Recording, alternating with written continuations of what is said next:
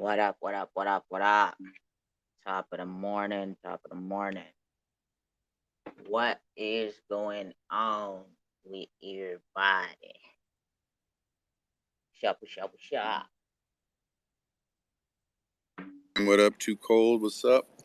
What's up? Top of the morning. How you doing? Yeah. And what's up, everybody else in the room? What's up? What's up? What's going on? Xlemi, what's good? Did you What's that good? Brazil news this morning? Wait, what? The Brazil news. So I can't remember what the bank was called. It starts with a T. I don't know. It's all over Twitter though. No, I haven't strolled Twitter too much this morning. Yeah. So there was a payments company in Brazil or a bank or something that partnered with Ripple to use ODL, which I was pretty happy about because we've been waiting for Brazil for a while. Oh, I did see that before I had dozed off. Um, yeah, I did see that. I didn't look into it though. Yeah.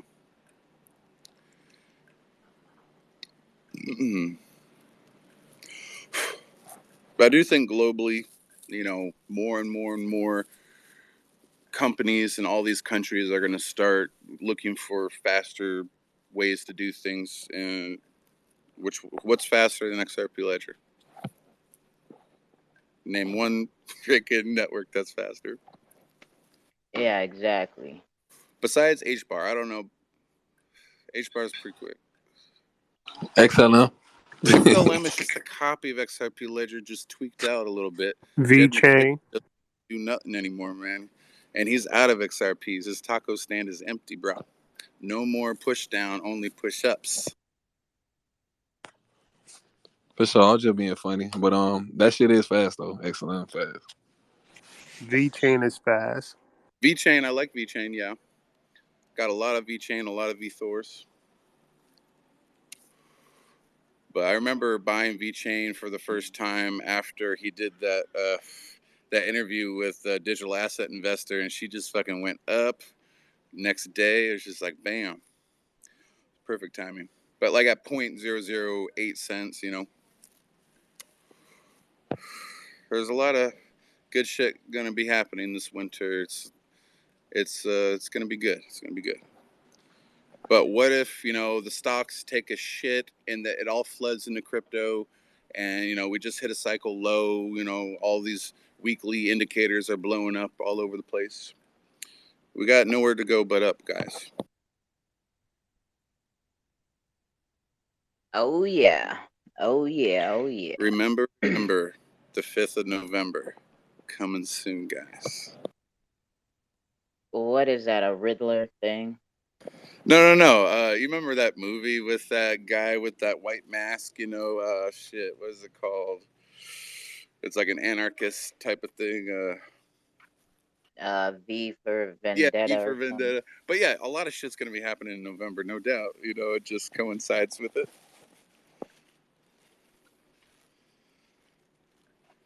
But A lot of hopium going on today. SEC ain't got shit on XRP, and it's gonna be hilarious when the SEC just gets smashed and fucking they got nothing to stand on, man. They're on thin ice. But I gotta go to work. I just wanted to say hi. Later, guys. All right, for sure. Have a good one. Be safe. Um, what up, Lemmy? What up, Jake? What's good, man? Shit. Uh, I'm halfway awake still. I'm tired. I tried to hit you up earlier. I guess. Who you talking You about, know, me? no, I'm talking about too cold. Yeah. I ended up taking my nap, and then I don't have no sound on my phone, only my regular. Not that I don't have none of it turned on. only my regular phone call. Lemmy, I ain't hitting you because you you want to be starting something. Hey man, that dude over there kicking it with Steph Curry now, bro. It's all good. Hey, we handle y'all every. We've been handling y'all for the season, past couple seasons, man. Hey man, all right, we let's see. We gonna see. We gonna see what's good. Y'all Yeah. y'all on that regular season championship, man.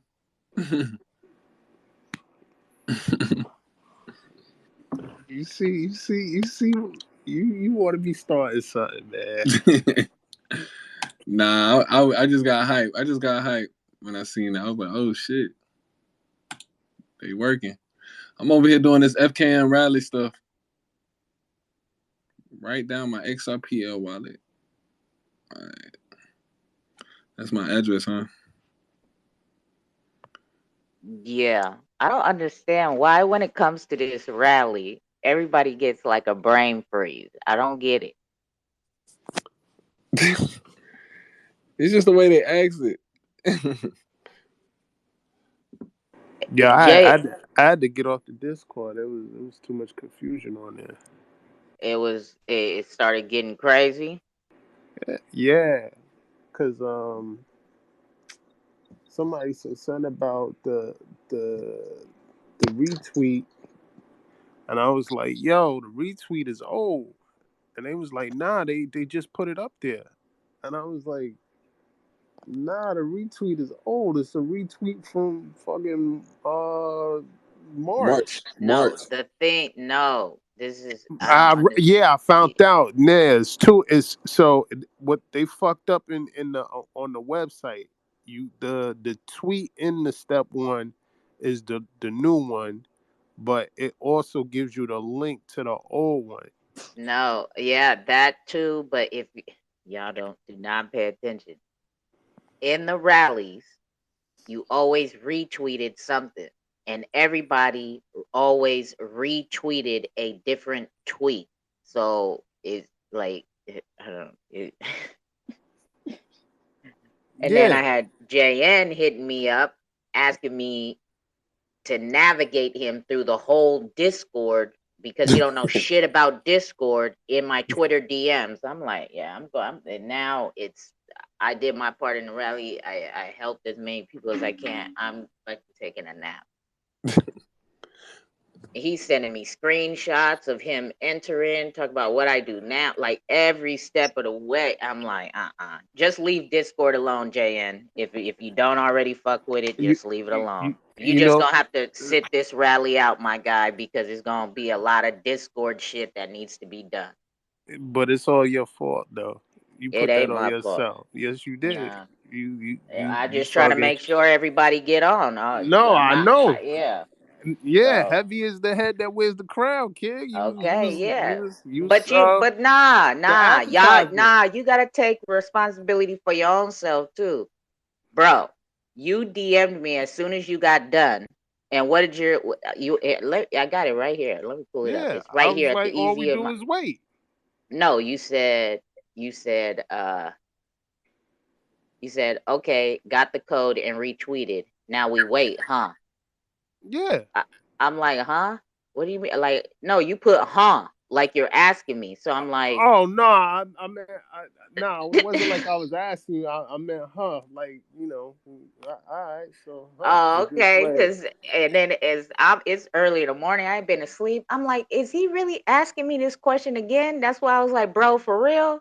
Like, nah. you Yeah, I asking saw the shit under questions? it. It said tomorrow. So we wait. How I'm long? How like, long? How long does it take for the email to come? Because I just It did come all. right away. but you got to Oh, check your spam and your promotions folder. oh, okay. Because I definitely don't see the damn shit. Hold on, I'm gonna look for it. It's under unflake. All right. Yeah,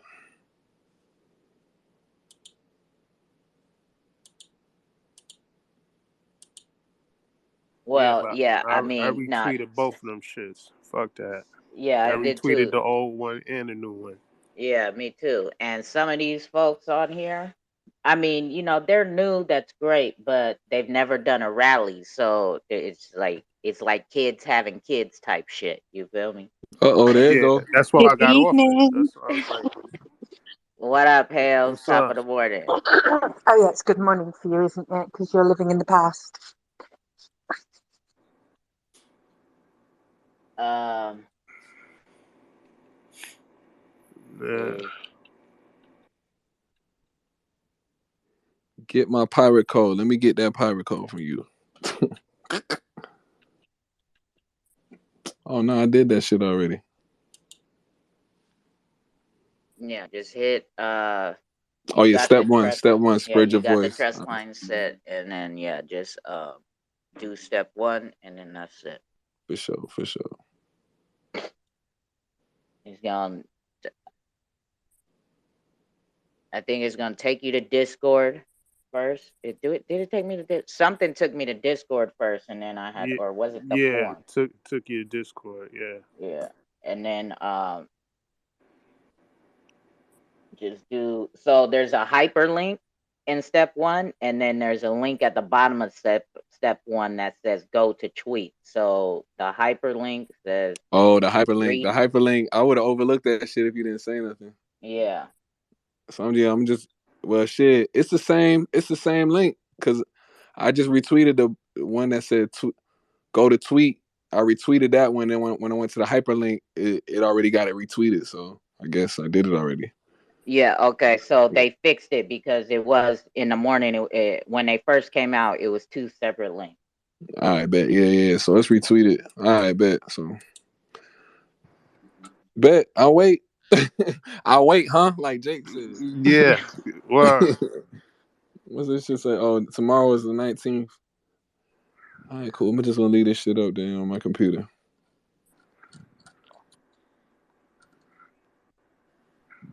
All these notifications. You Yeah. guys do your FKM rally.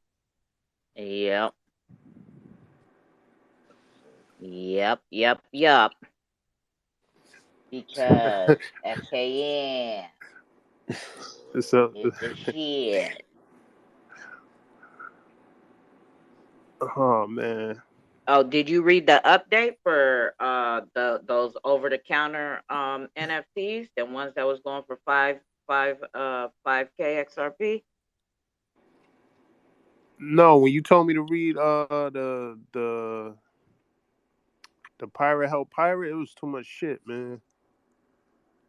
I got on some X-rated shit. I was like, man, it's too much shit to read. Nope, see, there y'all go, missing out on shit. I was like, I'll wait till I talk to you. Mm-hmm. Long story short, them holders are the ones getting the collection made. M holders? The over the counter, the OTC Yeah. NFT holders.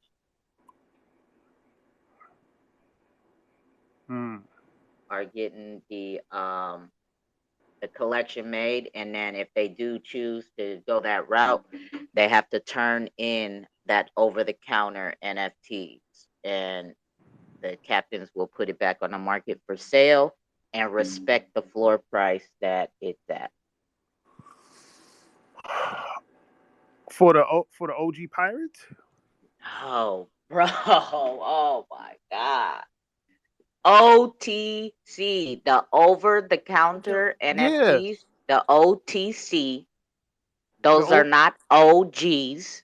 Okay, which collection though? I just said the OTC ones, the Giphy ones, the ones with the statements on them, the first like videos. The ones on Ethereum on No, OpenSea. there was 5 on Sologenic. Oh, okay. All right. I vaguely. Yeah. All right. So those are going. They're getting bought up. Got you. or bought back rather, or traded in. Yeah. Yeah, you trade that in, you get the collection, 1 to 2,000 collection made, and 25% of that collection will be for the rallies, Stop laughing at me, Lemmy.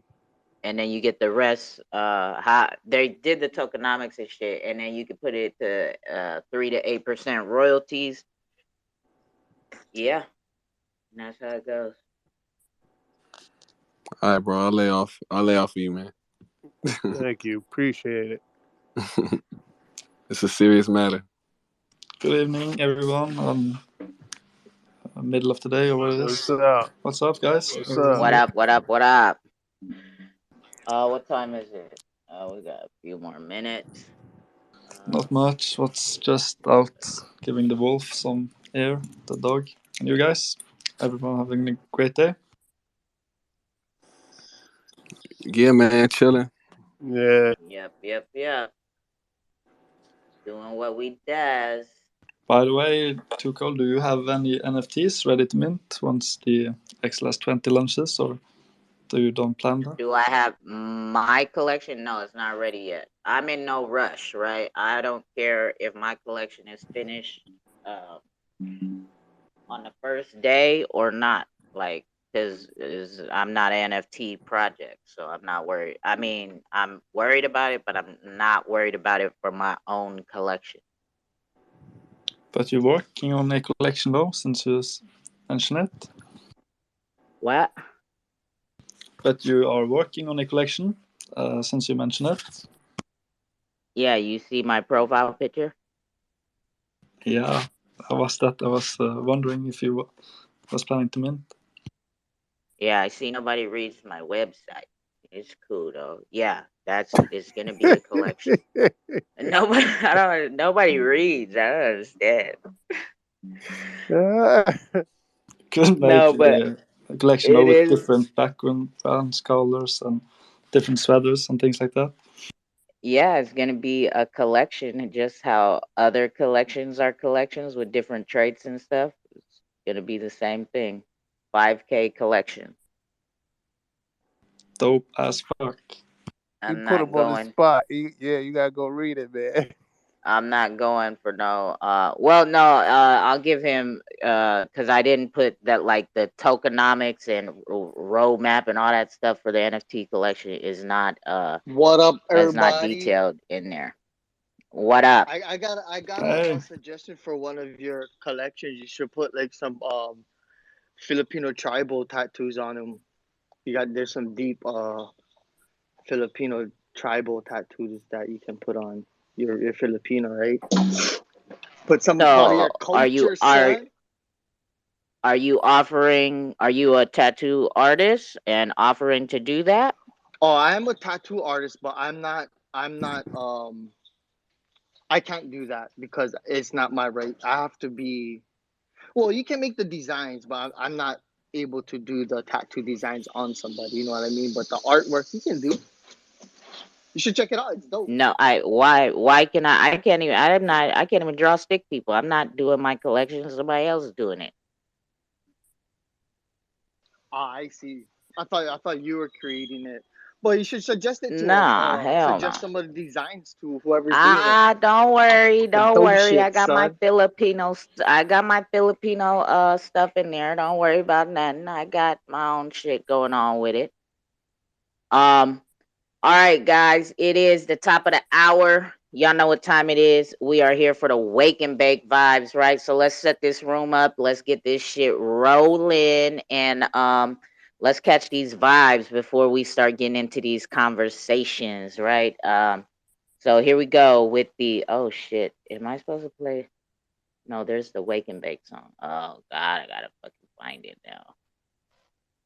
Hold on. I was about to play the Sonar Muse track. Hold on. I gotta get this other thing up. Where the hell is the link for the wake and bake? my computer shut down, and it shut down all my fucking windows. You don't know how pissed off I was when that happened. I was like, hell nah. You didn't All get my 200 windows? Like, are you fucking serious? damn. Well, not 200, but you know. It didn't have that restore button on the right hand side where you could restore your tabs. Normally it does, but this time it didn't. It had is this it? Shit had a whole bunch of nothing for you. Yeah, I think it was an update to the whole system, so it like restarted it. That True. is not it. So yeah, and that shit was not I was mad. All right, here we go. I found it. All right, so we got a new anthem, right? This is the track that is going to be played every Thursday before we get started. It is the Wake and Bake track, right? The anthem for the Wake and Bake, called by our guys Xlemi and Kamikaze. So here we go. Let's get into this before we get into all the conversations. Here we go. Little farmer, a big farmer. Play on words, gotta stay conscious. Gag. Triangular traps. Little farmer, a big Oh my goodness. I don't even understand. Hold on, my bad. Yeah, I'm like all over the place. Go ahead, lady. Acapella. I'm like barely awake right now. Like all the shit. Like it's like Little farmer, a big farmer. Whoa! You got me? Right. Play on words, gotta I stay got you. conscious. All right, here we go. Here we go. We ready to go now. We ready to go. Here we go. Wake and bake. Wake and bake. farmer. Play on words, gotta stay. Triangular traps. Little farmer, a big farmer. Play on words, gotta stay conscious. Gag gas or organic ganja. Wake and bake to go kamikaze.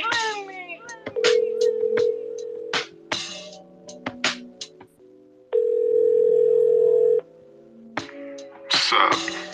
It's the Wake and Bake. Too Cold and Gorilla J. Xlemi and Kamikaze bringing the vibes. So pull up, cause we live. Yeah, an OG, smoking OG. I crush it down, break it up, roll it and smoke it slowly. The organic grown trees, a puff of that good weed could put you on a vibe that can make for good stories. Go ahead and proceed to pass the joint and don't forget to play some music. It will stimulate the mind once you get into it. We can talk about it if you're into it. That's on me, let me and Too Cold get into it. We all about the music, we all about the movement, creating a new movement. All about the vibes and there's nothing to it. Legendary status is where we at. Where music is therapy, so just relax. Triple dose of the music bags. No side effects, you know where it's at. Little farmer, a big farmer. Play on words, gotta stay conscious.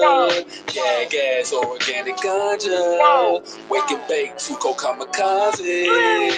Little farmer, a big farmer. Play on words, gotta stay conscious. Gas or organic ganja. Wake and bake to go kamikaze. We the ball like Pearl Harbor, Coach Carter. Crypto Jace, X-rated, we grind harder. Then the clips, Lil Wayne and Dre. Xrp a reject, they can't relate. Family matters, they used to call me Steve Urkel with my suspenders on and my bug tee. Sober knew the shawty and I was bug weed. Blood type diet, guess I'm a little farmer. Big farmer, still killing off the masses. Wake and bake, every episode of classic. I prefer a real body over a plastic. Sonar Muse, we been triangular trapping. Little farmer, a big farmer. Play on words, gotta stay conscious. Gag gas or organic ganja. Wake and bake to go kamikaze. Little farmer, a big farmer. Play on words, gotta stay conscious. Gas or organic ganja. Wake and bake to go kamikaze.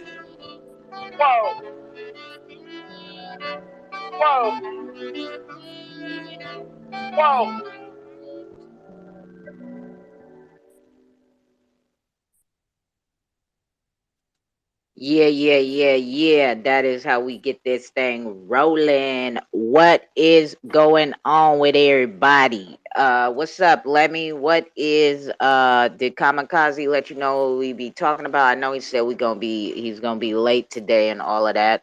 Or are we just chilling, kind of winging it, doing whatever we does? Nah, he told me, he gave me a topic for today. It's gonna be like concerning mental illness and music and how it's therapeutic towards mental illness and shit. I also want to throw in there how any if music and how it could be destructive. It could create a backlash towards mental illness as well. It could cause relapse. So like, you know, based on what he was telling me and what he was sharing, like he just the topic of the day would be like, how has music ever been therapeutic to anybody in the chat, and in what way, and or have you seen it influence other people throughout their mental depression or whatever they've been diagnosed with? Has music helped with that? You know what I'm saying? Got you through any tough times? That's what I got from that. So that's the question that's being raised.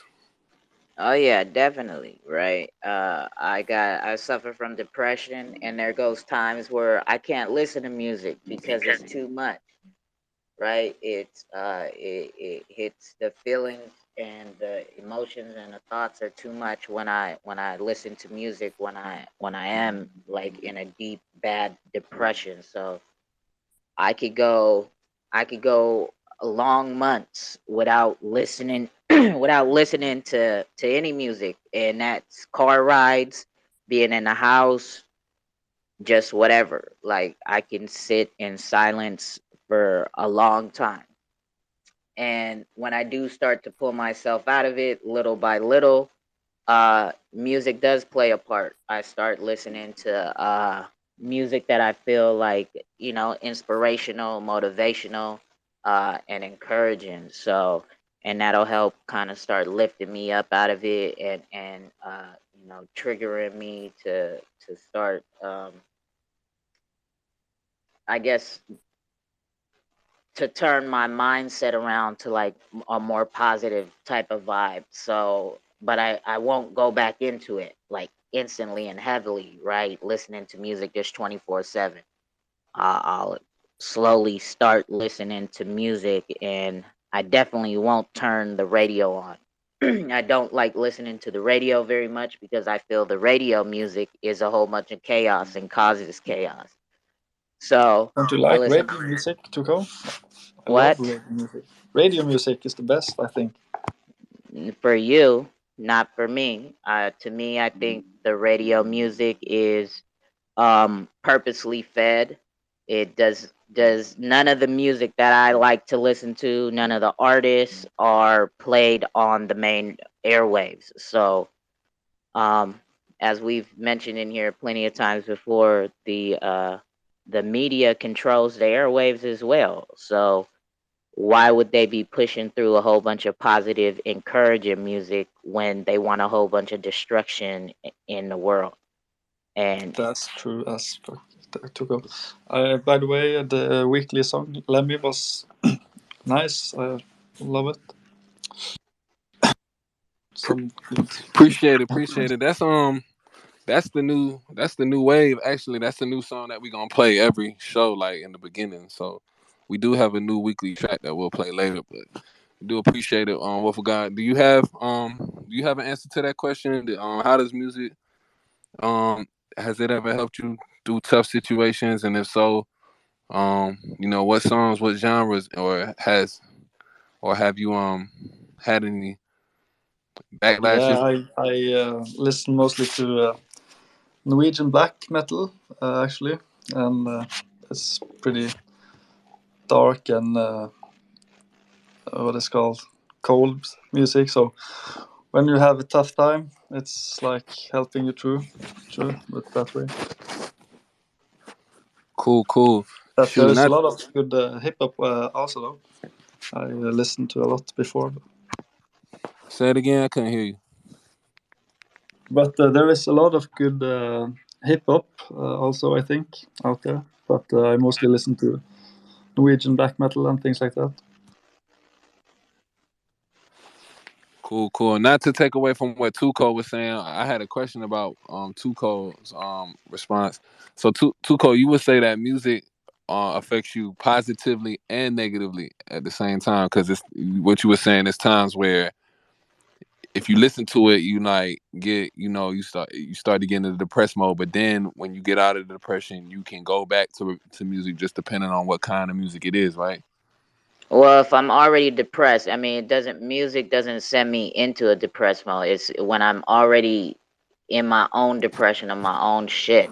I know that listening to music, it does not help me. It helps me stay stuck because I'm not ready to like hear all of that, right? Because whether it's whether it's R&B music or hip hop music or whatever, especially like R&B music, right? I definitely will not tune in, so I just don't play any music. I've went probably over a year without turning on any type of music before. It might have been longer because uh, I did have a bad depression a while ago, a few years back, that lasted a bit over 4 years, and I didn't start listening to music again, I think, until within like the last year, like kind of really tapping in here and there and listening to it. And um yeah, I do have.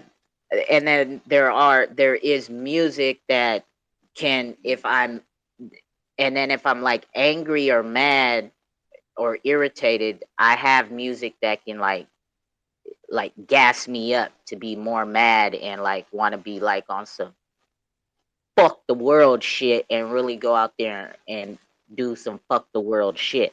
So you know, if I really am mad, I will like turn some shit on. Like there's certain kind of DMX songs that I'll turn on. Back in the day, I do remember when I used to get hella mad when I was younger.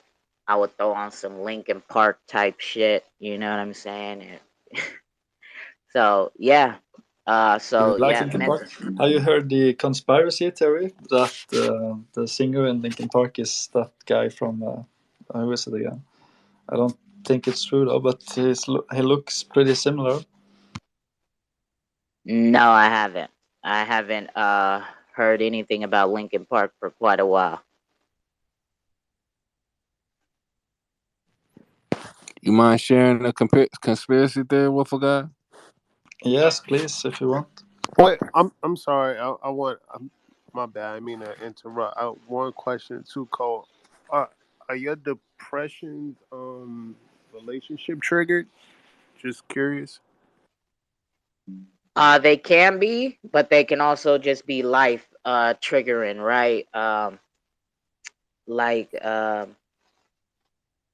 they relationship has played a part in some of my depression, but not all, right? And then as I'm dealing with my own shit of that situation, life continues to carry on, right? So life shit happens, right? I've had people pass away. I've had financial problems, like just all type, like just shit just starts piling and piling and piling on top of each other, and then So it doesn't even become it doesn't even, it's not even about that at that point, right? So right, one it can thing start to it, it's a but snowball. Gotcha. exactly, yep. I hope everything is well at least, to Cole. I know exactly how it can be, all the things you just described there, so it can be. Yeah, Too Cold is good now. She got a song after her and her own coin and her own NFT. uh Too Cold is good. Yeah, I'm all right, but I ain't great, right? I'm still, I like, a part of my depression is I don't like to be outside, right? So I don't like to be around people, like for real. And then yeah, if it wasn't for these space calls, I wouldn't be I wouldn't be as active as far as being social, right? Because I'll shut everything down. Social media, I've already shut down. I've been dealing with my own with this depression for some time that I'm in right now. I've shut down communication with my family and my friends. Like I just become a hermit and I stay in my own little bubble. So as I've said before in many calls, not one person in my family, not one person who is whatever considered a friend knows that I'm in this crypto space, knows that I've even learned the stock market, how to read a chart, knows that I'm into crypto, and they especially don't know like about these Twitter spaces. They don't know the music that I'm on with Lemmy. They don't know the impact I guess I'm having in the crypto space. Like that nobody knows. They don't know you got your own Discord. They don't know you got They your don't know I have own my own. NFT. Yeah, so it's all, so let's say everything does moon and I do it's for me it's not just all about the money and then go live happily ever after whatever, right? I want to take care of I want to take care of my business first. I want to my personal business, bills, this, that, taxes, all of that. And then I want to take care of buying land, setting up my businesses, getting those things rolling, and not even so much established, but just in position and all i's dotted and t's crossed and all of that stuff, buying land. And then I will go back for my family and my friends, and they would be greatly Oh, I thought you surprised. was gonna say you was gonna chuck the deuces. Nah. I will go back and hand them a nice little something, right? Um, I do have a kind of strategy of how I would do it, and I would give them the opportunity to learn what I have learned and come along the journey with me, right? And walk in this journey with me from that point on.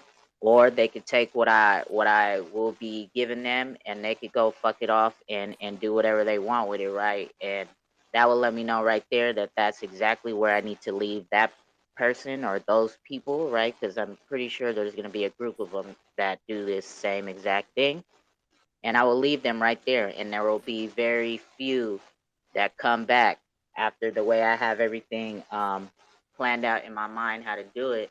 That will come back to me and say, you know what, hey, too cold.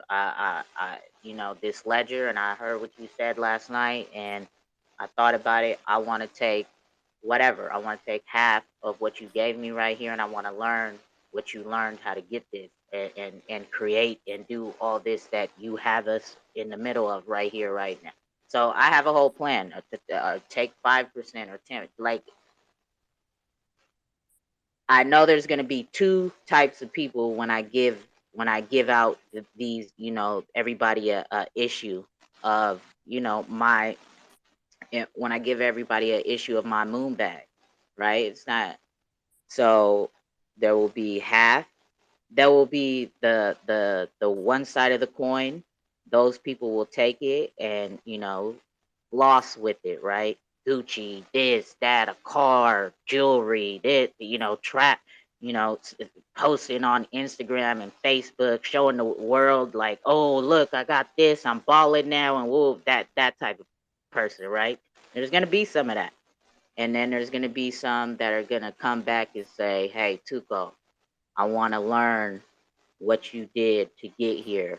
Whatever percentage of their bag they want to put in, whether it's 5% or 10%, 50%, or throw the whole bag back in and learn how to do what I'm doing.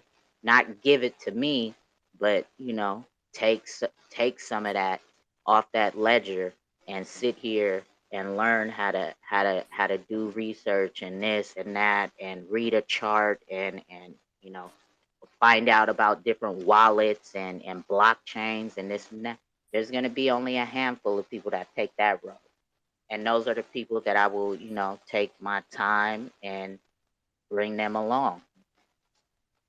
So so with all that being said, Tuco, it's safe to say, I know you said that you still battling your depression and things like that, but it's safe to say not only XRP, but some of the blockchain music that I may have created, or some of the things that's swirling around that has helped, helped you come out of this. You know what I'm saying? I know it's just one facet of your life. I know you said that there's other things that revolve around it and that's added to it, but is it safe to say that like that's somewhat helping, right? Yeah, like I said earlier, right? These space calls do help, right? Mm-hmm.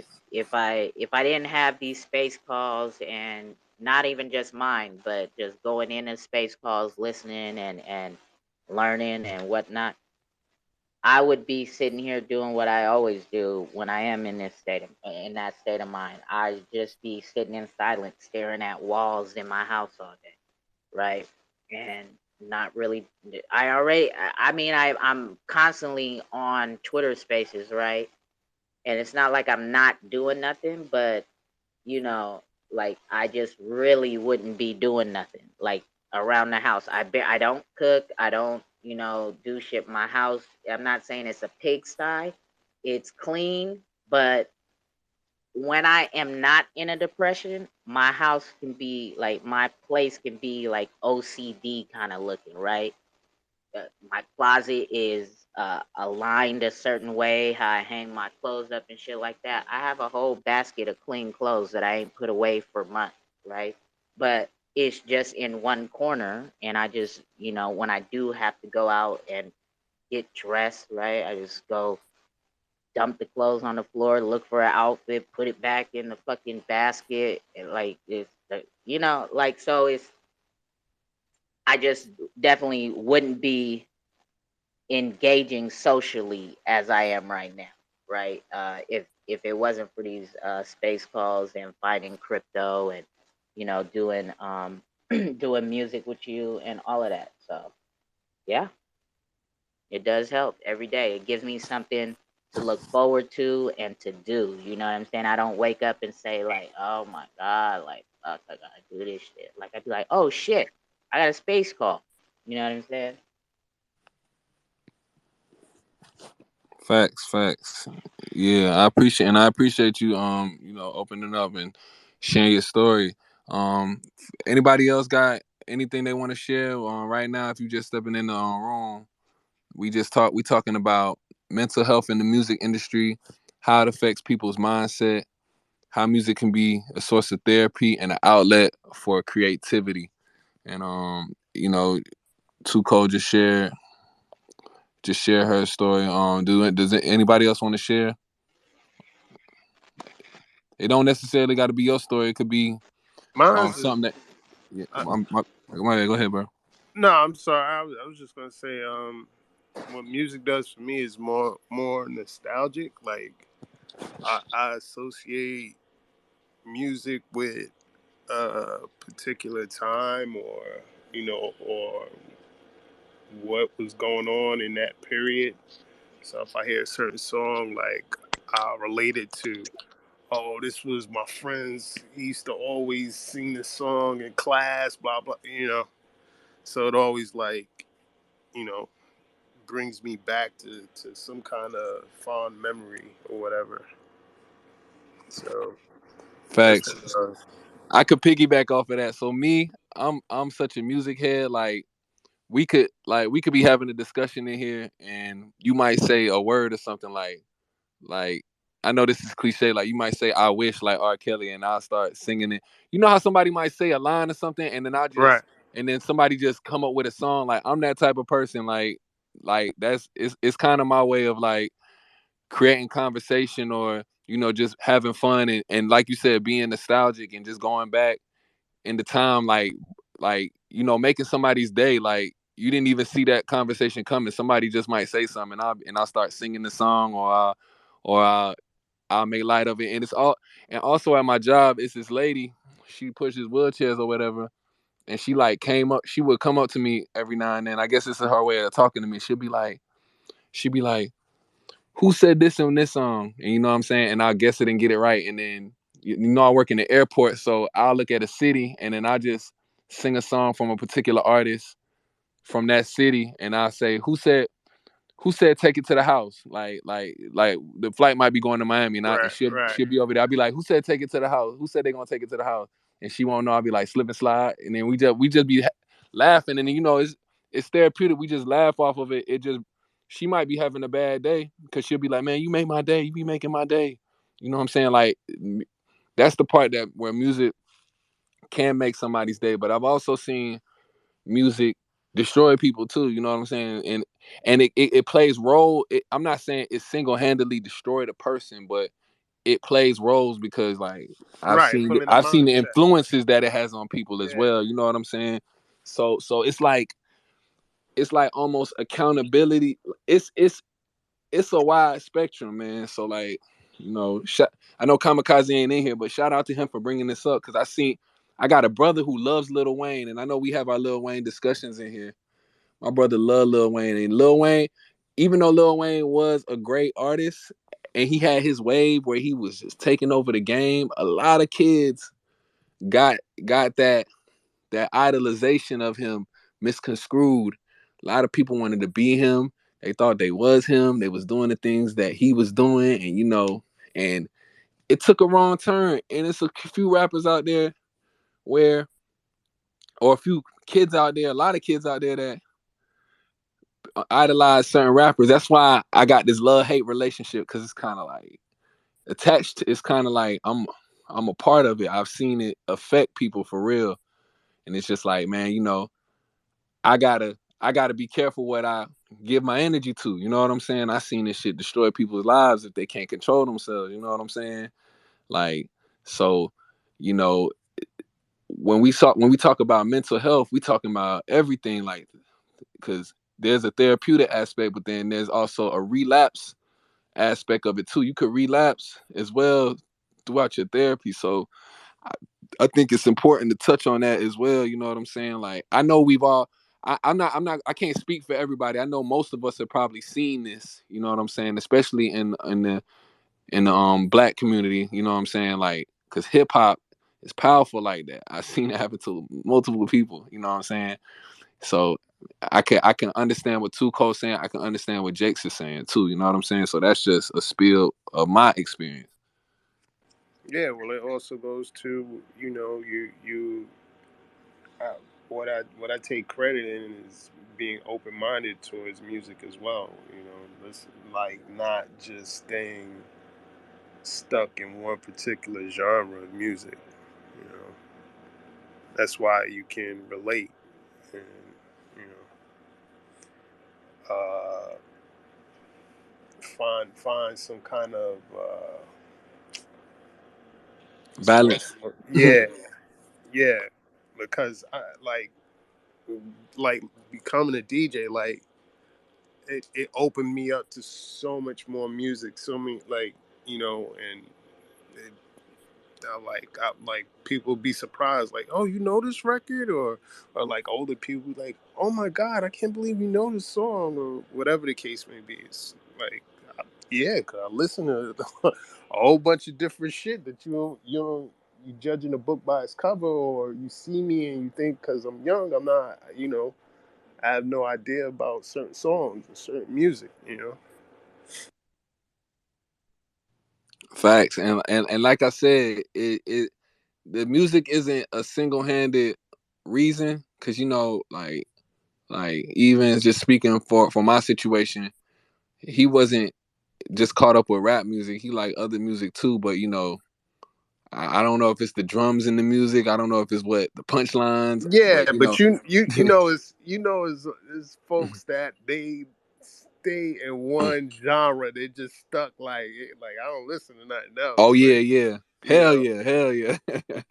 like, yo, this is I'm all I listen to is trap. Like music has gotten so broad. Like even hip hop, bro. It's like, Yeah. it's people who just listen to just trap music. Like I don't like there's other forms of hip hop, but nah, I'm just stuck in trap, or I'm just stuck in old school 90s or whatever, whatever the case may be. Nah, that's true. That's true. And that that's hella true. You got people that's like that right now to this day. Like, so shit. Hell And yeah. I'm with you. and that's why I was like, as far as the radio, right? When Wolf of God brought up, radio is the best music. Like, and how I said, for me, it's not, right, because those frequencies coming through the radio.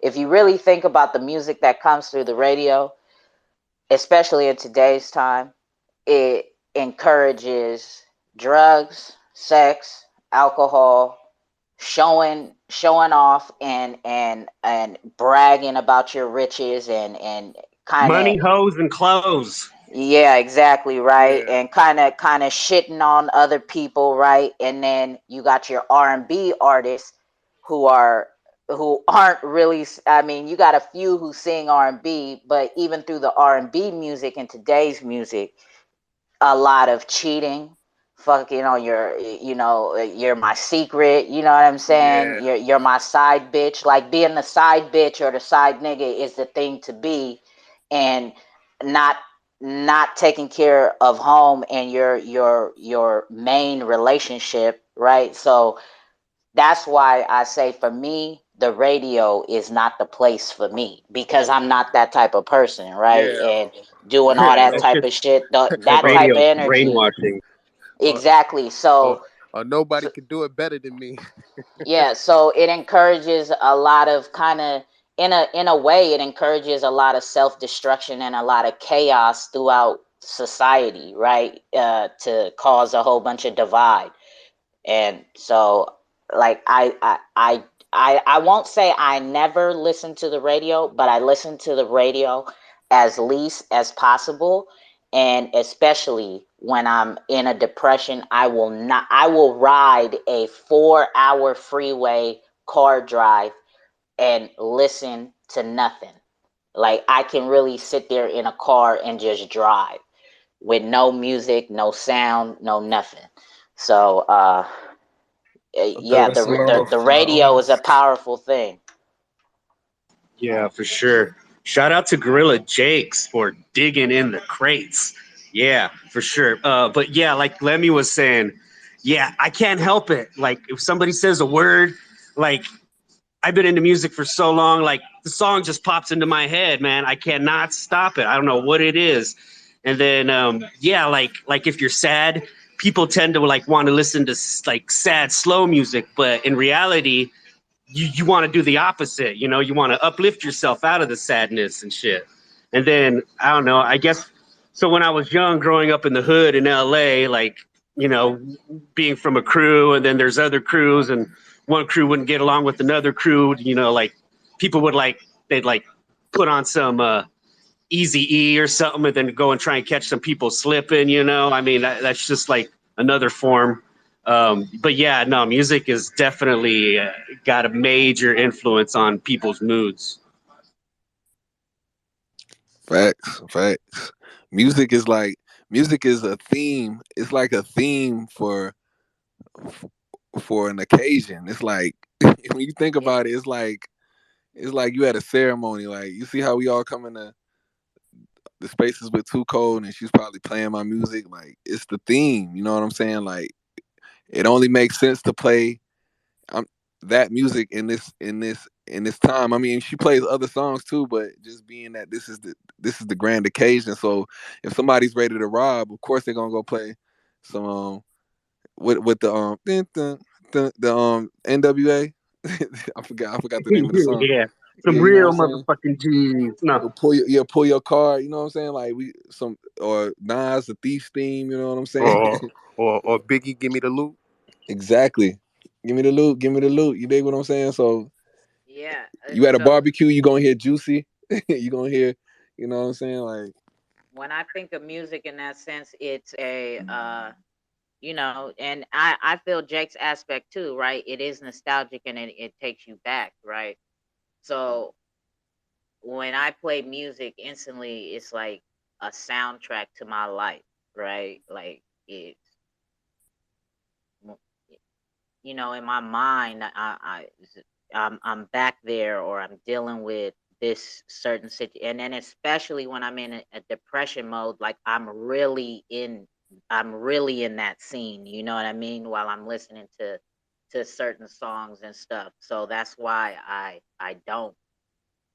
just like I know what I can handle and what I can't when I'm in that type of mood. So it's like best for me just not to listen to any music. So The yeah, best And music. thing, then, if you ask me, like, is often to just stay in the dark. If you have a bad day, just listen to dark music and get used to it. It's often the best thing. That can just fuck up everything to try to listen to some happy tunes when you're in a bad mood. Yeah, if you ask me, always helps.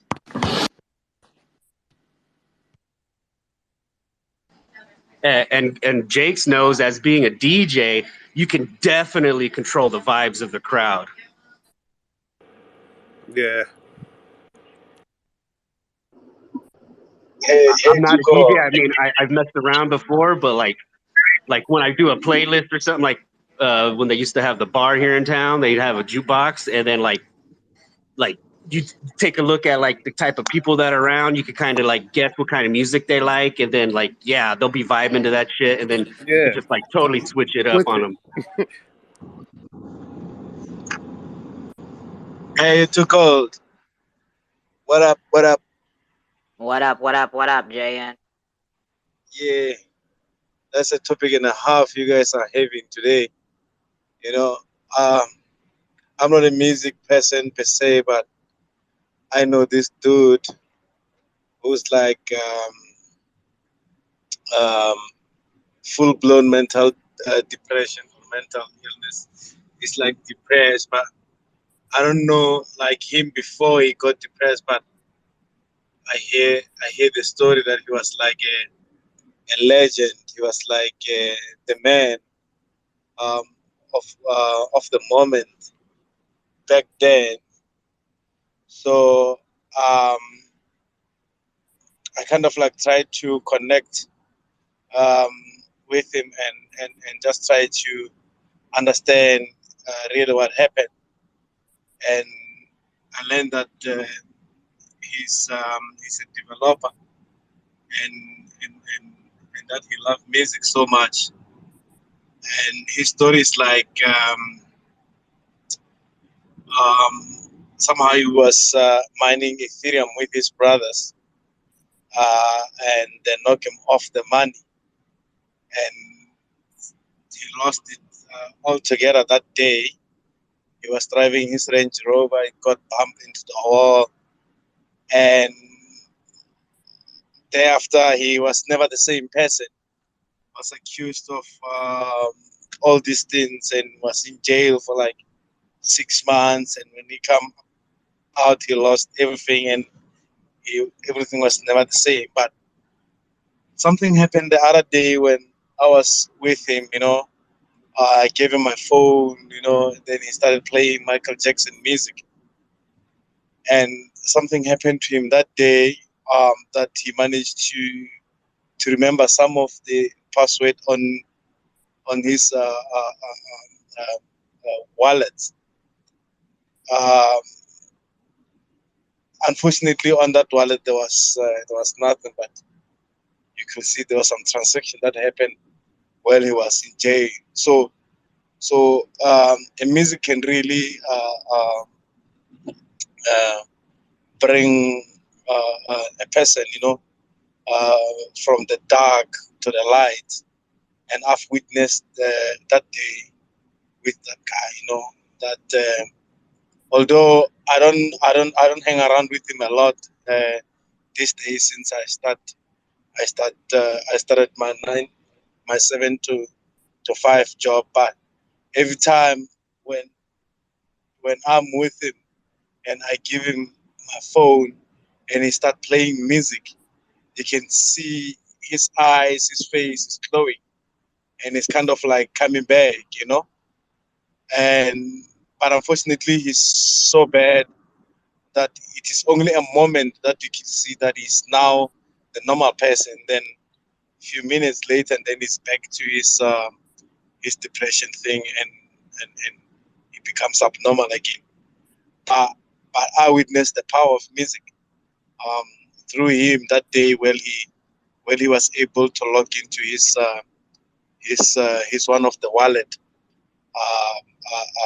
because apparently he says when he talks to me, he said he can't remember. He had like a lot of wallets. He had a MetaMask,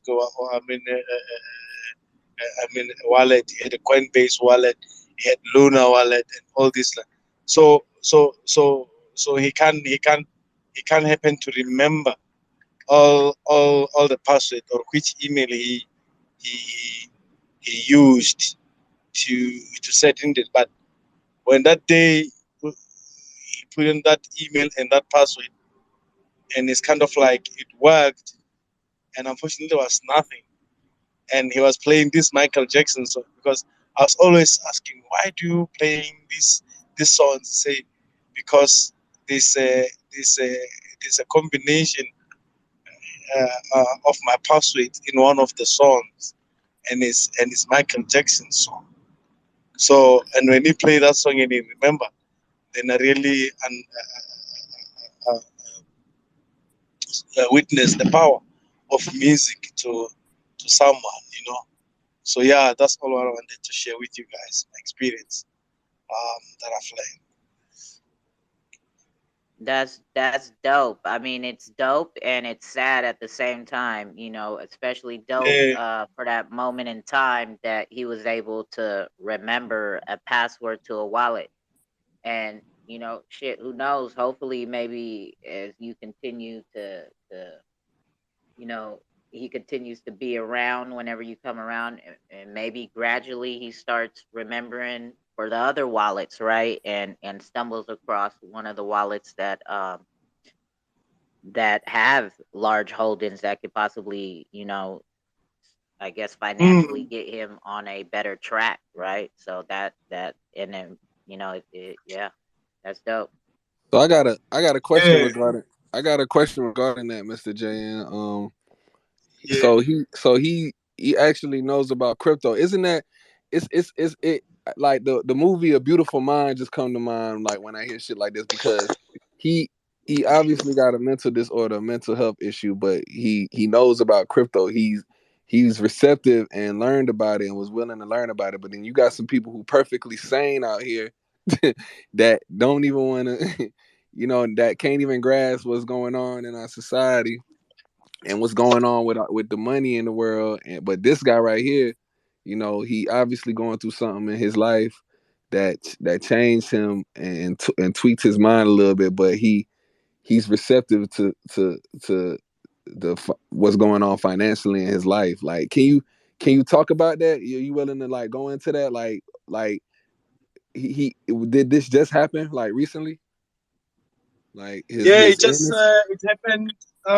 You see, the guy apparently I don't know him very well, Levi, from his previous life.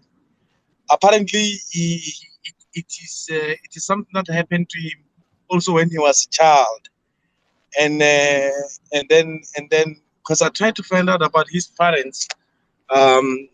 His parents are somewhere in Dubai, because I did speak to the mother, and then he was kind of like not interested in a way, and when I asked him before he get to South Africa, he said he wasn't supposed to be in South Africa. He only came to South Africa via Singapore. He had to go back to his home country, Nigeria, but he liked South Africa, and he bought a house cash. I think it was equivalent to 150,000 US dollars at that time when he was buying it. In South African rands was about something like 2 million or so. So I did try to reach out to him, but it's kind of like at the same time was not giving out some details in a way, and look, financially he's not doing very well. He's lucky that the property that he's living on, he bought it cash, and he's in in an in a security estate. You know, I'm staying the opposite estate to where he is living. So so so I sometimes bring him food, you know, but he's not coming forth with most of the details. When I give him my old laptop, man, his fingers are fast. You know, like you can see, he's a real developer, but he can't do nothing when he's not playing the music. So I gotta be on a online with sufficient data so he can play music when he's busy with his stuff on a computer. Like he press things, he goes to the website. I can't even see what he's doing, but he can only be there for like 5 minutes, and then now the attacks come in, and then he loses his focus, and then he start talking to himself and all those. And then it's very difficult to reach out to him in a way, you know. Unfortunately, there isn't much tangibles you can get out in a way. So I last saw him last weekend. He was in a very horrible shape. Uh, Unfortunately, I had to go something. I mean, I had to go somewhere and do something. I, I, I I thought I was gonna see him afterwards. I had a client to attend to, but I didn't see him there after. He wasn't in a very good shape, so I thought I was gonna see him again. This week I didn't see him. I'm actually a little bit worried because I normally see him once or twice a week. So I last saw him on Sunday. Um, um, so it's kind of a thing. But when you give him anything, any gadget, the first thing that he does, he goes to the music apps and he kind of like wanna play the music while he's busy with the gadget. And and and and his password combinations are on the music, you know. So and that music, especially Michael Jackson, he loved Michael Jackson so much that he'll play him all the time. But but his condition is very bad. Is very bad when I let me to the details. Wow, that's a deep story, bro. That's a that's a Yeah, that's the most compelling. Yeah, that's one of the most compelling ones I heard from this topic right here. Like, appreciate you sharing that with us, man. You know, anybody, you know, yeah, that's deep. That's deep. For real. it's sad. You know, it's very sad. Look, when the first I saw him, I would want to see him each and every day because uh, I felt strong that he would come out, like, you know, and when he remembered that Coinbase password combination, and it was kind of like wow. So I wanted to give him it, but now his condition deteriorated badly that he can't concentrate for more than 5 minutes. And then he falls back. It's very sad though. I just wish I could do more for it. So he said that now I've got 7 to 5 job. I'm able to help him as much as I was helping him. But Yeah, yeah, music I is understand. powerful, guys. I can attest to that.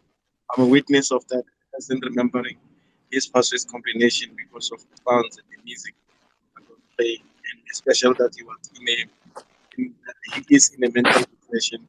So the two are kind of like can be therapeutic, and they can be healing, and they can also assist in rejuvenating the memories. Yeah, Mm-hmm. For sure. Appreciate you again for sharing, man. yeah. Once again, if you just coming into space, we talking about mental illness and its effects on people's mindset and how it could be a source of therapy. and an outlet for you. You know what I'm saying? So if you feel free sharing your story or any stories, man, let's discuss it. Um, Kamikaze, he not here right now, but this is something that he wanted to share amongst the audience today. Yeah, you see, like my wife is a social worker. So we tried to provide him with the government services, but but but the situation is so bad with it that he didn't even want to attend one session, and we can force him. We're not his family, and we don't want to overstep and end up in trouble. And it's kind of like we all just praying for him that may the light one day shine on him, because his mommy doesn't. I don't think she cares. Um, and she said that he said that he's gonna be fine. But it's not the first time it happened. Um, and yeah, even the guys where the security officers where he's staying, they say yes. A few months when he arrived in South Africa, sometime 5 years ago, it did happen. He kind of like lost everything, and then his brother came, and then he got him up again, and then now it started again. So it's kind of like fluctuating mental illness, serious mental illness, um, like a story of his life. And So you when yeah, so like the guys, man, they've got his pictures when he was driving his big cars like Lamborghinis, like like Mercedes Benz, like not so long ago, in less than like 2 years ago. I'm talking about 2020. The man was like the man. Around the hood, like he would make it rain on like big time. Apparently, he would make a party with like the farmers' daughters. Like Abur, the white people, like. So he was framed for raping one of them apparently, and it was just a chaos. So it's like that guy's stories, man.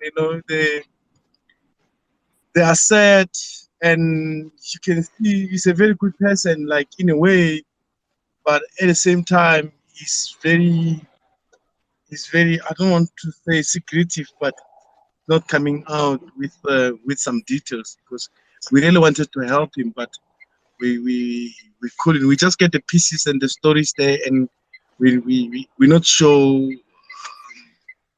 how to help him. At the same time, and he's a very powerful. You can see, like, if you give him the phone, if you give him the PC, like he downloaded me this Monero mining thing on my PC. So the other day, and it was like pressing, pa, pa, pa, pa, pa, pa. Then all of a sudden I've got this Windows on my computer. So all of a sudden I've got all these 50 windows all running at the same time, and it's playing music, and all of a sudden then the main switch went off, and it's kind of like blacked out. And so would you call this a depression, or would you call it like what would you, has he been diagnosed as anything? Because you got different types of mental yeah, illnesses. You got depression, you got schizophrenia, you got bipolar, you got different like based on what you've seen, like what would you say that his diagnosis is, if he hasn't been yet? You know what I'm saying? I think it's depression. I think it's depressed. If he can get some antidepressants, he would be fine. But at the same time, with the history of him going down this mental issues, maybe there's some genetic disorder in a way. So it could be more complicated than just the look of things. Uh, yeah, but I thought if you could get some antidepressant, you'd be fine. You know, because he's a kind of people who, I mean, he wouldn't. He's just. I won't say he's scared of water, but I once gave him some stuff to bath and to put clothes to wash them, and he never wore those clothes ever again. He would just, worn his dirty clothes and stuff. Even today, he never wore those. Worn those clothes that I washed him for him, and all the washing stuff I gave it to him. He never uses them. So I would say it is in that regard it is in depression mode, but I could be wrong. Bipolar is something else. I haven't really been close to someone who has got bipolar, so I wouldn't. I just read about it and just see. I haven't really experienced to that. So it's very sad, man. Because I always had this very strong feeling that I could help him. And that I can't help him. It frustrates the hell out of me. You know, with this strong feeling that I have that he could get help. You know, because I know a lot of family friends who had uh, the family members with the medical, with the mental health, that they used to say that bewitched, and when I recommended them that they must go see doctor and get some medication, they end up being well. So there's two people that I think I contributed in them being better. I can say healed, um, because they're still on medication. Um, yeah. So when I saw him, with my experience of helping people similar, I had that strong feeling, and it breaks my heart. I can't do the same.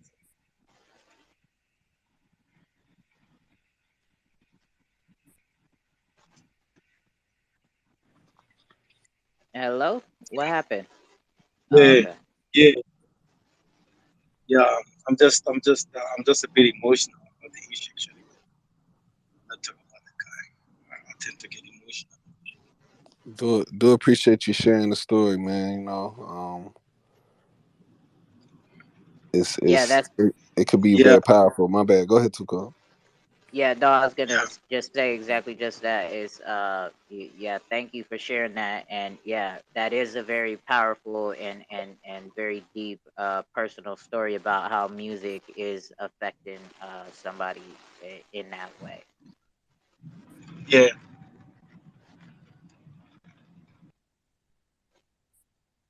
So anybody wants to join this conversation, Gorgzilla, we got you up here. Go ahead. You want to add to this?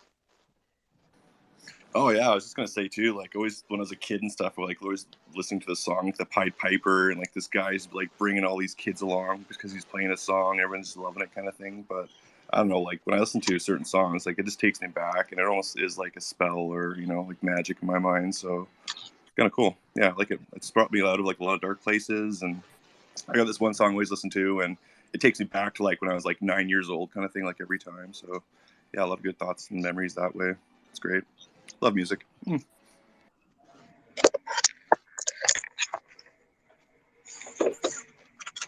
Back in the day when I was young, I'm Young, not a I'm not kid a kid anymore. anymore, but some days I sit and wish I was a kid again. We got Triple X in the house. What up? What up? What up? Oh, here he is. So I've got maybe a different point to make on this topic.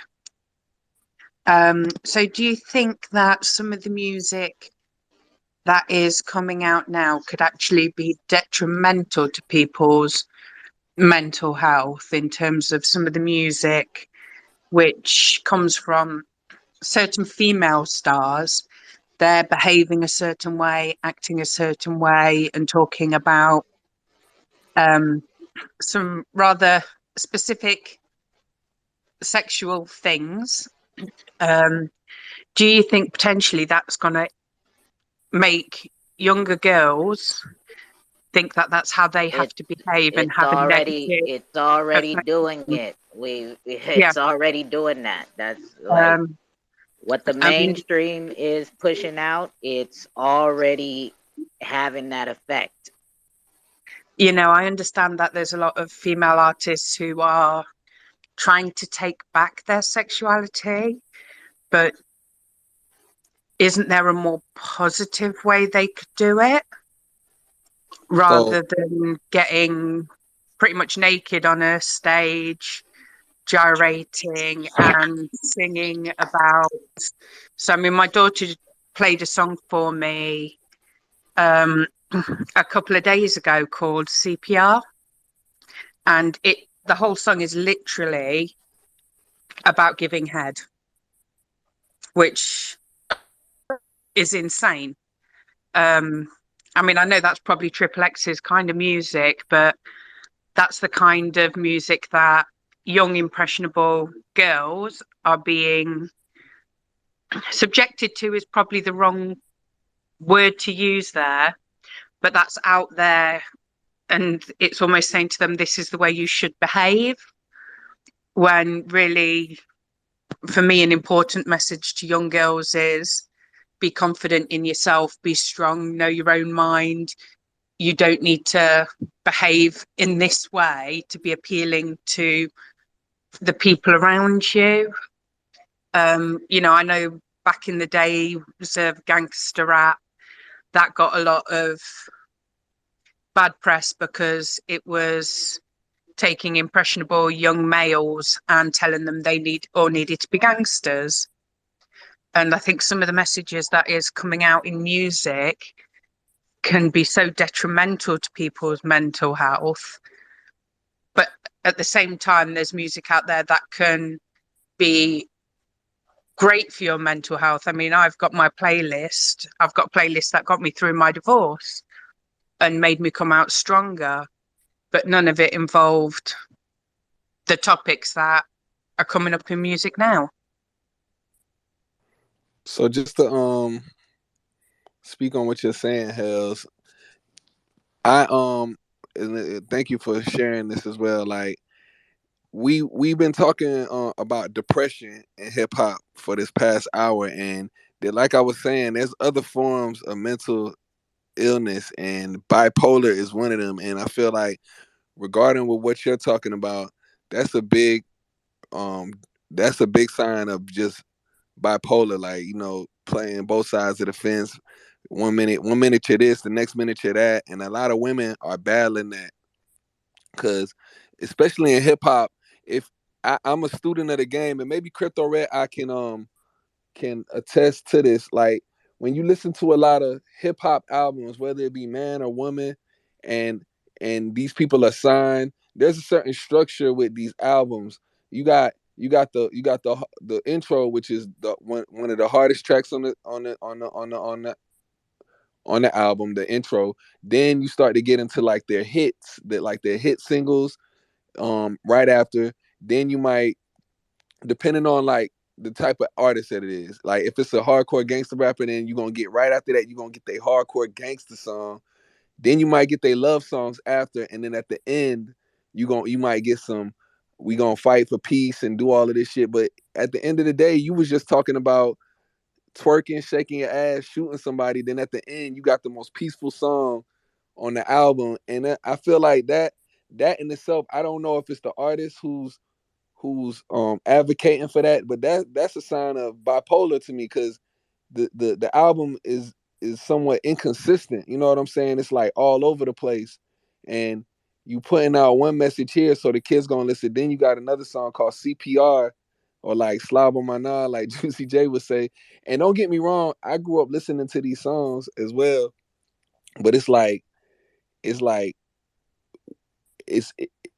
take it for what it is. It's a sign of bipolar. I ain't gonna say schizophrenia. I ain't gonna go there, but like it's like you on one wave, but then you on another. It's like shows an inconsistency, a flaw in this music game where we should be like straight and narrow, because it's with the young girls out here. It's it's bad right now. You got what's her name? Megan Thee Stallion. I think she just dropped the album. I didn't listen to it, but I've been seeing her on my Twitter feed, and they say she dropped the album. You got Cardi B. These are the face of women. This is the face of women rap. You know what I'm saying? You got, what is that? The City Girls and all of that stuff, and they're primarily talking about these things. And the young girls, they not only are they battling themselves, but they battling a whole bunch of shit out there. You know what I'm saying? So that could lead to the whole bipolar schizophrenia wave. But this is also another fact too. People who are dealing with mental illness don't even know that they're dealing with mental illness, because in today's society, going to seek professional help is not encouraged so much, right? Especially in the Black culture. Black men, Black women,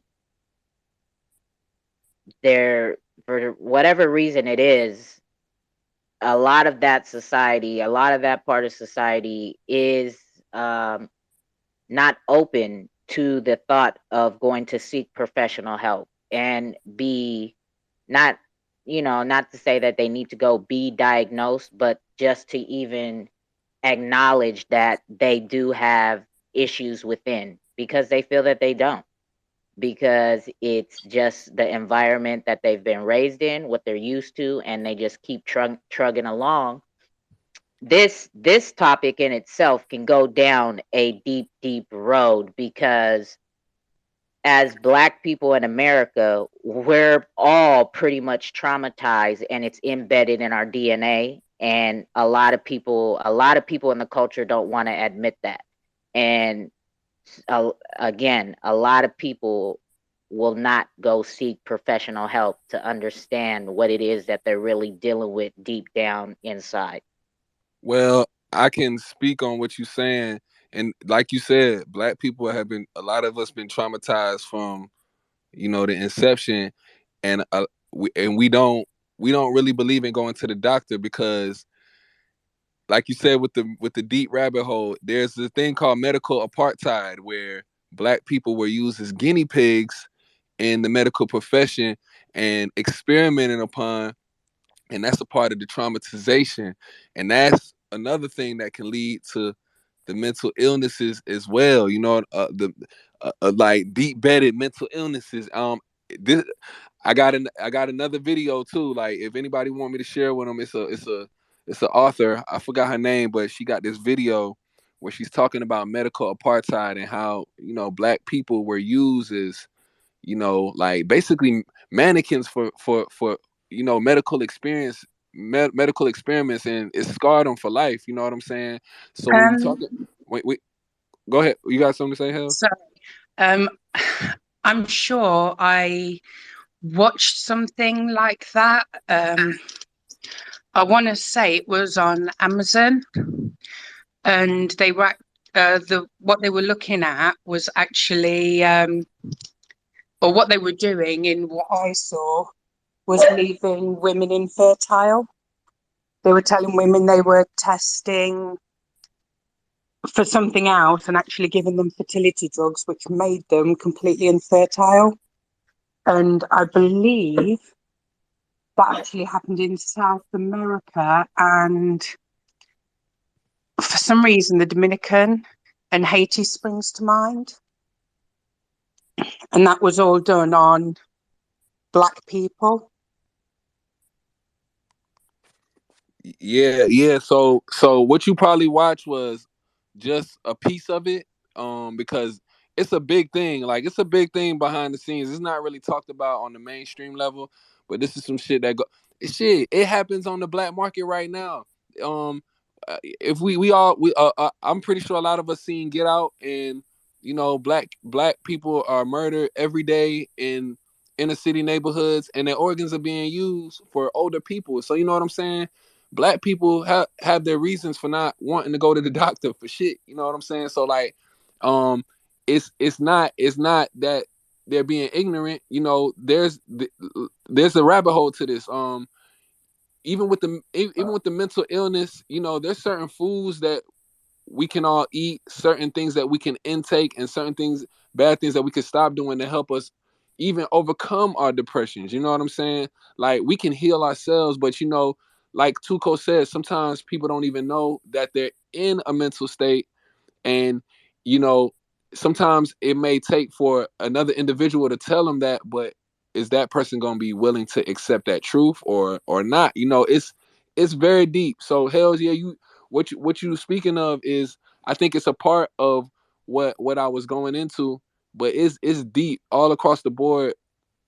um Black melanated people have been used as like guinea pigs for some type of experiment, and it's led up to where we are now, and it's like people like, hell no, I ain't going to the doctor. You know what I'm saying? So it and me, I'm not a fan of it either. I'm not a fan of going to the doctor either, unless I really have to go.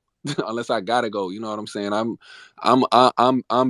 big on like holistic remedies and things like that, because back in the day, we had doctors in our neighborhood who had holistic remedies that was healing people. You know what I'm saying? So I believe in that. So it get deep. It get deep. But it look like I thought I seen Kamikaze hop in here when he left. I Yeah, I totally saw it agree too. with I you, brought I Lemmy. brought him up. Or, sorry, I totally agree with you, Lemmy. I would never go to the doctor. I think it's the best thing to never go to the doctor, especially with mental illness, things like that. I think a lot of people get diagnosed with things that they don't have, and it's a lot of money for the I know, medical like on industry my and side things of like that. things, I wanted I got to hit by a car 5 years ago, and going and seeing a mental health doctor was the best thing I've ever done in my life.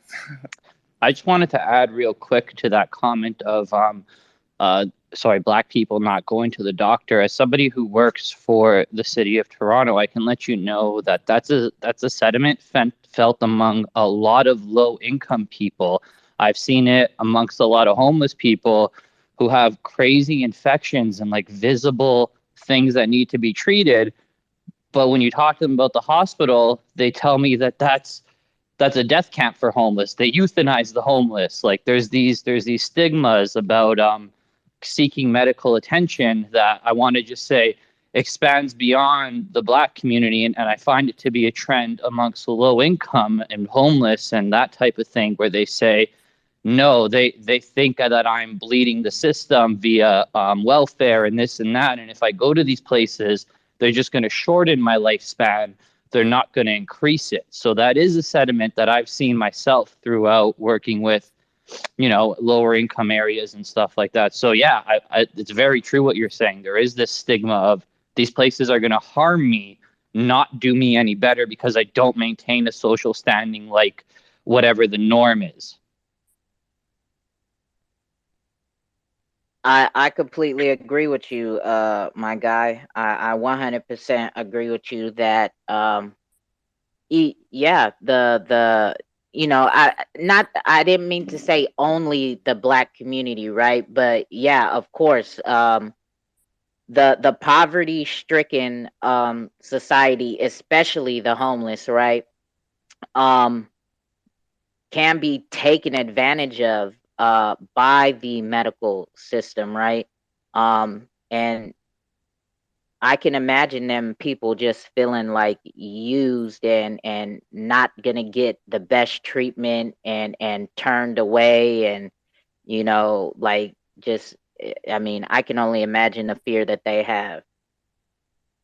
So this is a real powerful topic, and shout out Kamikaze for bringing this up. But the actual Wake and Bake new track is actually it actually ties into this. Like when I say big pharma, like big. When I'm saying big pharma, I'm talking about big pharmaceutical companies and little farmer. I'm speaking for the little farmer. When I'm speaking on that, big pharma and and where and it speaks to what Cozy was saying and what Tuco was saying with the poverty stricken communities going to the doctor and taking these medicines that are that most of them is made to kill us, or it got so many side effects that it's overtaking the actual reason that it's curing you, that's the big pharma aspect, but you got to pay. You basically paying to hurt yourself or ultimately kill yourself when you got the little farmers who's building stuff from the ground and making holistic remedies. It's like, and they're taking them out right now. I just wanted to kind of speak on that. That's where that was the whole point of me trying to bring attention to that, because Yeah. even with mental health, even with the mental health crisis or just health in general, the pharmacy, the big pharma is what the elite are relying on you cashing out, giving your money to them to to cure yourself, and ultimately you're you're putting yourself in a deeper state of depression. You're putting yourself at risk, like they would say with COVID, as opposed to taking out all of these farmers and burning their crops and eliminating and putting shit in the soil, where those things were the things that were meant to cure you, that God grew from this earth, made naturally to to ensure your livelihood. So that's just something that I wanted to point out with that track. You know what I'm saying? When I say that in there, and it just ties in with this topic. It's dangerous as fuck, as you say, with the medicals. Also, I had what is it called, epileptic seizures once, and they wanted to put me to medicine for the rest of my life for that, and I have never had it before. And those medicines are like the medicine with the most side effects in the whole world. So he meant you epileptic epilepsy. So that's Epilepsy. what he has epilepsy. So that's what he was saying. Yeah, I had it only once in my life, and my doctor wanted to put me up for prescription for like the rest of my life for that, but I have never had it after that. So it's best to be careful what you're accepting from your doctors. Yeah, what's up, guys? Hope everyone's good. I just want to add on to what Wolf of God is saying. I do believe that there's also, to some extent, yeah, doctors are misdiagnosing people too, and that's another fear that is instilled in us. They raise they do feed on fear mostly. They do want us to, you know have this mental thoughts of like being scared of illnesses too much, and we get too caught up in being too conscious of our hygiene too much, and we tend to focus on that, and not realize that we do need to get sick sometimes, just to keep our bodies from getting our immune systems used to these kind of things. But overall, there is this thing where they do misdiagnose people, because um, my mom did experience that once, where they did want her to start taking high blood pressure pills. They were telling her she has high blood pressure, and she's never had that in her life. So they were gonna give us take a prescription pills and put on pills, but she wasn't feeling that vibe, so she didn't go to the doctor again. And yeah, it's just still good. So like there is to some extent that doctors are misdiagnosing people. So like let me said, yeah, big pharma, little pharma, they are trying to live off the fear of people, being scared of getting sick or going to the hospital. So yeah, That's why I call it that's a one of them things. practice. Exactly. That's true. That's 100% true. And watch out for them. It's like a gang now. It's not the real GD, but you got these Google doctors now, man. Like when I was young, I went to the doctor and they diagnosed me without pulling their phone out. Them motherfuckers wasn't pulling. They wasn't leaving the office and going to check their phone on Google and no shit like that. They was really diagnosing me. But now you got these motherfuckers, these fake doctors, going on Google and saying, "Oh, you got this, you got that." I could have did that shit myself. You know what I'm saying? Like, save your money, save your money, save your time. If if if you can go on Google and diagnose yourself, then what's the point of going to them? Like, we gotta kill that whole. That shit is played out now. You know what I'm saying? Like, we gotta if we still doing that, we gotta wake up. You dig what I'm saying? Yeah, because all they doing is treating the symptoms and not giving you the cure. Man, so let me I'm gonna share a story with y'all. And Kamikaze, we went in on the whole musical aspect. Is led us to this. But I got really sick. This was like before COVID, so I think this was my experience of like catching whatever was out there. This was like before COVID. I got really sick. Like, I ain't never got that sick, and I went to the doctor. Like, I was already like 3 or 4 days in. I went to the doctor, right, and they said that, oh, they said that I got the flu or whatever. They was like, we can't do nothing for you. You just gonna have to you just gonna have to like tough that shit out. I was like, what? I was like, huh? Like, that's when I realized, like, oh, this shit is a joke. Like, this shit is a joke. They pissed me off. Like, I was like, I just went up here, waited, sick as a dog, just for y'all to tell me I am sick, but I gotta tough this shit out. Don't take nothing. You ain't gotta take nothing. Man, that shit was a slap in the face. So I was like, man, this is validating why I won't go to the doctor unless I really need to, or if I got my significant other or somebody in my family that feel like they need to go, I'll support it. I'll go with you. But me, I ain't.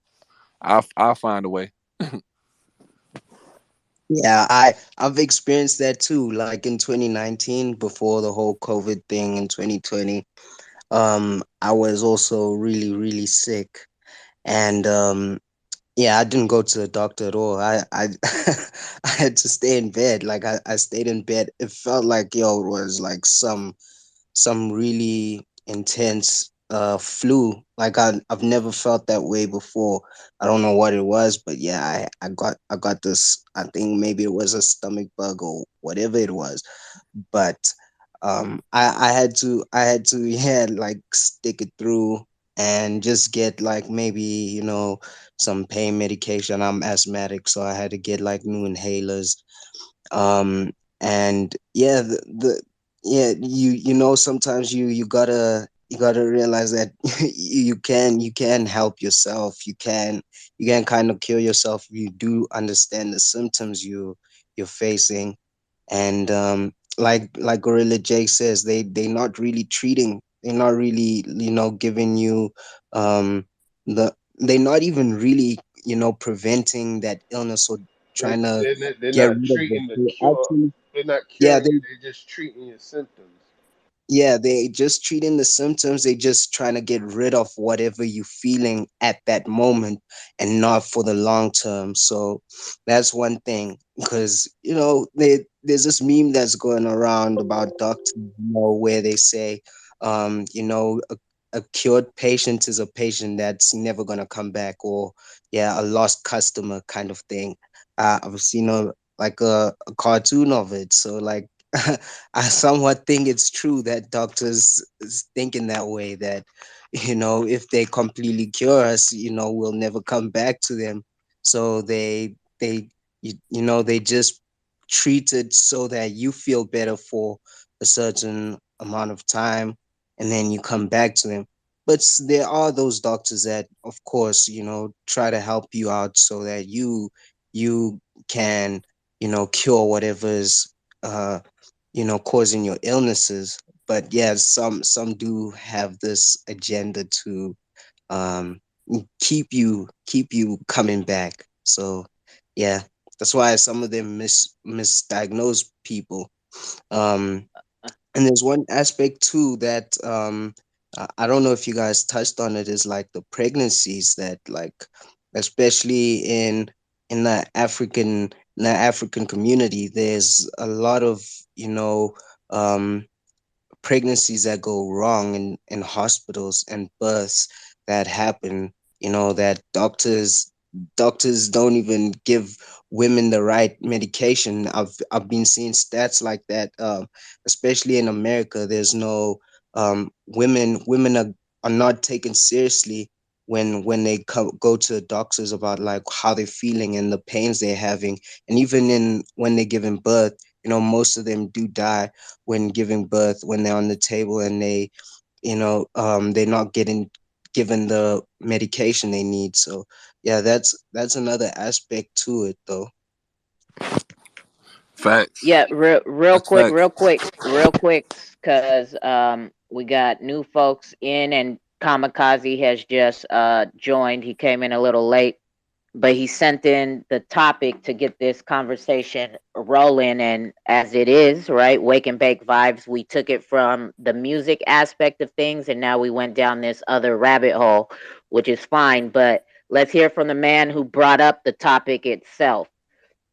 So he said the topic is how has music played an effect on your mental health? And do you think that music is am I wording that right? Maybe you and Lemmy word that better about what the topic is, and then we can continue on going down this conversation of the medical field and where we're at today with it as a society. And maybe some other the new folks will come in and add to the conversation of music and mental health.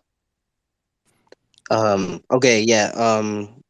So the question is, yeah, mental health. How has music, affected your mental health? Is it like in terms of how it influenced you as a person and how it helps you out in certain ways? Maybe, music can be your therapy, or in terms of listening to music as a listener, it could be your therapy and it could help you out because some musicians do come with music. They create music where it does have some advice, and it gives you a perspective, a different perspective of how you view your life mentally. Because there are some people who think life sucks, and then there's artists like Kid Cudi who comes through and provides music for people who feel like, oh, life sucks, but he's telling you're not alone. I feel the same, but you can stick it through. It's not worth it to feel that way all the time. So um to an extent, yes. What how does music affect your mental health in that way? And as an artist, yeah, the question was how how does music help you out? Is it an avenue for you to express yourself? If you do have any mental health issues, does that help you out? Does it calm you down? Is it a form of therapy for you? Yeah, how does that affect you as an artist? So I can answer that by saying, yeah, there as a listener of music, there's artists that have helped me out, because yes, at some point I did feel like, yo man, I'm alone, in this world. There's nobody that can relate to how I do feel. And that was a time when Kid Cudi was in the scene. So like listening to him, it was like, oh shucks, there's someone who feels the same way. He's speaking some realness. And then there's artists that have deep songs. There's songs where it did help me boost my confidence, like a Kanye West. Some of his songs sometimes makes you feel yourself mentally. You feel good. So yeah, as a listener, there are some artists that make you feel like, okay, yeah, I I'm not really in this alone. They do speak to people who do have these kind of thoughts when they living their day-to-day lives. So they speak on it and bring awareness to it. They bring it to the light. And then there's artists like an Tentacion who came through, and he brought the whole scene of bringing more of um the deeper side to music back again, where he's speaking on death sometimes, and the depressing side of you know of life, and people related to that. That's why people were so drawn to him, because he was speaking some truth in his music too. He did have some violent music at the same time, but like it was a form of people expressing themselves, and letting out that anger maybe they had.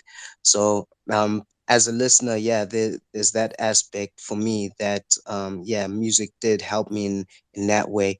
And as an artist, there are some times where I go through something, and then I do write to actually help me cope, or even get through it. So like, I just write down how I feel at that moment, and then rap those lines. There are some songs where I do speak about like situations that I've gone through. And yeah, there's a song that I actually made called Batcave. I think we played it sometime during the earlier spaces. That one where I say in the Batcave, I just smoke my J, I just go away. It's just me being with myself in my room, just living in my world. That's my world.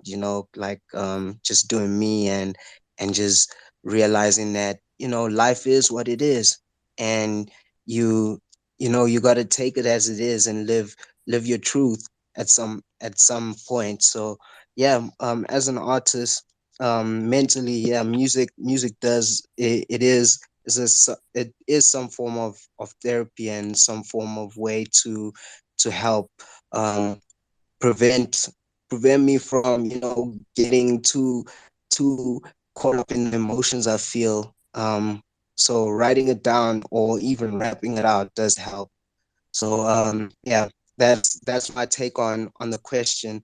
There are artists that are helping people out there when they're making music.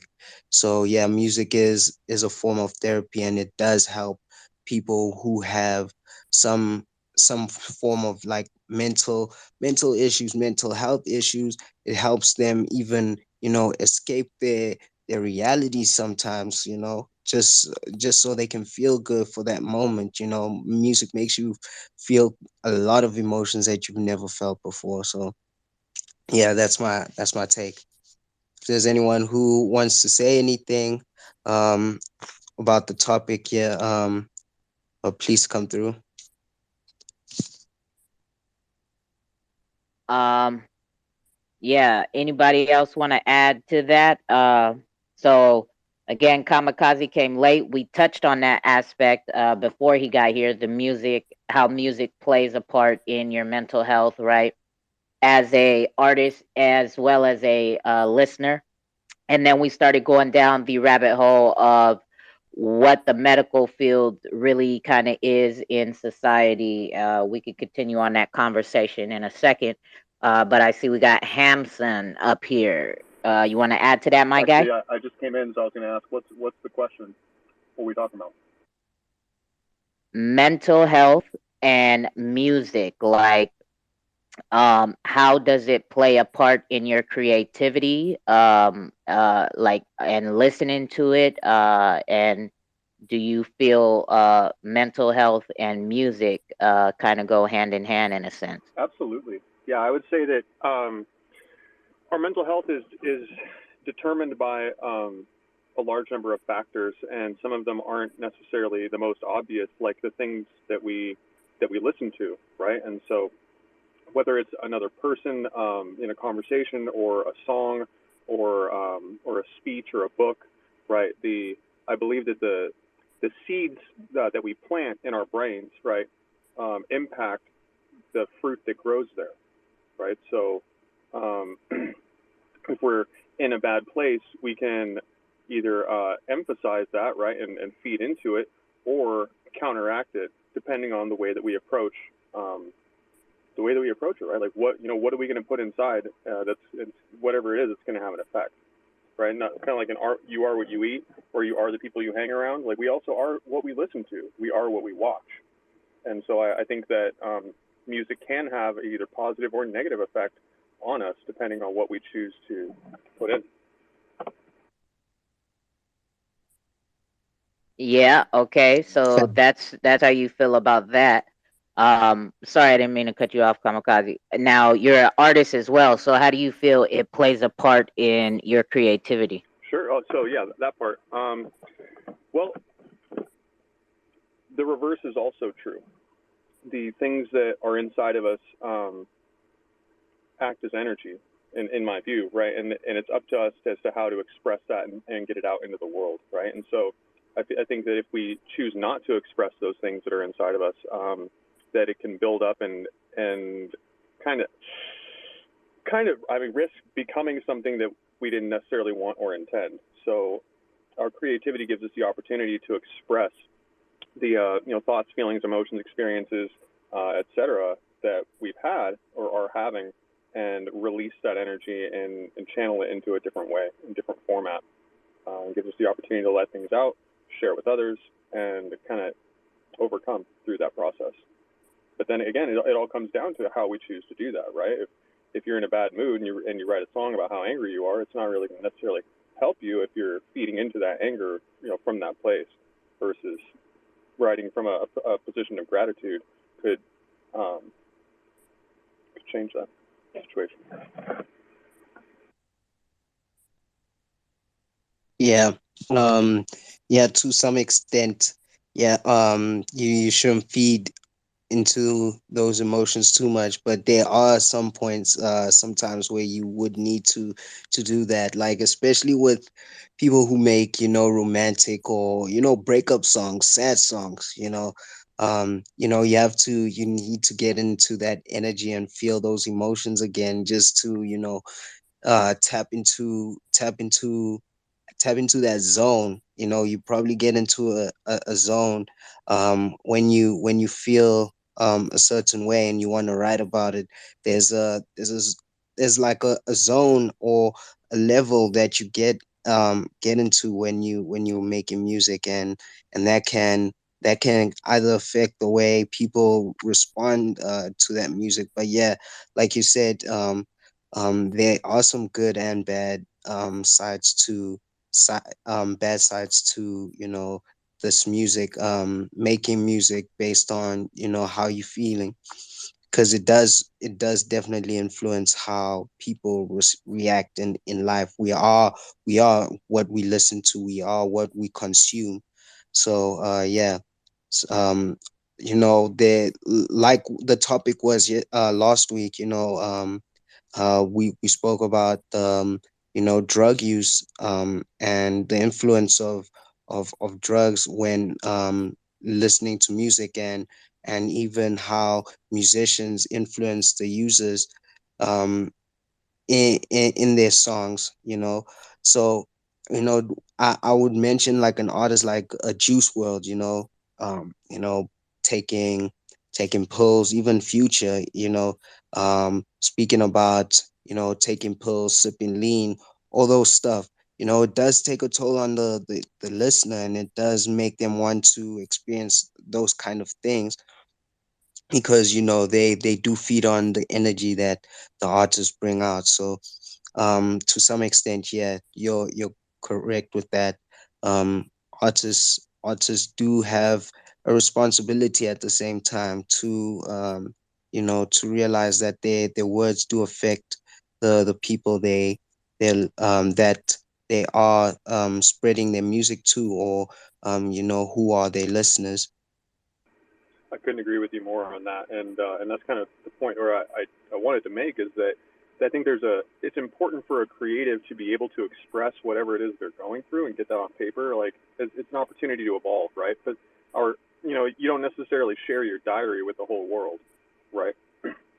Because it's not really for the whole world, and somebody might take it the wrong way, or might receive it in a way that you didn't necessarily intend, and that's the way that it can be with music too, right? That if music is an excellent outlet, but it doesn't necessarily need to. But given the responsibility that we have as musicians, it's up to us to take into account how each song might have an impact on the listener, and God forbid that the music that we create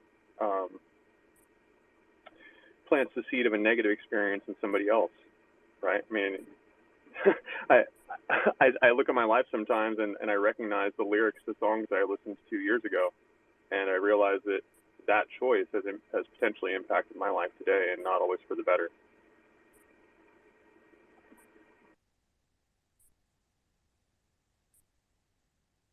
Yeah, we don't realize how words become things. Yeah, we do manifest the things, even through just listening to music. It's really an amazing, and it's really amazing, but it also is a curse at the same time, that words do affect us in that way, that we do manifest things through what we listen to, or even what we say mostly, and what we think.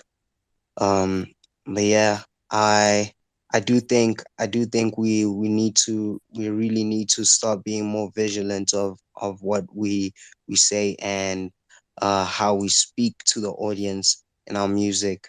It could be fun, you know, uh it could be fun in the studio, but like in the long term, you do tend to realize that, okay, this was not really something I would want to leave or imprint in the world.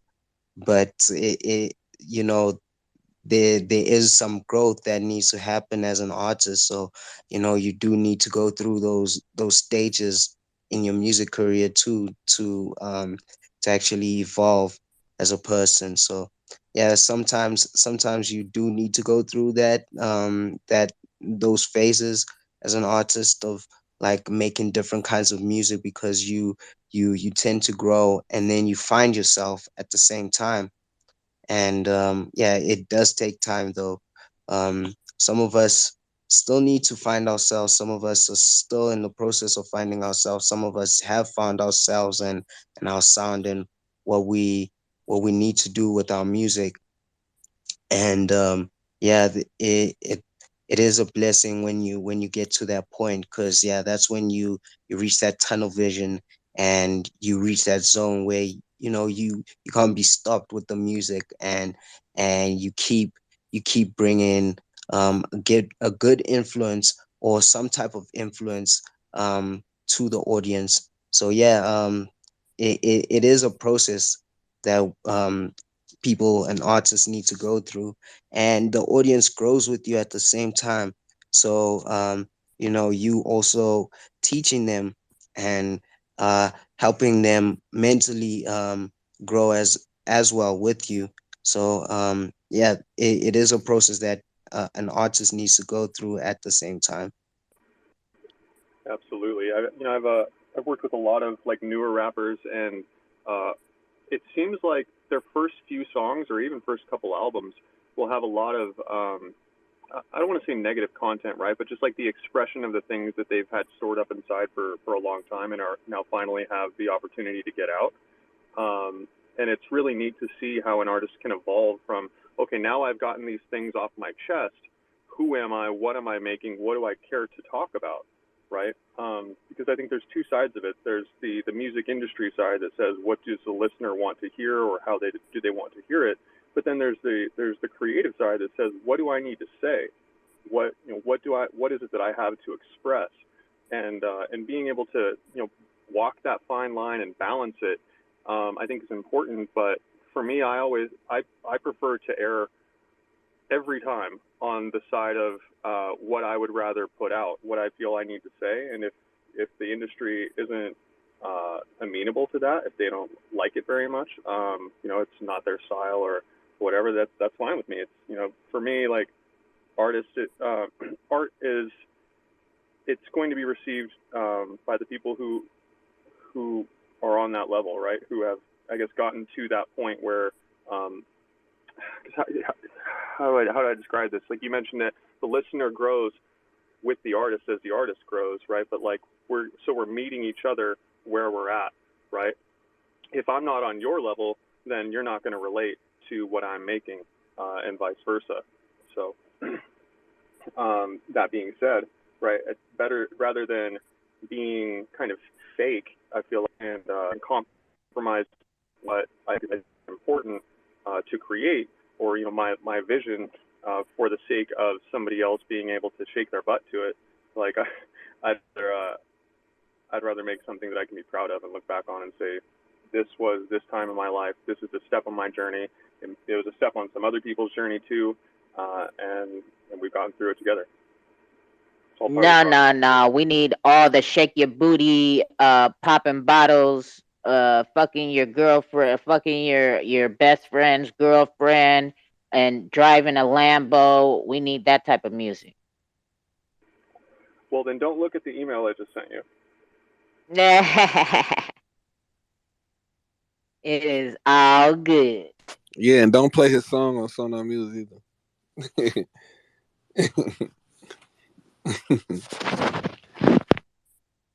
That's definitely not what's on there. All right. So, shit.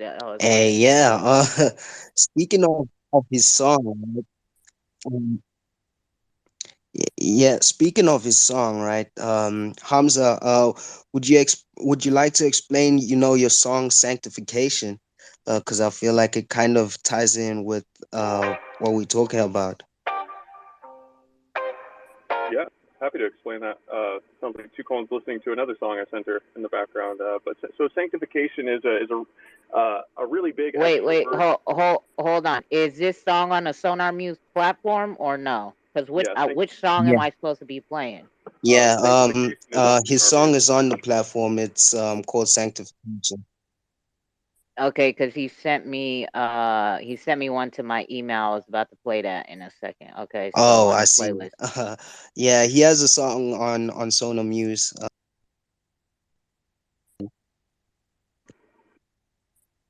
Did he zap or was that me? So yeah, Hello. would you like to speak about it? Yeah, absolutely. So sanctification is a big theological word that essentially means the process of being transformed into the vision that God has for us, right? It's coming from a place of I'm imperfect to moving towards perfection, right? Not that any of us will ever necessarily achieve perfection, but over time, as I can't speak for anybody else, but as I've come to know God more and spend more time with Him, He's revealed things in my character that need to change, that don't look like Him or His vision of of my potential, and it's always up to me to make the choice. Like, do I want to receive that and offer up like, okay, you're right, God, this is a part of me that isn't honoring to you, and it's not loving to the people around me. So I'll give that to you and ask you for like a new way to be, guidance and leading.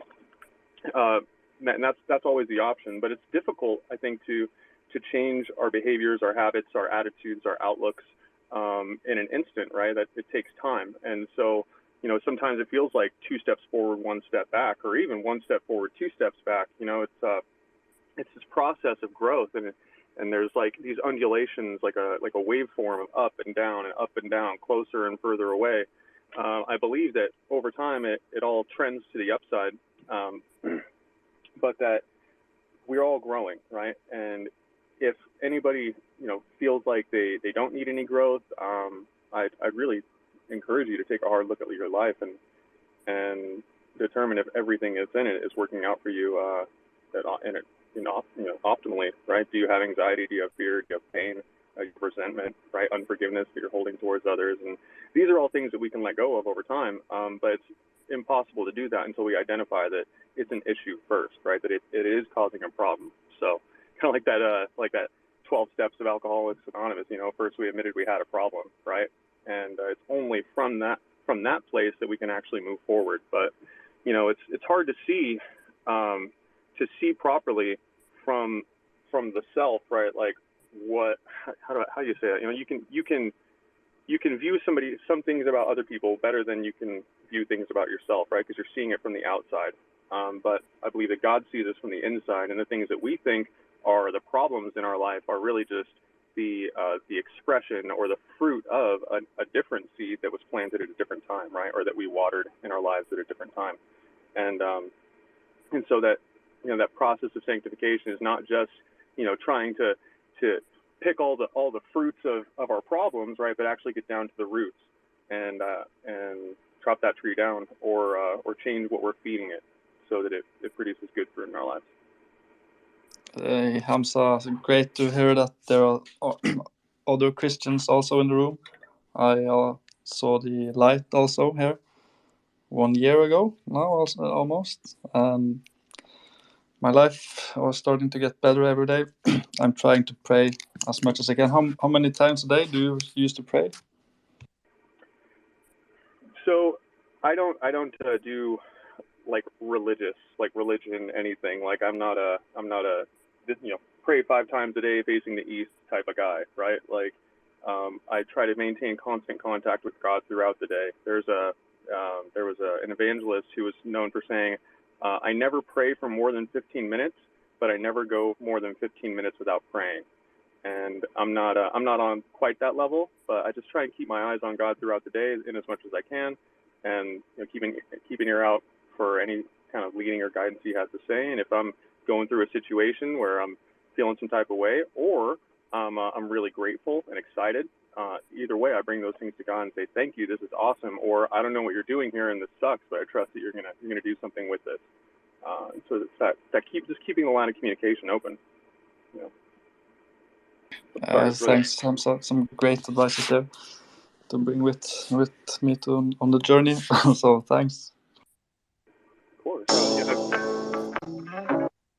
My bad. I just got the link sent to me. So touching off of that is also we can go back down this rabbit hole off of what you just said, right? Fuck, what did you say that triggered me to bring us back to the conversation of what we were talking, because we veered off a little bit before Kamikaze came, because he came in late, and we started talking about mental health, period. Not mental health, period, but just like the health industry in today's times, and how it is how people, poverty-stricken people, really do not trust the health industry. So let's get into this sanctification song right here by our guy Hanson. And as we're playing this off the Sonar Muse platform, he will be getting his micro payments dripped to him live while we're streaming. So here we go with Sanctification. If it'll play. What's going on?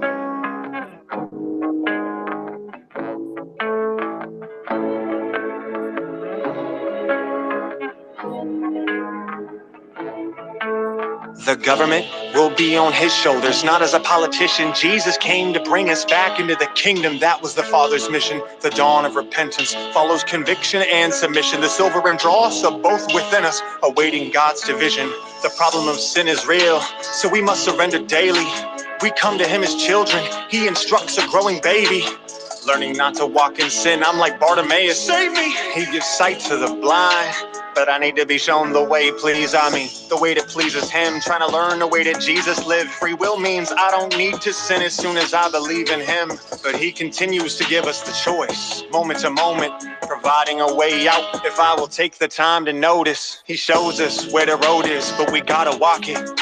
He paved the way to salvation, even though our behavior was out of pocket. Gave us the invitation to the banquet, paid for it out his pocket. But how do we walk in? Sanctification is now the process. This is sanctification. I could be wrong, I'm used to it. I'm working out my salvation with fear and trembling. So cue the music, He navigates the path that I'm on. I'm learning to move through it. This is sanctification, and you choose what you want to do with it. The fact is, I was missing it. I didn't know what submission is. Said a prayer and got baptized, but didn't change like this is it. Confession leads to repentance. Repentance means to turn from sin. The Spirit teaches the lesson, then submission lets me learn from Him. Repentance means that God offered a change in my perception. My accepting this blessing is to die and be resurrected. I die to my behaviors, my idea of what's best, and let the Spirit take my heart of stone and replace it in my chest. I guess that everything inside of me is being put to test and checked against the answer key that he's handing me for my questions. This is what the scripture means when it says that he gives correction. I could choose to be deceived or believe and receive the blessing of his presence inside of me. I live for him and die to me. Change is painful, like the King of Heaven is coming violently. Like in a mirror darkly, I can see that he is near, and this is what it's like to be baptized by water and the Spirit. This is sanctification. I could be wrong, I'm used to it. I'm working out my salvation with fear and trembling, so cue the music, he navigates the path that I'm on. I'm learning to move through it, this is sanctification, and you choose what you want to do with it. My interpretation of his words still isn't perfect. Heavenly communication is like a new language that I've been learning. I'm crying out for the fire of Messiah inside of me burning. Ezekiel 36:25, purified for his purpose, saved by grace and not by works. There's no way that I could earn it by my faith in Jesus Christ.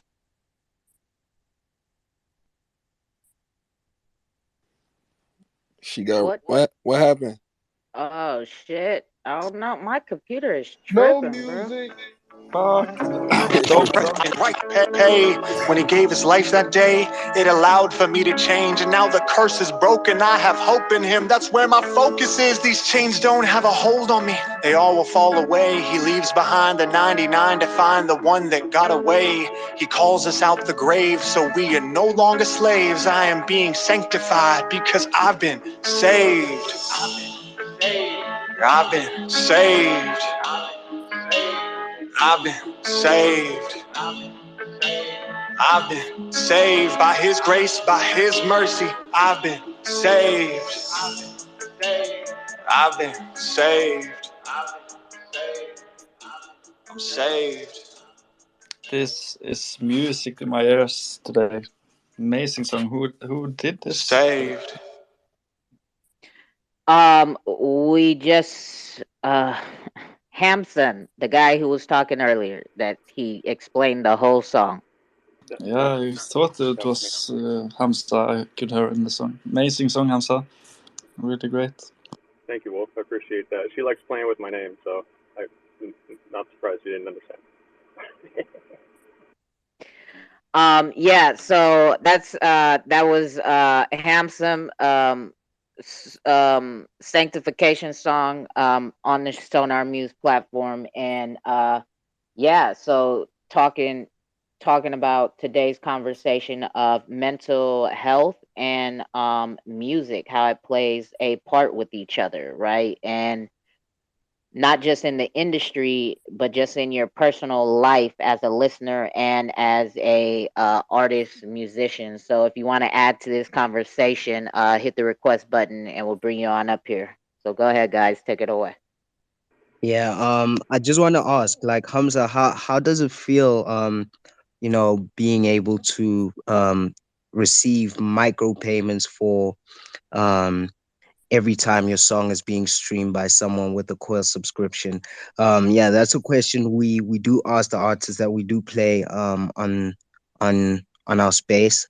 So if you'd like to just speak about your experience with the micropayments on Sonar Muse. How does it affect your mental health? Well, to be honest, I haven't looked at. I don't know anything about how to receive the micropayments. It's not a priority for me. I mean, it's neat. Don't get me wrong. Like, it's a really cool part of the platform. I don't really understand well enough how it works. Like, while you're asking me, I checked my Sun wallet to see if anything happened in there, and it didn't. And I'm starting to think, like, I don't actually understand how it is. No, it's not in your Zum wallet. It's on your onboarding platform, whether it's Uphold or GateHub or something like that. So maybe Kamikaze needs to help walk you through it. Oh yeah, okay. So yes, he did give us his payment pointer. So I'm not really fond of Uphold like that, but Tuco did explain that there's a part of Uphold where you can click on the XRP in your wallet and select the three dots at the top, right? The three dots menu, and then choose Interledger ILP, right? If I'm correct, because is that how you guys Yeah, get it that's how on you do Uphold? it. Okay, yeah. So you can check there that you receive some micropayments. Maybe I set it up wrong. Okay. So it's not gonna be your XRP address. It's gonna be it's another thing that you call a payment pointer. Kamikaze, did he send you his address or did he send you a payment pointer? I sent a Yeah, payment he sent pointer. me a payment. Yeah, he did send me a payment pointer. So the payment pointer, you know where you got the payment pointer. Do you know how to go back there? I'm taking a look at it right now. I'm trying to. I don't think I went through the like clicking XRP and clicking the payment pointer for that. I think I got it from a So different menu. yeah, it is in a different spot. I forget how to get to it, but to just double check and make sure that it's not connected, go to your transaction or activity tab and see it'll show at the very top, it'll say interledger payment, and it like just continuously is going. It's like you'll see it if it's there. Hey, Oh, okay, look at Hamza. that! I received USD. That's That, neat. so you got it. So it was. So So you see the interledger payment right there. I see it right there. Yeah. So there it is. There he was getting it live as we were streaming it.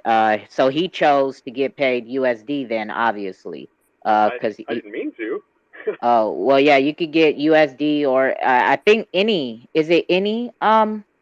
Kamikaze? Yeah, Kamikaze will So you go can more into detail. you can choose what currency you want to convert your micropayments into. So it can be XRP, it can be whatever currency you want that is linked to the XRP ledger. So it could be an IOU even if it is supported from with your exchange. So you with Uphold, it depends on the currencies they have there. So you can choose whatever currency you want to receive payments in, which is the awesome part about micropayments in Interledger. By the way, Hamza, have you made a lot of songs like that, or is it? Yeah. I've made a couple albums so far, or I guess EPs, and then I'm going to be releasing a full-length album later this year. Nice, amazing. Is it only your song or muse you are storing your music so far? Or? I haven't heard from Kamikaze. Maybe this would be a good time to ask whether I'll be able to upload my entire album to Sonar Muse, or if it's kind of a one song at a time thing. For now, yes. So for now, we still working on music uploads and trying to get that 100% sorted out. So like as of now, one song is the only thing at the moment. We're working on the batch uploads for albums and EPs. So that's where we are.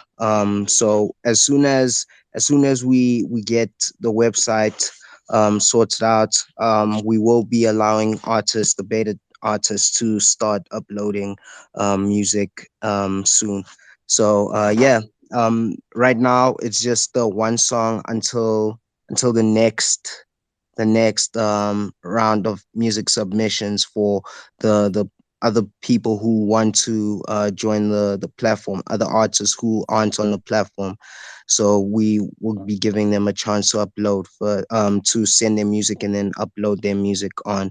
So at the moment, yes, only one song, and then we will be getting to the music uploads for the beta artists like yourself.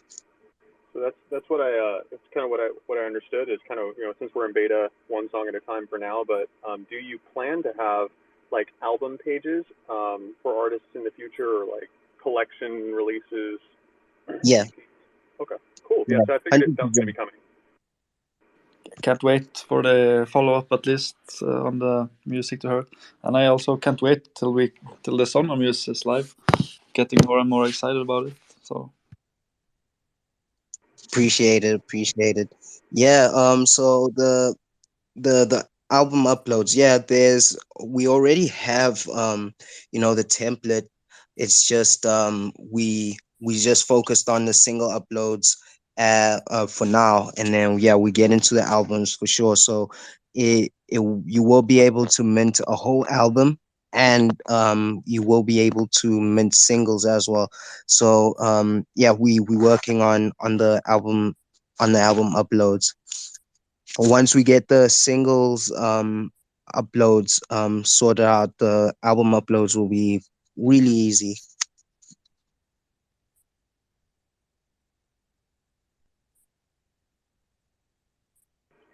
That's fantastic. I'm really excited for it. And so I guess to answer the question, so receiving micropayments for somebody playing my music right now as an artist, I mean, I've uploaded music through a variety, to different platforms, right, and seen the payments come in from those plays.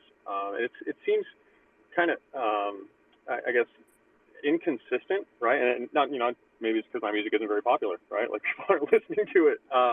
But it's not immediate, right? Like you just played it right now, and I got a notification, or rather, an event that that I'm receiving payment for that, as opposed to having to wait for weeks or months to see like what kind of, I guess, engagement my music is getting. I never know what time, right? What time are people listening to my music? Maybe that will help me to determine metrics as to when's a good time to release, or get an idea about like which songs people really like to listen to. Because all I get from what's it called, DistroKid, is like this is the money that you get this week or this month. That's it. It doesn't give me any deeper metrics than that. So I really appreciate it. It's really cool what you've done here, Kamikaze. It's awesome. Appreciate it, Hamza. It is great to have artists, and to see that artists are receiving micropayments in real time. So it did kind of scare me that maybe you did provide like a wrong payment pointer. I don't know, maybe I was thinking maybe it was like one of those example templates that you had. But yeah, it is something that is really awesome to experience, especially when it comes to like someone you don't know listening to your music, and this being somewhat the new wave of how artists could potentially receive revenue and royalties, because if you had someone else on the song, and yeah, someone featured on the song, or even if you in future you'll be able to edit the metadata of the song, so you'll be able to add who's the producer, and add on who should be credited for the song.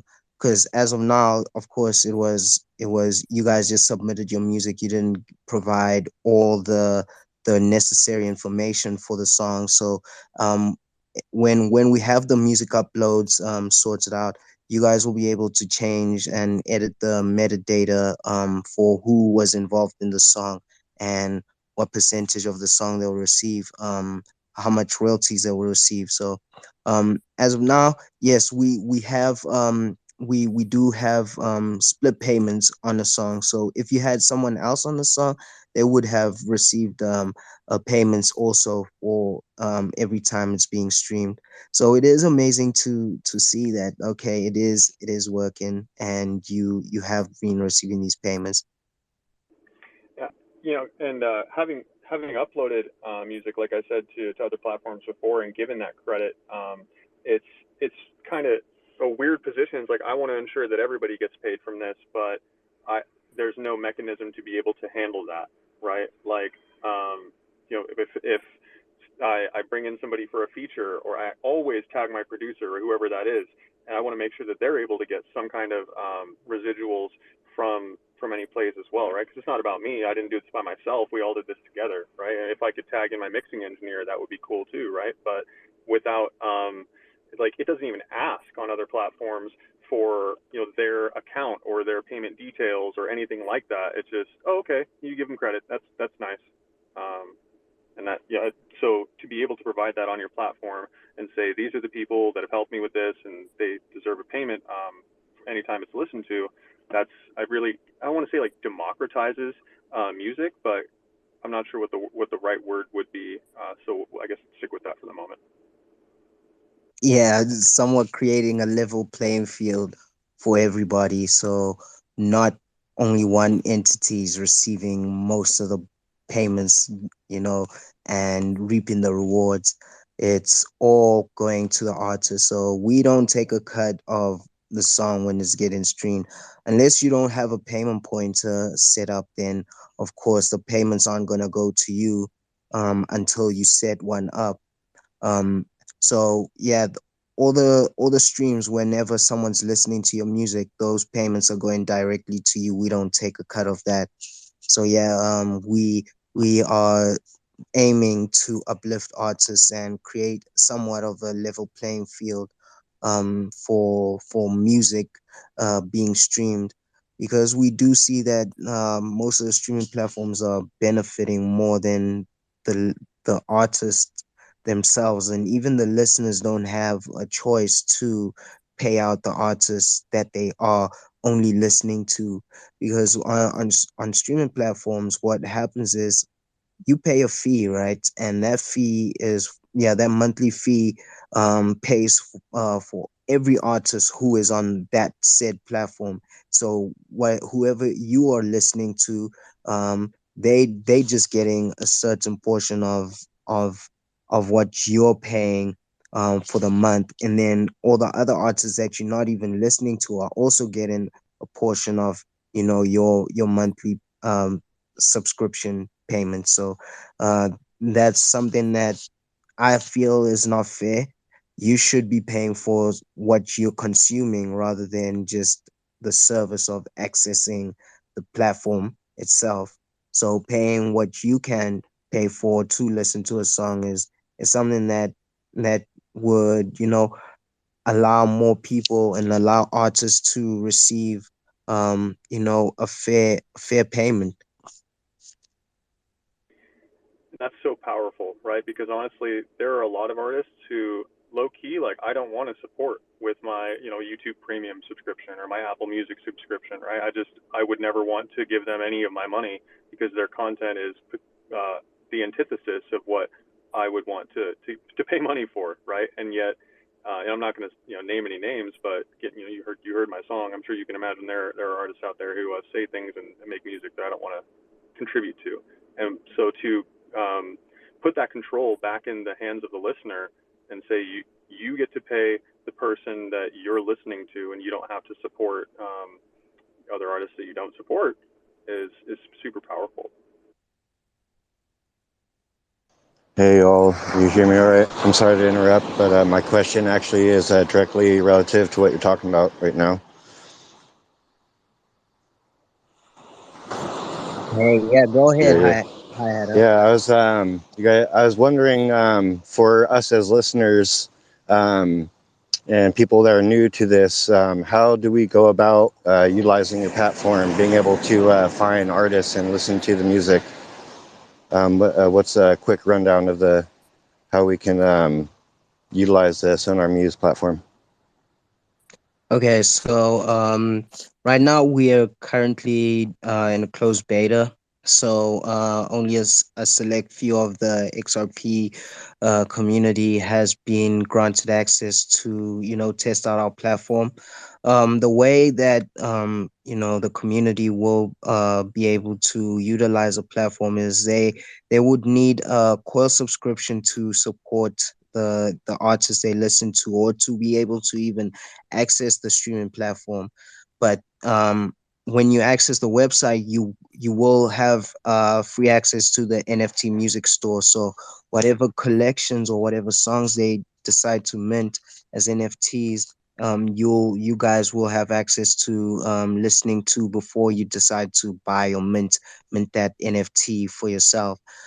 So there's two aspects to the website. So you can either just listen to the music from the NFT music store, or use your Coil subscription to support artists on the streaming side. So the artists can, earn their fair revenue for, uploading music and for getting streamed. So yeah, you would need to have a Coil subscription in order for you to be able to listen to the music on the streaming platform, on the streaming side. So there will be, I do see there will be a lot more artists uploading onto the streaming platform to receive micropayments more than the minting of NFTs. I feel like that's one aspect of the platform that most of the artists might take advantage of. So yeah, the NFT music store as a whole, we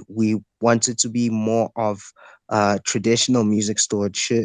We wanted to have the feel of a traditional music store where you could listen to a song before you decide to purchase it, like how you would in a Best Buy, or here in South Africa, like Musical, or Look and Listen. um there we're not going to be like any other marketplace, NFT marketplace, where you bid and you set a price of how much you want to pay for this collection that you're interested in. It's rather like, selling of like a CD, or like even just a single, selling that for a fixed price on our platform, um for the artists. And then you, as the user or the person who bought that NFT, can decide to move it to a different marketplace and sell it there, if you want, for a different price, and start bidding like that. So we're more of like a distributor for the NFTs of music NFTs. Yeah, that's our direction. So that's how you can support artists on our platform. I hope I answered your question. Hi, Hada. Yeah, that was great. 100%. Yeah. Thank you. Hey, Kamikaze. Oh, sorry. Hey, what's up, Wolf of God? You can go. Yeah, thanks. I was just wondering, how is the if someone buys a song, will that be like a bundle of micro drips to the artist, or will it go directly to the artist, different from when you stream a song? Yeah, so yeah, when you're buying the NFT, it's completely different to when you're streaming. So it's not a micro payment. So what we're aiming to do is allow for royalties to be split between the parties involved, instead of it going directly to the one person. Or even when the NFT is being purchased, it goes to the parties involved, who the main artist who minted, or the issue of that NFT, said as people who are um who are eligible for being credited or receiving royalties for that song. So we aim to split those payments too, because that's the whole purpose of Sona Muse, is to uplift artists as a whole. So we want to have everybody who's involved in a song receive you know their part, their payment for contributing onto the song. Unless with music, sometimes you pay out someone before you even release a song. You could have like once off payment, or a negotiation with, let's say, the producer. You can credit them on the song, right? You can say, okay, it was produced by this producer, but maybe if you paid them already, you won't have to give them a piece of the royalties, or some points for that song. um so that's how we aim to move as a platform. Sonar Muse, we want to provide a service where we can split these payments. So we will be working on hooks or side chains, where this will be possible, we might need to create our own transactions, our own custom transactions for that. So yeah, you will be paying directly. Uh, you'll be paying the artist, but we will be having that brokerage fee for supplying that service, of course. Um, I got a question. Is so if I had a song and I put it on the platform, and so who's getting the bulk of the residual? Like everybody's getting a equal share, or the producer's getting, the most, and the artist second most? Like how's that? What's or is Okay, that so negotiated beforehand? yeah, yeah, that's a good question, Gorilla Jake. So it's basically weighted, right? You guys as the artist, the one who uploads the song, you you guys need to negotiate with the people beforehand, like, okay, Okay, so this is how beforehand. yeah, you would need to say, okay, you you contributed this much, so you're getting maybe 30% of the royalties for this song.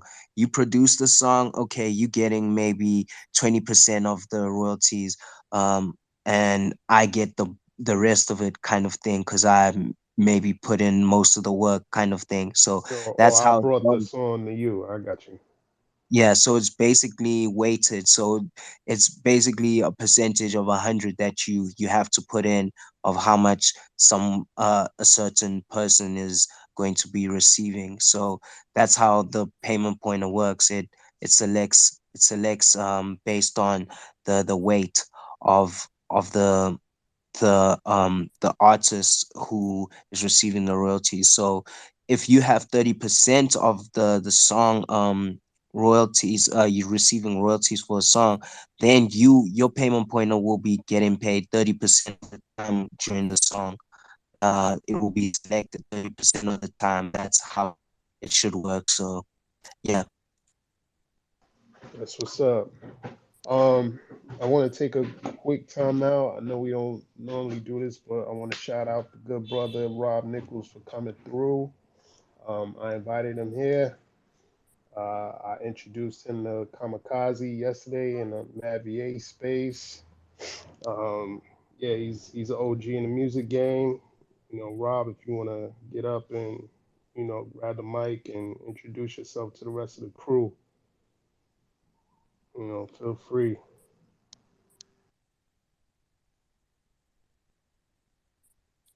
And yeah, shout out to Rob Nichols. It was awesome speaking to him yesterday. Um, yeah, glad you could make it to the space today. Hey, thank you for inviting me, man. I really appreciate it. Thanks, Gorilla, for hitting me up, man, because I got kind of busy in the day. I do a lot of promotion and marketing and stuff with my own stuff. No doubt, man. I figured as much. I just wanted to, send out the invite in case you got overwhelmed and forgot all about it, slipped your Yeah, mind. I'm glad you did, man. Yeah. I'm glad you did because I do real estate as well. So I've been on the phone all morning talking to some people about this property. So I'm glad you did because there was a bunch of stuff going on. And man, Kamikaze, man, Yeah, it's all yeah, love, all love. Yeah, we, I don't know, did you guys play the song of the week? yeah, I actually No, did. I we did. I haven't. ended up doing it after you left.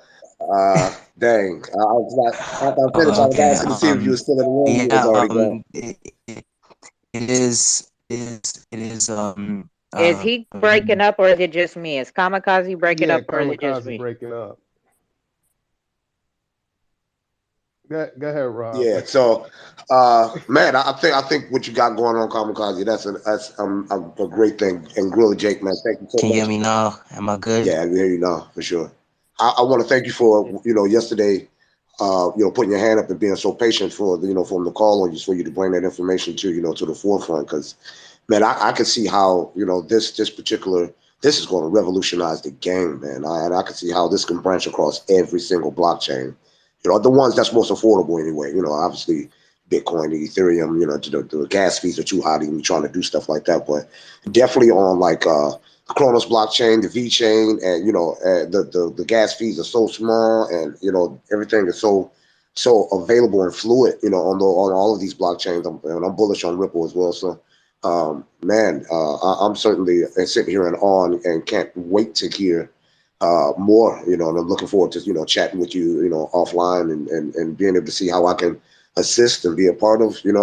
I'm all about just trying to advance it. As Jake could tell you, if you heard yesterday, I'm all about the advancement of the artist. Being an artist for so long, being a music maker for so long, it's time, man. It's time to level the field, man, for the artists and what you got going on with Sonar Music. This is so. I mean, you said it, Jake. That the whole thought, everything that was coming out of my head, he has it going on, and that's A1. That's what's up. We got the I guess you want to call the A artist or the number one artist or Sonar Muse, this guy Xlemi right here. He's got maybe 45 tracks on there already. He's That's super dope, dope. bro. That's dope. That's dope. Yeah, That's so much doper than the streaming platform. Like I was saying yesterday, I'm not sure if a lot of people in here are familiar with how little the artist makes on the streaming platforms, and then you have to wait for who knows how long for them to even pay you out. And I mean, this when you talk about micropayments going directly to the wallet immediately, man, that changed the level, man. That's the whole new level of this thing. And I also love the ability for the listener to have power back because the big record labels and the radio stations, they're all in cahoots together. So the record labels are going to pay the radio stations to play what they want to play, and then it seems the same thing on the streaming platform. Like you were saying, you pay this $9.90 this premium fee every month, and that whole total amount of revenue that comes in from the payments from the premium services and then the ads, it goes into this pot, and then every artist on Spotify shares this pot, and then it's based off of streams. So then if you one of those artists that don't get as many streams as as like say the bigger artists like Drake, for example, Drake is getting the vast majority of the pot, even though and you let's say if and the way that works is like depending on the major artist, you can get the same amount of streams as the major artist and get paid less. Man, that sucks. And, so I can see how Sonar News is going to definitely even that playing field, man. Thank you so much for inviting me in and letting me hear this. No doubt. Yeah, for sure. Where'd Kamikaze go? Oh, he dropped out. So when he comes back, I think we'll get ready to play the track of the week. So I guess we could set it up right now with Lemmy. We haven't heard from Lemmy in a minute. You still there, Lemmy? Am I rugged? Hello? Nah, Lemmy's gone. You there? Oh, so they're Lemmy. just both not here. Yeah. Okay, great. So what else? Oh, okay. Let's get into the topic with Rob then. So we kind of pick a topic every week, and then we stray, and then it's wake and bake, right? So we kind of go all over the place. But the topic that we did touch on at first was mental health and how music and mental health go hand in hand, and how it has affected you as a listener, a artist, and probably your creative process, like your journey through how music kind of makes you feel when you're in certain moods type thing. Man, that is like so ironic that you asked that. It gave me goosebumps when you was asking that question, because and I say that because I actually have a song called Anxiety, because I'm a mental health patient. I suffer from anxiety and depression, and it's serious, man. A lot of us don't, especially men. We've been taught to just suck it up. Ain't nothing wrong with you. Get tougher. Get together. You all right. But we don't realize how important mental health is to us until you actually find out that you really are suffering from some type of mental health issue.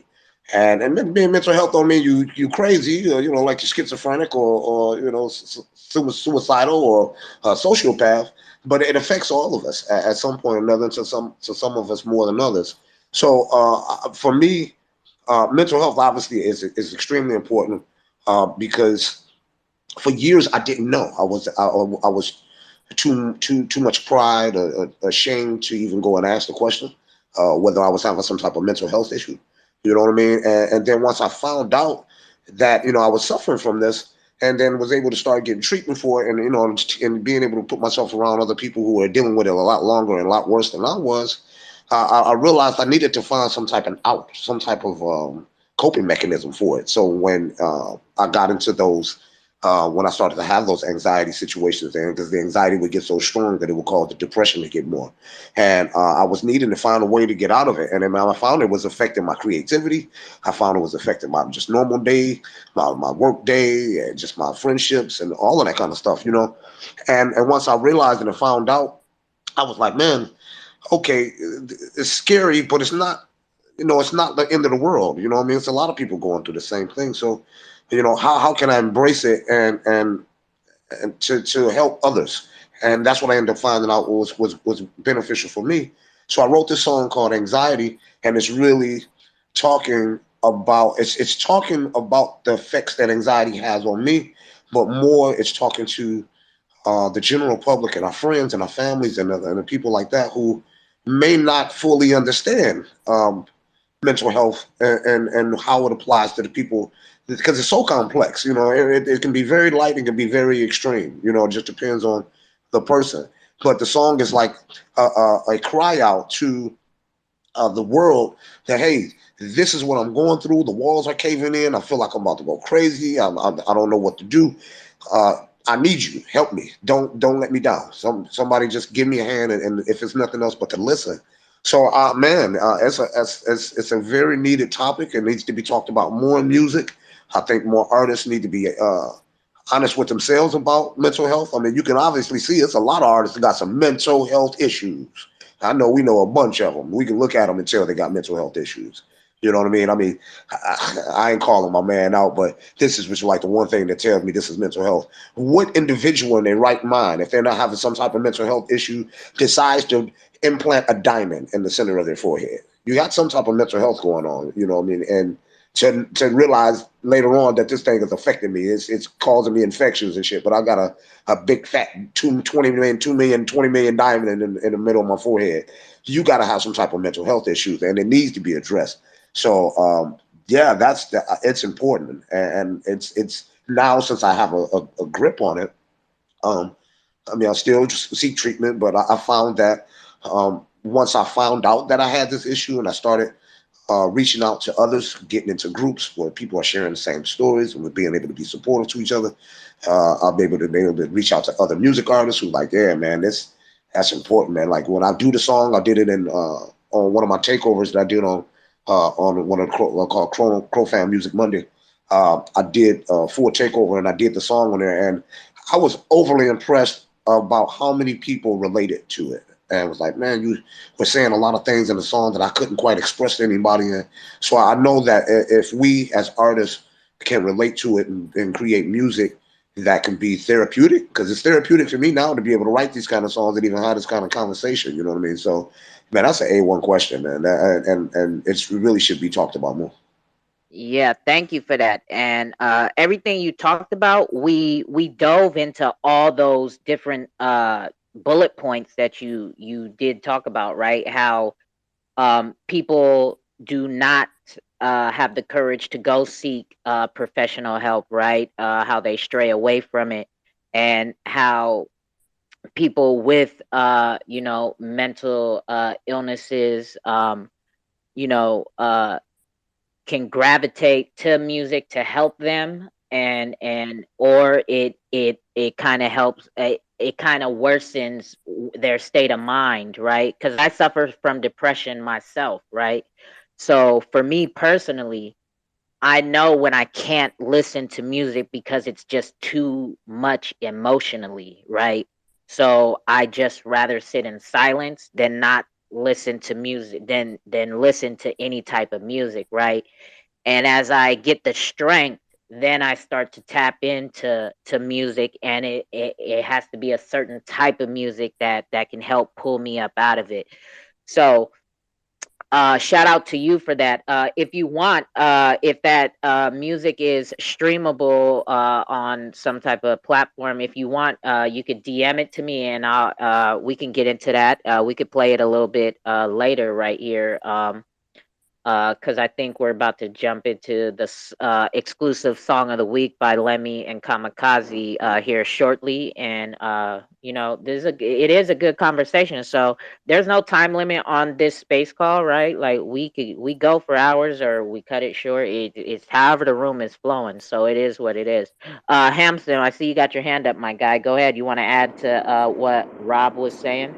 I do, yeah. And Rob, thank you so much for your input. That's your perspective is right on point. And kind of to relate it to what we were touching on earlier, I just want to say thank you for the courage that it took for you to create a song about your anxiety, about something like a mental health issue that you're going through. Because it sounds like you did it in a way where people were able to relate to it in a fashion that maybe they weren't able to recognize prior. Like, you know, we never know what's going on inside anybody else's head, right?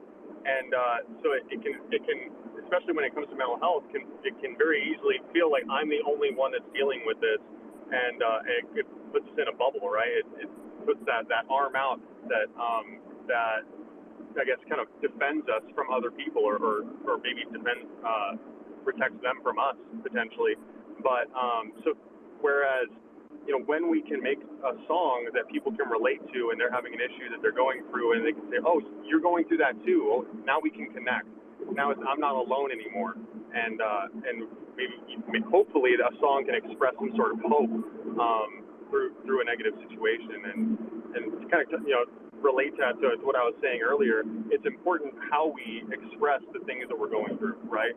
I don't think it's ever a problem to talk about, you know, a problem that we're having, but when we turn it into a song, I think it is important that we conclude with something, some semblance of hope or an answer, right? Like we get told in business, don't ever bring your boss a problem without also bringing them a solution at the same time.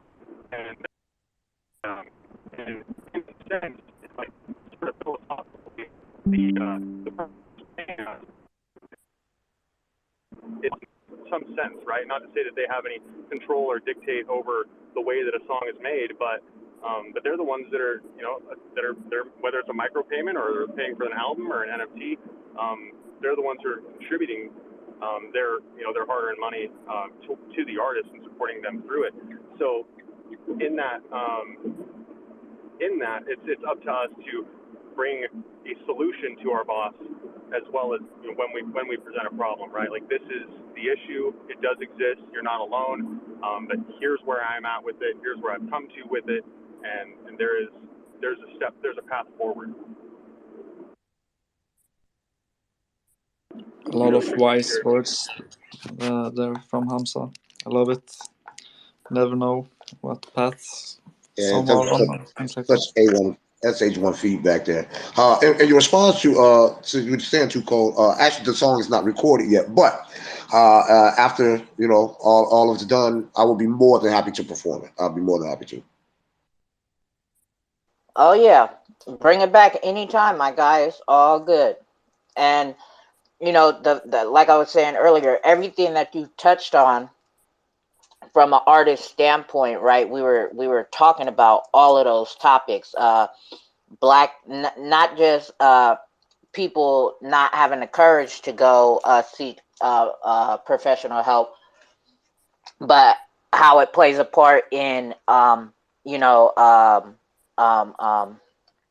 Black culture, right? And then especially Black men, and all, like we were having that very conversation that you touched on about all those topics. So definitely. Yeah, here's an interesting stat, and it's scary, but it shows how important this conversation is. I did some research on it because I was planning on, you know, trying to do a documentary revolving around this, and I was searching to see the level of suicide amongst African American men, and I was really, you know, strangely spooked to see that suicide is the third leading cause of death of African American men. between the ages of, I think it was 19 and like 38 or something like that. And God, that's scary to think that, like, and Wow. then I had to ask myself, well, why is this? And I said, well, because they're depressed. They're depressed and they don't know how to let it out. They don't know how to tell anybody about it. They're afraid to. I mean, because you got to consider if you not obviously not every African American male grew up in the neighborhood, grew up in the hood, but the vast majority that I see being affected by this are living in inner cities and poverty conditions and subject to be spent around in the criminal justice system over and over and over again. And and if you're talking about 18-year-old, 19, 20, people that haven't even started living their lives yet, and they're killing themselves. And I saw it firsthand here in my city. I'm from Detroit. One of my closest friends' son hung himself. Another friend killed herself. Just crazy stuff. You know what I mean? And other male figure, young men that I've been, watch the news and see all of this. And I said, well, they're definitely depressed. And there's just simply, I know not in Michigan, and I just don't believe in the United States as a whole, because I've lived in several places in the United States, from Detroit to, from Michigan to Mississippi to Texas, Louisiana, stayed in Florida for a little while, and I see that it's a common thing amongst urbanites, inner city young men, especially the black men. I haven't did any stats on any other races, but to see that that's the third leading cause of death, that tells me that there is absolutely need for mental health to be increased. I know here in Michigan they closed down a lot of the mental health hospitals, so you got all of the people with mental health issues coming out to the streets and with nowhere to go. And then if they get in trouble, they go to jail and just kick them right back out to the streets. And you'll find more and more of these young men are having, higher drug issues, pharmaceutical drug issues now, because this is some of the one of the things that keeps them from going completely ballistic. So, man, it's. I'm glad that you're having this conversation, and I'm hoping that it creates some type of dialogue, someplace where government assistance can be available for more mental health care, because it's so needed. Yep, 100%. I feel you on that. And Lemmy Kamikaze, y'all want to add to this? Y'all there? Yeah, I do agree 100%. Yeah, we really need to build a community that can come together. There are communities, but yeah, as a music space, even Web3, I feel like yeah, there has to be some type of space where we can come together and speak about these things, openly, and there are people who have gone through the same things you go through, so um you can just speak with them and let them know. They could probably help you out, in such situations. So yeah, I do agree with what Rob's saying 100%. We do need to come together as well. And yeah, there are people out there who are 100% scared to speak about what they're going through, because they feel like they might get judged, or they're the only ones experiencing it. So yeah, I do respect Rob for even coming forward with telling us what he's gone through and what he's going through. So yeah, appreciate it 100%, bro. Yeah, for sure, for sure. I I was here listening to it as well, and that's kind of what I was speaking on in the beginning as well. I know this discussion was catered towards like mental health and music and how it helps the creative process and things like that. But there's a dark side to everything as well, and like I said, I have a brother who he didn't commit suicide, thank God, but like he talked about these things and he was influenced by certain types of music that played a role with his mental illness and things like that. And I just look at it as, in the black community, they're looking for ways to. They, unfortunately, there's ways. The elite. There's ways. They're looking for ways to decrease the population through abortion, through disease, through murder, and suicide. Surprisingly, I didn't know that stat. It's looking like it's one of them statistics where it's like, all right, go ahead, you know what I'm saying? Off yourself. And I had somebody who I knew not too long ago, actually this year, he killed himself. He shot himself. And I worked with him, but I haven't seen him in a few years. And it was kind of surprising to hear that because like when I was around him or whatever, he seemed like a happy dude. He had his own business. He was doing his thing.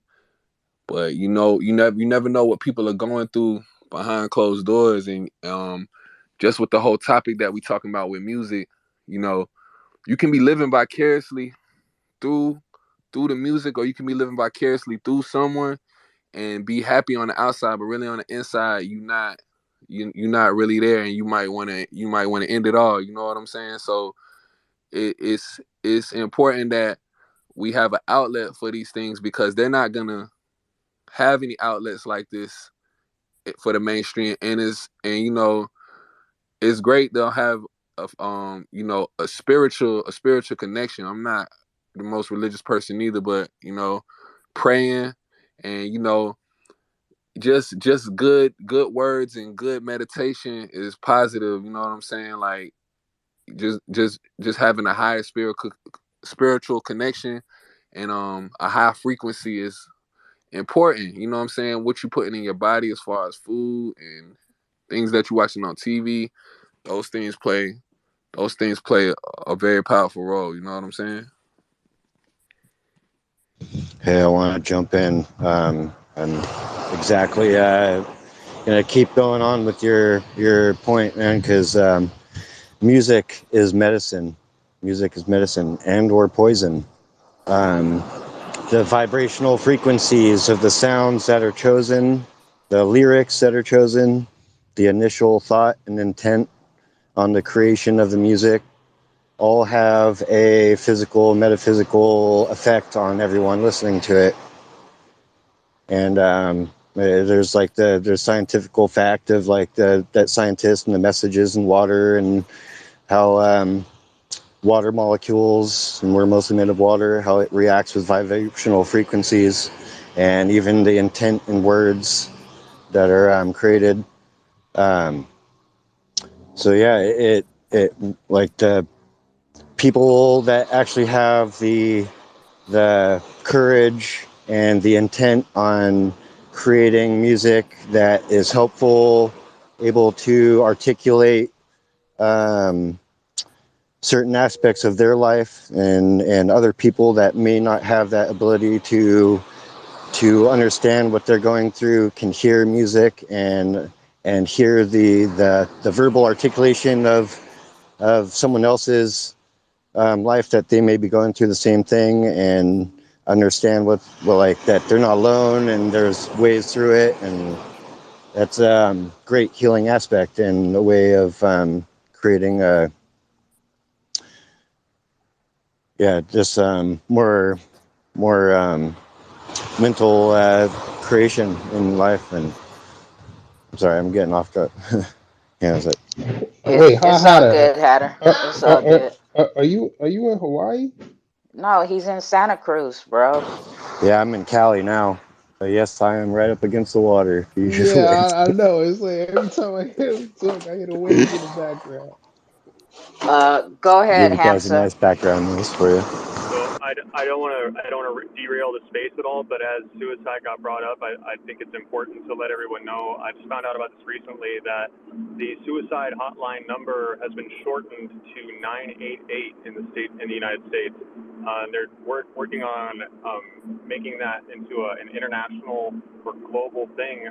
Many countries are I guess updating or changing their suicide prevention hotline programs to make it easier for people who need to be able to reach out to for help to be able to do that. So in the United States, there's a call center. I think that's in New Mexico, and any 988 calls from the West Coast will be routed to there. I think they've got different ones on the East Coast and Central as well. But I guess to keep that in the back of your mind that that 988 is the number if you ever need help, reach out. Thank you very much for that information, bro. Kamikaze, hit the thing again. It's not letting you up. And just to bounce off of what Hatter was saying, right? Again, as I repeatedly keep saying about mainstream music, right? And what purposely pushed through the airwaves, right, is hold on, I know there's some feedback. What they purposely pushed through the airwaves, right, is not the music that shit. Give me 2 seconds.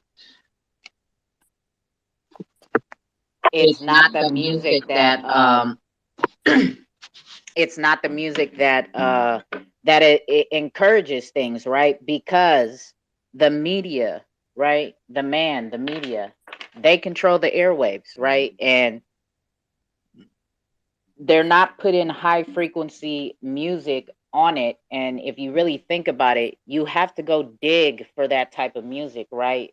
Music that really kind of makes you feel good and really makes you think and get in tune with a lot of things, right? They push a lot of chaos on the airwaves to make it popular, to cause that type of mindset in society, right? Cheating on your significant other, you know, popping bottles, partying, doing drugs, all of that, you know, basically shitting on people, right? Flashing all your, you know, flashing all your money and your jewelry and your clothes. You know, you have to have this type of clothes to be considered respectable or valuable in society, whatever, right? So yeah, that's Yeah, it was someone said it earlier. You are what you eat, and you are what you listen to. And the constant vibrational frequencies and the intent of lyrics that you're listening to directly do affect your mental stability and how you think and feel about your physical life.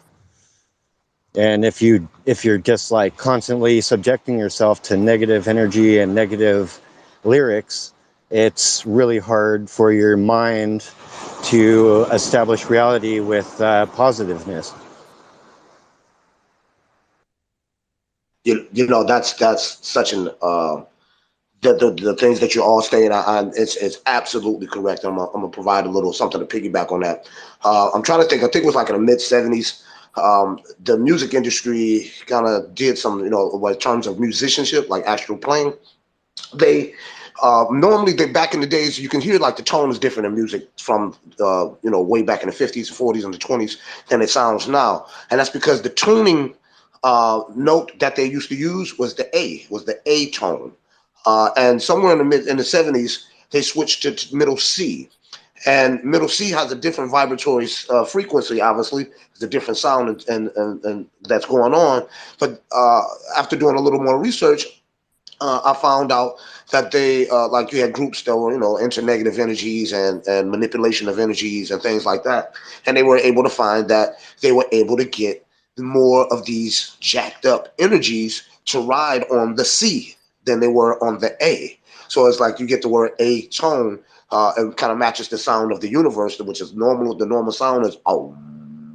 You hear Tibetan monks, you know, meditate on that. That is the natural frequency of the universe. So they sped up these frequencies to be able to allow, you know, these different type of crazy energies. And I'm not sure if any of you have heard, seen the article. It's been about 5 years since I saw it from was a really supposed to be. He was anonymous, but he was supposed to be a major record executive, and he was speaking about how they took records and placed them inside of, you know, inside of these rooms with certain frequencies, and they gave certain type of chants and things like that on them to allow these negative energies to be able to, you know, these spirits, if you will, to be able to go into the music and then released out into the public, so they're constantly being bombarded into the public's ears, and it allows these frequencies and these negative energies to be able to ride on top of these frequencies. And it's not surprising that they really start that this article, this editorial came out right around the time where privatization of prisons took place, and this gentleman was talking about how they were planning on using the same methods that they have been using since, the 70s to introduce all of these negative energies inside of mesmerizing, hypnotizing energies onto the music, and then to use that to manipulate rap music. And they they started pushing the hardest of the hardest rap music they can possibly push, the worst of it, the most gangster stuff of it. Now, obviously we had NWA and those kind of groups.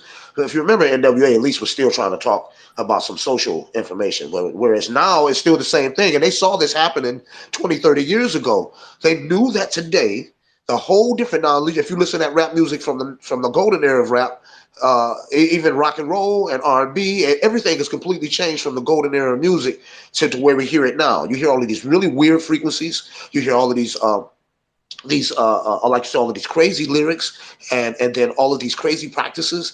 Drugs ain't never been nothing new in the United States, but think about how many young people today are so readily open to use drugs, and they're talking about it openly in their music, and they talk about it. They do it openly in front of you. They don't even care. You know what I mean? Yeah, So that is living proof. They want that energy out there. And if you really think, just like you brought up the history of how music sounded back then, you really think about the type of music that was made back then, and they spoke about real problems in the world. They spoke of the times that were going on around the world through their music during those times. You don't really so much get that now. Again, you have to go digging for that type of music. Ain't nobody out here, talking about what's going on in Ukraine and Russia and, fucking the vaccine. Let me give you a perfect example of how opposite they are. I don't know if you guys seen this last year or heard it. They tried to use hip hop to encourage getting the vaccine. Do you guys remember Juvenile's song Yeah, I "Back That remember that. Ass Up"? They got, okay, I don't know if they got, to me, they, okay, quote unquote, they got him to make a song called "Vax That Thing Up" or "Vax That Thing" or something like that, right? Same beat to "Back That Thing Up." But come on, man. Who is that targeting? Right? And like, wow. I don't know. Shit's crazy. For sure. That's so cringe. Yo, I also heard something funny too today. I'm not sure if I saw it on Twitter or Instagram, but they were saying about frequencies and beats and music, like during a bear market, most of the music that comes out is up tempo, and when we're in a bear market, I mean we're in a bull market, the music is down tempo.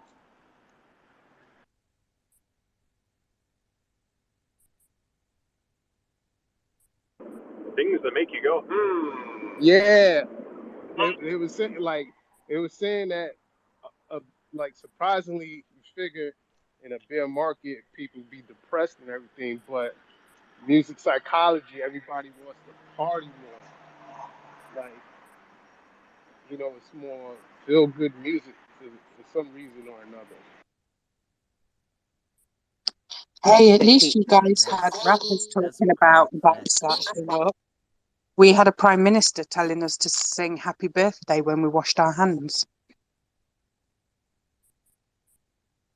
That's the smartest thing I ever heard. Great way to keep up with the hygiene. Yep. When washing your hands, to make sure you wash them long enough, Yeah, sing happy birthday to 20 yourself. seconds. 20-second rule. Like, or the lovely slogans like hands, face, space. I think I'd have preferred a rap song. Maybe Lemmy should have wrote one about COVID. He did low key. He did. He had Hey, to a get lot of it. my songs debunk COVID. Yo, I know COVID exists. I've actually had it.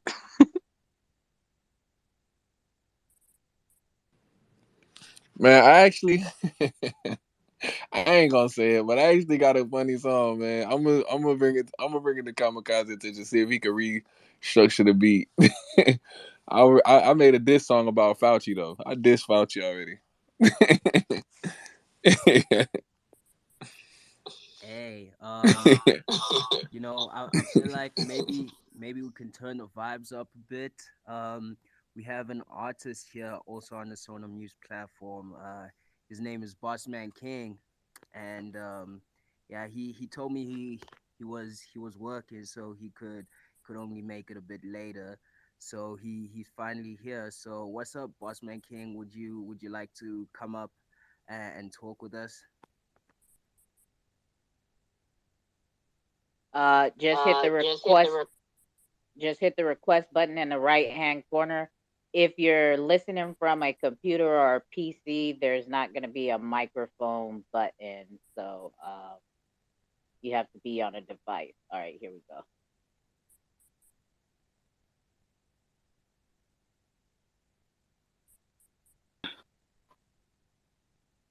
What's good, bro? Good. How about you? Good. Good. I'm good. You know what I mean? Just watching my nieces and nephews right at the moment. But yeah, I'm just soaking up the game, listening to y'all. You know what I mean? Y'all got some great conversation going on, some good topics.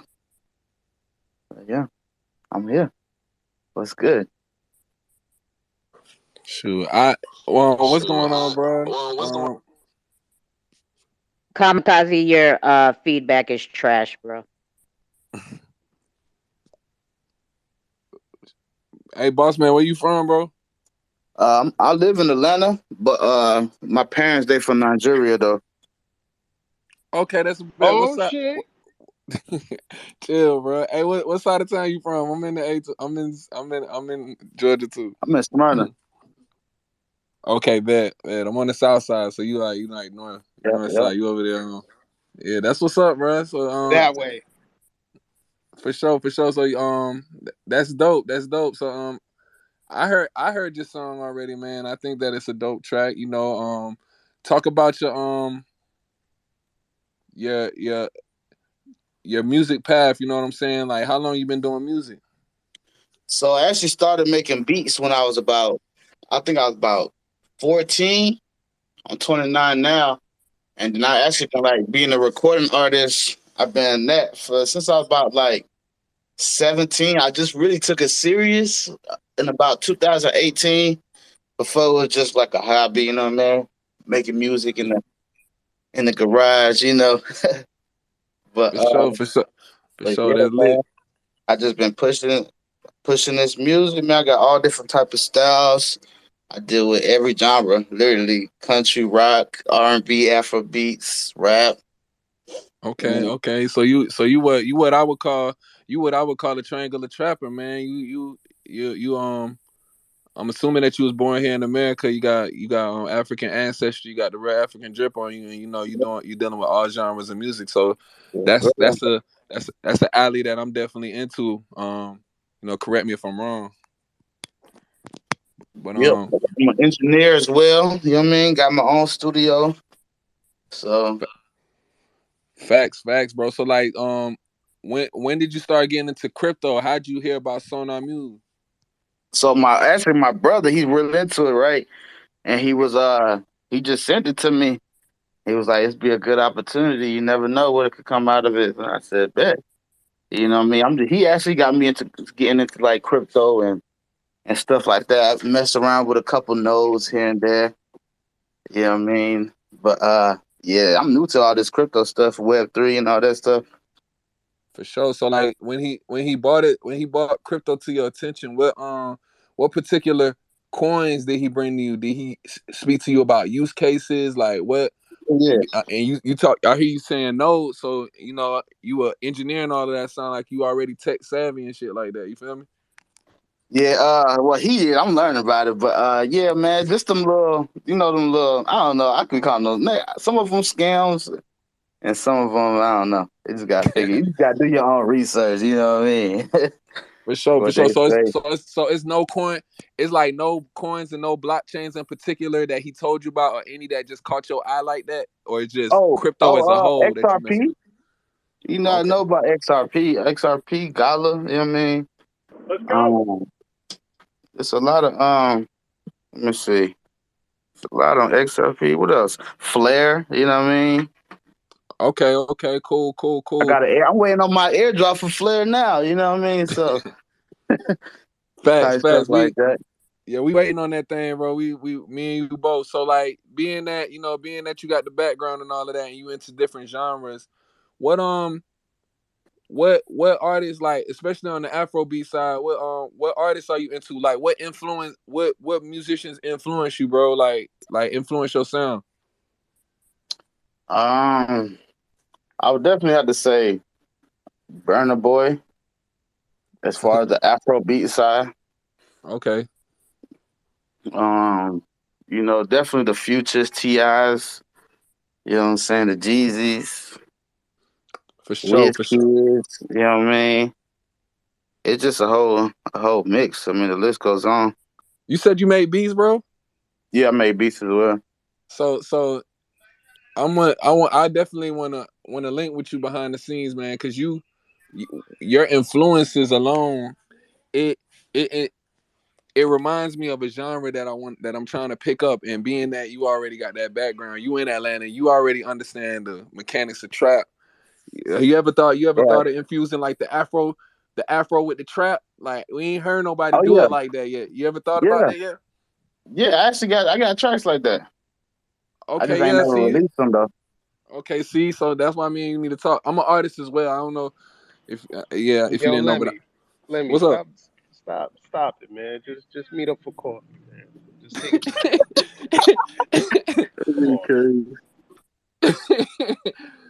it. Hey, this dude has no manners, bro.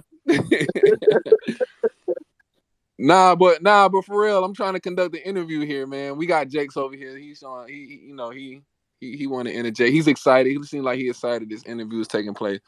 But yeah, man, I heard your song "We Up." I heard it. I'm a beta tester on Sonar Music as well, and I heard your track. And I told Kamikaze, like, yo, this is hard. Like, this is like the it's like a celebration. It's a celebration of what's going on behind for what he got going on, what he's doing, and all of us are early. We up. You dig what I'm saying? So it's like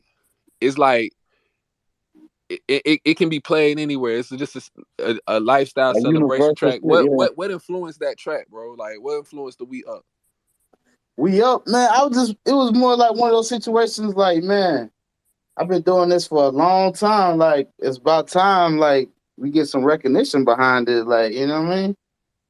Like, sure. it's more like it's our year type. You know what I mean? This our year. We up type of vibe. For sure. So, like, before we get into it, I probably just got a few more questions. Like, how do you feel? What have you experienced the web monetization aspect through Sonar Music and Core yet? How you been set up? And what does it feel like earning payments just off somebody going off your page and just listening to your music going straight to you, bypassing the streaming platforms and all that? How does that feel? I mean, it's kind of like a dream come true, man. In the aspect of it, like being able to just, sell your music, make money out of it. You know what I mean? It runs by itself, so it's like I've been searching for passive ways of income, so it falls right up my alley. For sure. And how did you link up? How did you link up with Sonar Music Kamikaze? It was a contest. Submitted for the contest or whatnot. Was selected, and then went from here. Here we are. We up. So shoot, without no further ado, this Boss Man King, you dig what I'm saying? Too cold. If y'all want to play a song, y'all got any questions for him? Or maybe we can ask questions after. We play the track. Oh, one more thing.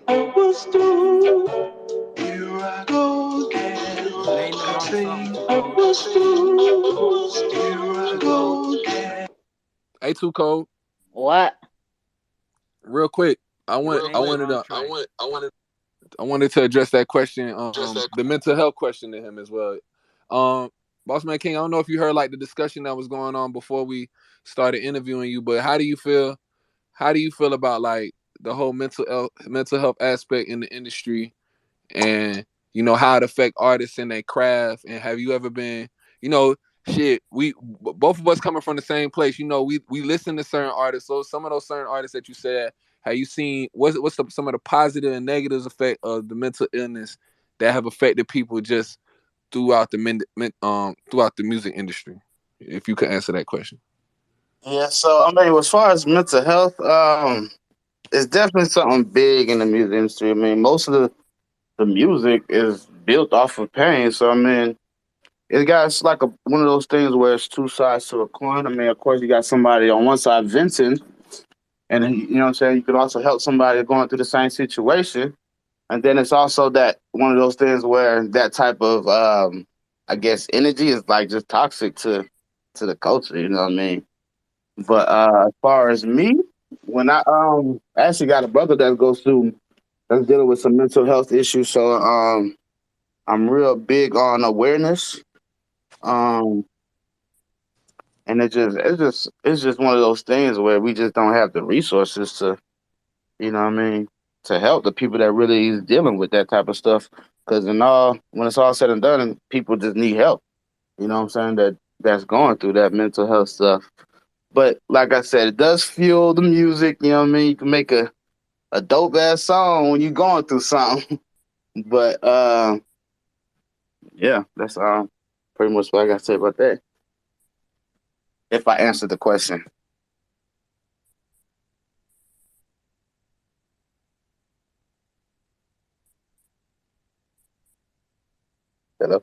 Hello, Lemmy, Yeah, Kamikaze, somebody.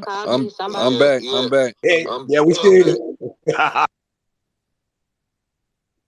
I think that was so true that you said that most music is built on pain. It's made out of pain, right? We channel that energy. You know, pain is such a powerful emotion.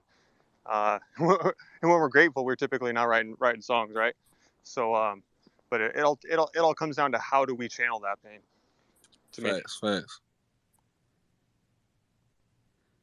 Facts. So yeah, man. Shout out to you, Boss Man King, for you know, sharing your thoughts with us and being here. You know what I'm saying? Too Cold, if you're ready, you can go ahead and play his track. I guess nobody else got questions for him.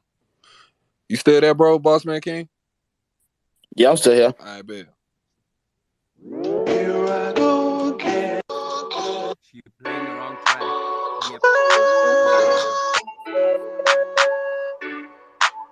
Boss man. King. Some of that bass out. We up. Yeah, we up. I've been working for a long time. Bruce said it's crunch time. Swear it's been a long line. Now we got the spotlight. Yeah, we up. Yeah, we up. We up. Yeah, we up. We up. Yeah, we up. I've been working for a long time. Bruce said it's crunch time. Swear it's been a long line. Now we got the spotlight. Tell him we up. Yeah, we up. Now I'm going to the moon. New messengers on a different no tune. Top flight chandelier. Tom Brady with it, making plays of the year. We up. Now it's time to re-up. I'ma kick my feet up. Set ahead and keep up. We up. Yeah, I'm about to stay up. And we gotta wait up. And we on the way up. We up. We up. Yeah, we up.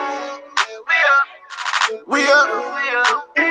I've been working for a long time. Bruce said it's crunch time. Swear it's been a long line. Now we got the spotlight. Yeah, we up. Yeah, we up. We up. Yeah, we up. We up. Yeah, we up. I've been working for a long time. Brewster said it's crunch time. Swear it's been a long line. Now we got the spotlight. Tell 'em we up. Yeah, we up. I've been working for a long time. Every day is crunch time. Party for a long time. Haters at its most high. Great time to feel good. Watch why I do it to a hill with that good girl. Now she all emotional. Tell 'em we up. I got my niggas with me till I run up. And if you from the north side, stand up. All the independent artists, what up? Yeah, what up? We up. We up. Yeah, we up. We up. I've been working for a long time. Brewster said it's crunch time. Swear it's been a long line. Now we got the spotlight. Yeah, we up. Yeah, we up. We up. Yeah, we up. We up. Yeah, we up. I've been working for a long time. Brewster said it's crunch time. Swear it's been a long line. Now we got the spotlight. Tell 'em we up. Yeah, we up.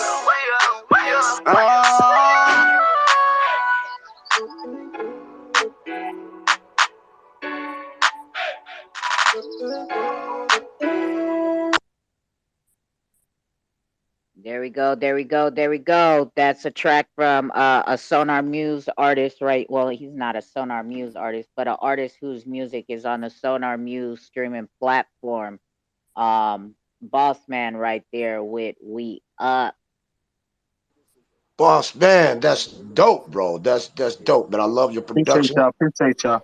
Oh man, I love that production. Your production is top shelf, bro. The quality is, I'm an OG in this game, so I'm really, really picky about the sound. When I hear people, I'm not too biased on exactly what people present because everybody's different. But I'm all about quality. You know what I mean? If that quality, because you can have a great song, but if the quality ain't right, people ain't gonna listen to it long. But you got great quality, and that's coming through the cell phone, being played over Twitter. So I can only imagine what that sounds like banging out the speakers. Appreciate y'all. Appreciate y'all. Yeah, it's out. It's out. I got more music too out on all platforms, videos, everything. Let me ask you a question. I know you say you do production. Do you have any production like out on the marketing spaces like BeatStars, Airbid, those kind of places? Yeah, I got some on BeatStar. It's under your name, boss man. It's gonna be Kingsley Beats. Okay. All right, man. If you can, follow me, man. Hit me up in the DM, man. Shoot me the DMs because I'm always grabbing tracks, man. Yeah, I Especially got when I you. hear solid stuff like that. That's so dope. I got you. Oh yeah. We up. Shout out, Boss Man King. We up. Yeah, that's dope. I like that. Hey, I don't want to talk too much because I have that static feedback, but yeah, shout out to Bossman King. Really appreciate you sending through your music. Yeah, I I'm actually gonna send you a tip via Coil. This is a feature that Coil has been testing where you can tip an artist based on the interledger payment pointer, so you can pay them directly through their interledger payment pointer. So I'll be paying you a tip right now via the Coil subscription, so you can check out your interledger payment pointer. I just sent you $2. Appreciate that, man. Every bit counts. Every single bit. For real.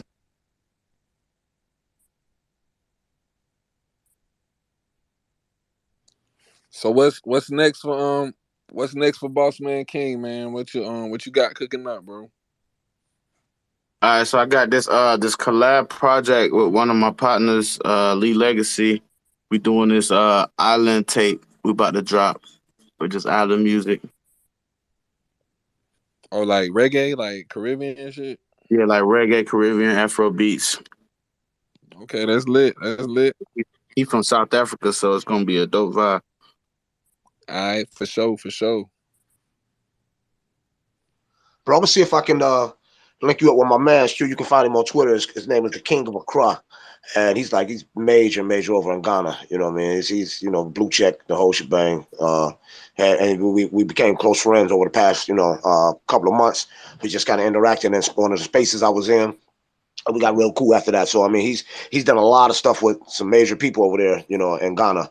So I definitely want to, link y'all up. Maybe I'm sure that something major can happen out of it. That's for sure. Oh yeah, I'm with that for sure. For sure. Hey, I also wanna send a tip to Hamza. Hamza, I'll be sending you $2 from my coil subscription. So I have, like I said, I have the opportunity to test out this coil subscription tipping with the Interledger payment pointer. So I'll be sending $2 to your Interledger right now.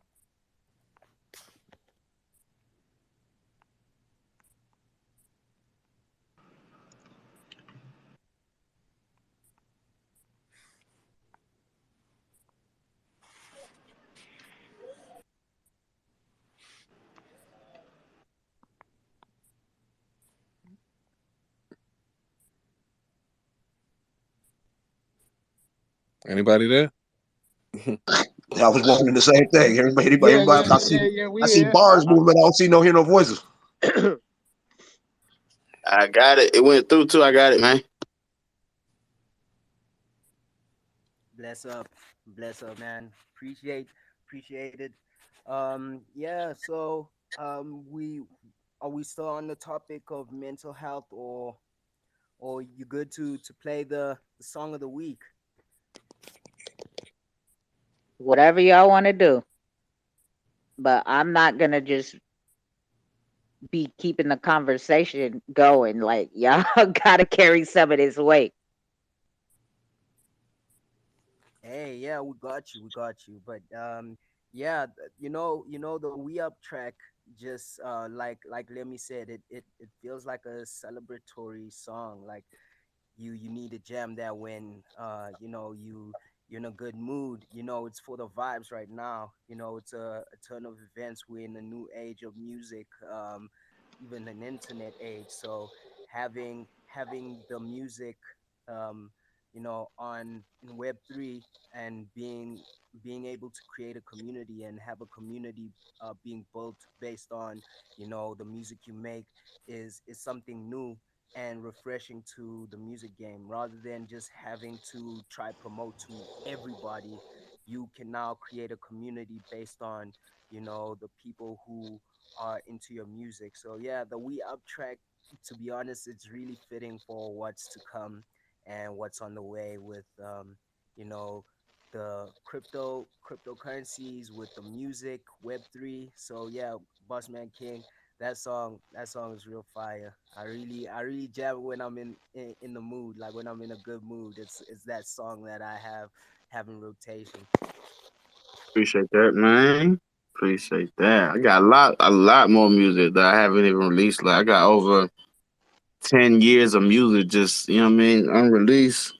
Because I've been doing it for so long. I just really started releasing songs in 2018, and from there, I've released a couple singles and one project. But yeah, there's definitely more to come. Definitely more to come. Yeah, that's what's up. Yeah, the beat was definitely dope. I was vibing to that. I see we got Hi Hatter with his hand up. Go ahead, Hi Hatter. Yo, hey everyone. So yeah, I just want to give a shout out to everyone out here, all the artists, all the listeners. When it comes to the mental state or wherever you may be in the world, whoever you may be, um, much appreciation to the artists out there, and know you're not alone. There's so many listeners out there that appreciate the art and the music that you create. And to all the listeners out there, know you're not alone, because there are artists and creators out there that are vibing and creating this awesome music and medicine for us to listen to. And yeah, we got to realize that we're not alone. There's we got this capability to interact with each other and communicate with each other and listen to each other's music. And So yeah, it's all about steering yourself in the right direction and putting yourself in the right vibes and communicating and being in the right communities with the like-minded and good vibed people. And much appreciation to everyone. Shout out to everyone. Much love. I love that guy right there. You so positive, dude. I love that, man. You a dope guy. I appreciate you even giving them kind of words to everybody because we all need that from time to time, for real. Yeah, yeah. Thank you for that. I had appreciate that. So, anybody else want to say something about Rob's track or pick up the conversation of music and mental health, right? Or Lemmy and Kamikaze can get into their track of the week if nobody's gonna expand on this conversation topic. If you want, hit the request button and we'll bring you on up. All right. Well, it's entirely up to you all. Before we switch to switch gears, if you would like to hear the song, I would do it live for you right now if that's okay. Oh, your song? Yeah. I mean, shit. If you want to, yeah, it's completely up to you. Yeah, I'm Okay. with it. All right, all right. We'll just do a little chit chatter for it real quick while I set this up real quick. And this song is about it's on the topic of mental health. So I guess it'd be a good way to wrap up the conversation and go on into the song of the week. So give me 1 second to set this up. All right, for sure. Sounds good. So Kamikaze, while you got him here, I don't know. Did you tell him of the process of onboarding onto Sonar Muse, or when that as an artist, when that wave is gonna be happening? Do you guys have a date for that yet? Yeah, so I did explain, yeah, we are gonna have the next round of music submissions coming soon. It will be in September. So yeah, we have a month for it.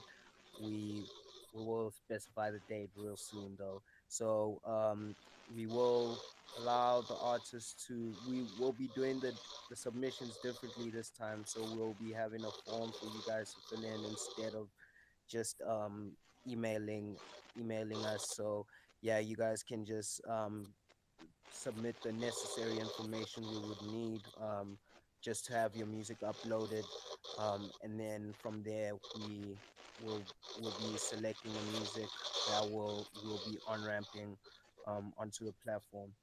And then yeah, there's a lot that will be on the way. I know we haven't released some updates on the website um this week. We definitely working behind the scenes, so the website is under construction. um I'll only update it in a couple of weeks.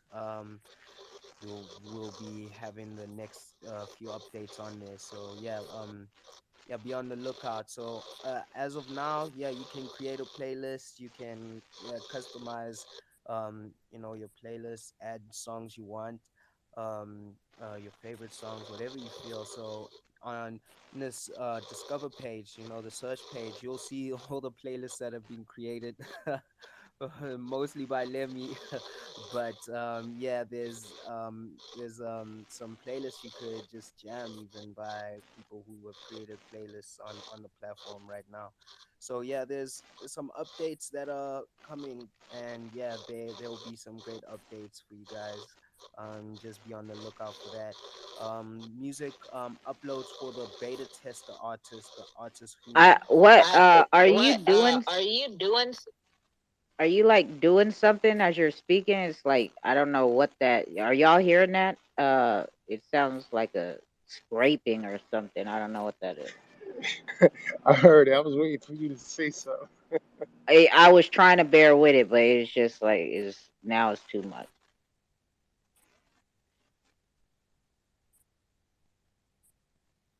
I don't think that's me though.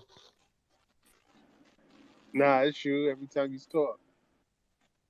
For real? Okay, I have no idea. I think my phone is tripping again.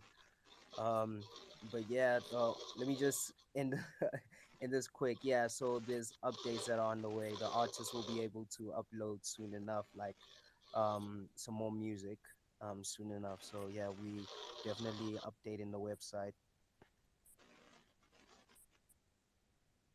Okay. All right. I think I'm about ready for y'all here. All right, perfect timing. All right, here we go. We got Rob finna perform his live track called Anxiety.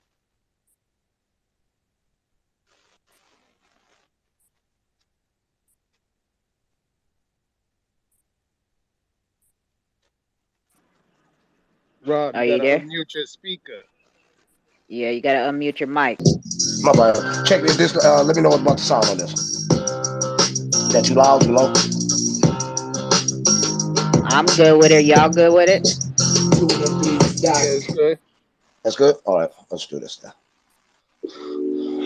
Wait a minute. Not that one. All right, we go 1 second now. Sorry about that. I just had everything in place and everything likes to move around all of a sudden. Sorry, here we go. Here we go. All right, all right. Sorry about that, John. Here we go. Let's go. Mind is giving out, and my heart is slowing down. My mind is giving out, and my heart is slowing down. Can you help me out? I need somebody, need somebody, need somebody now. When my walls are caving in, and I'm this close to the ceiling. Don't fail me now. TunaBeats.com. When my mind is giving out, and my heart is slowing down. Can you help me out? I need somebody, need somebody, need somebody now. Somebody help me up. When the walls are caving in, and I'm this close to the ceiling. Check it. Don't fail me now. I need somebody, need somebody, need somebody now. Yeah. I got my back up against the wall, cause they starting to cave in into the abyss I'm about to fall. Around the corner from the eye of the storm, and the sound of the wind again, and it's taking me out the norm. The water's against the doors, and the doors of the evil force trying to take me from the source, leaving me no discourse. See, I pray at multiple layers, demonic can betray us. A crazy masterpiece is how the world's street betray us, man. Caving on my spirit like a T-roller, teeming with fear and depression, weary till this dream's over. Somebody help me, the citalopram's no longer working. I need some consolation, cause I'm feeling like it's curtains. A little bit of love is all it takes to make a change. A little inspiration to take me out this pain. So if you love me, reach down and lend a hand. Now, cause anxiety might be strong enough to take your man's out. Hey. When my mind is giving out, and my heart is slowing down. Can you help me out? I need somebody, need somebody, need somebody now. Somebody help me up. When my walls are caving in, and I'm this close to the ceiling. Don't fail me now. I need somebody, need somebody, need somebody now. Now, where has the happiness gone to? The answers to life's questions, a testament to what I've gone through. You feel me? Want you to see the real me. Trying to live eternal, but depression is trying to kill me. Whatever happened to the way that it was meant to be? What happened to all this oneness in life that I was meant to see? The complexity perplexes me to the next degree. When all I really want to see is just the best of me. I can't breathe, I can't think. Trying to stay afloat, but further into depression is where I sink. I'm on the brink. Somebody help me get up off this ledge. I need a break from the weight of the road. Am I better off dead? I can't down my grandsons, they need me for the guidance. I'm searching for the light of day, it's getting hard to find it. This ain't the life for me, I'm crying. Won't you help me, please? Ready to get back on my feet. I'm tired of living on my knees. Hey.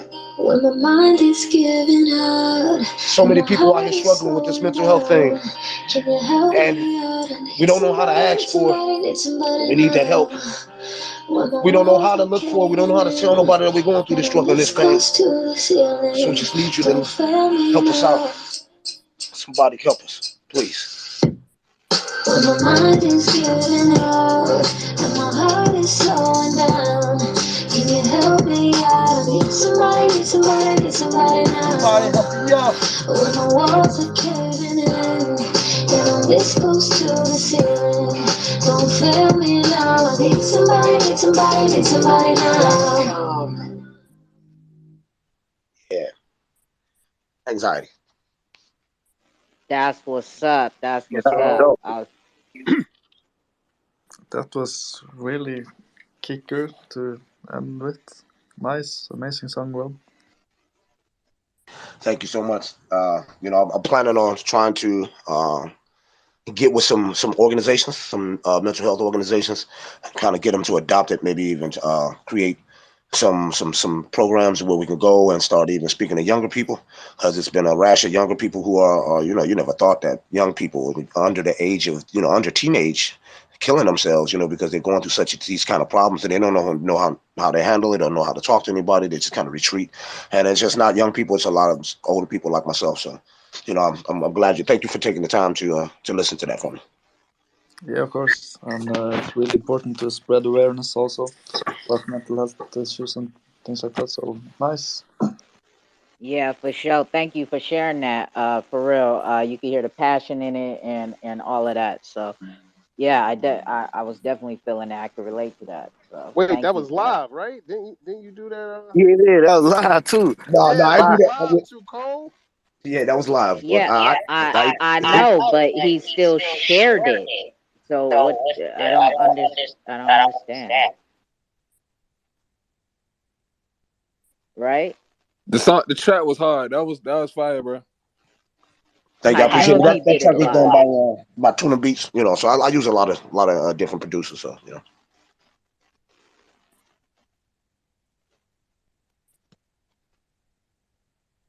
I ain't gonna count though, man. You definitely killed that motherfucker though. You got that. You got that DM. You sound like DMX though, like talking regularly. You know what I mean? yeah, I get that a lot. I get that a lot. That's probably from years, for about 3 or 4, maybe about 4.5 years, 5 years. I used to sing backup for a group called Priceless Entertainment, and we used to sing in clubs. And it was before they before they banned smoking inside the club and shit like that. So it was like night after night after night after night, singing and breathing in that smoke air. It did this to my vocal cords, and I used to be like jacked up and pissed off about it, but it turned out to be a signature for me. So I'm not tripping.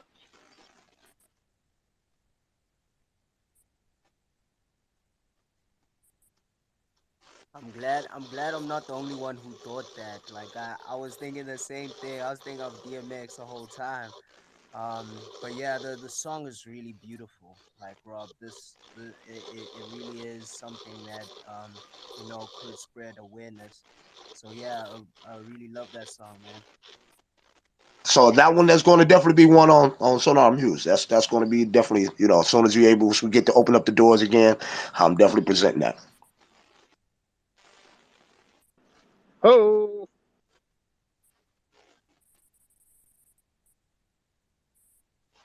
Now I'm ready for the song of the week. I'm ready to hear my man's you know let me get in this mug and do the damn thing. You know what I mean? For sure, for sure. Y'all. Well, damn. With no further ado, this is gonna be the song of the week, man. It's called Silent BG. Um, Inspiration behind this track right here. Is my cousin. He's currently locked up right now. And we used to listen to a lot of Cash Money growing up. Like, if for those who don't really know about me, I was born in New York, raised in Atlanta. So I got a lot of family in New York, and one of my cousins, he was from the Bronx, but you couldn't even tell when Cash Money and that whole No Limit Way came out, he had all of their music. You know what I'm saying? We like students of the game. He had all of their CDs from BG, Lil Wayne, all the beginning Cash Money shit. You name it, he had it. So he was really big on BG, and BG had this album called "It's All on You" Volume 1, and he had a song called "Silent BG," and that was like one of his favorite songs. So you know, it was the song. The song resonates with crypto in a way where you got Brad Garlinghouse and this was his BG. So like I wanted to make this a dedication. This song was made like last year. I made this song last year. It was just like a dedication to him and the whole crypto space in general, because this was like a becoming an age for me in the crypto space where I started actually doing my research. Like I've been in crypto since 2018, but I wasn't really doing my research like that. So I started to do my research and learn about coins and start investing. So this song is like a testament to that, but I'm just correlating the two, like BG Baby Gangsta and Brad Garland House BG, and Brad Garland House, he's been somewhat silent about the whole SEC allegations and everything. So I would just shout him out and shouting out my love for crypto. And my cousin, he's on the song with me. He's actually recorded this song from jail. You know what I'm saying? He's still pursuing his music career while locked up. He's still making music. So when you hear his verse, you can tell that it's from a phone. And I kind of somewhat told him about crypto and whatever, and he was already aware of it. He was already aware of Bitcoin, and he's into stocks, from behind the cell. So he talked about it from his perspective. You know what I'm saying?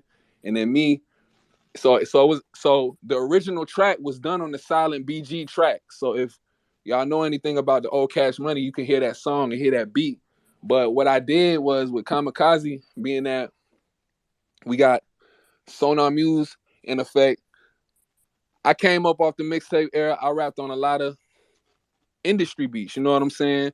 And there's a few songs that I rapped on that are crypto songs that are industry beats that I would love to turn into just regular songs. So I just reached out to Kamikaze, and we've done that already with Proof of State. We did that already, and maybe we plan to do it with more. But I reached out to Kamikaze and asked him like, "Yo, this is a song that I'm interested in. Like, you being a producer of, can you switch the beat up for me? You know what I'm saying?" And we all possibly break bread on Sonar Muse through white monetization with this track. So Kamikaze heard it, and he was down for it.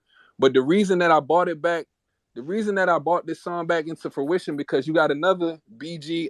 I ain't really been following her story like that. You got Brittany Griner. She just got locked up for the weed in Russia and all of that. I was seeing all that free BG stuff the other week, and I was just like, damn, I actually thought they was talking about the rapper BG. But I put two and two together as Brittany Griner because I don't really be following, the news like that. So I was like, it made me think of my song Silent BG and just go back to it and just get that nostalgia that, Jakes was talking about, that we was talking about earlier with the music. And just come to Kamikaze with it and just kind of refresh it. So in three ways, unconsciously, it's Silent BG for BG Cash Money. Then you got Brittany Griner. Then you got Brad Garland House. I made the song from Brad Garland House, but it can go three different ways. Now that I see it, just looking at the growth, just looking at life and how it progresses, and just the growth of the song naturally. So that's my song, Silent BG. Kamikaze made the beat. If you want to speak on it, bro, you can. Yeah, so I'm not on the track. I'm just a producer this time. Yeah, Lemmy did ask me to revamp it and remake the beat. So I just made it according to the emotions felt on the song. You know, doing my own style of beats. And yeah, this song is really dope. You know, the topics that Lemmy and his cousin speak about, and even finding out about his cousin, he only told me afterwards, after I made the remade the beat, and I was like, oh man, this is this is crazy, because like, I felt some uh different emotions when I heard the song, so it gave me the type of vibe that I made for the beat. So yeah, this one is Silent BG. It's one of those ones. Really enjoy listening to this one too. So shout out to Lemmy, shout out to his cousin. We always trying to educate people here with the crypto, the same time bring some vibes and some awareness. So yeah, this is Silent BG. For All sure. right. Oh, my bad, too, Cole. My cousin, he go by Oh Nasty, by the way. So yeah, that's his name. So yeah, I plan to tell him about Sonar Muse too, but yeah, that's for another day. All right. Here we go with the track of the week. from Lemmy and Kamikaze on the beat, right? And featuring Lemmy's cousin. What is it? Oh, Nasty. nasty. Oh, nasty. Oh, nasty. So, and this is coming off of the Sonar Muse platform. So here we go. Is it gonna play? It's too cold, raw and uncut. You know the vibes. Sonar Muse for streaming Xrpl blockchain music. NFTs to prove it. Triangular trap tsunami. This how we do what we do when we do it. Catch our way. We mad so loud. Our muse so Tuco, you playing the on wrong that track? Xrpl, it get bipolar. Oh Haters. my god, this. No, I'm on the page. I clicked the thing. The thing is up here. Man, okay, let me check on my side too. Were you able to play it earlier on? Yeah, I did. It's too cold, raw and uncut. You know the vibes. Sonar. It says Silent BG. The playlist player is at the bottom. The album cover is right there. I hit play and. Damn, hold up. I could try to play it from my. I only got it on my phone. I could try to play it from my computer, but it ain't gonna be. Hold up. Let me go downstairs. Give me a second, so. Streaming Xrpl blockchain music. NFTs to prove it. Triangular trap tsunami. So, Hey, yeah. a Give bit me a of sec. technical difficulties right now. Give me a second. I'm about to see if I can play it. So Kamikaze, you sent the link. You sent the link in the message. Yeah. The link is there. Let me resend it again.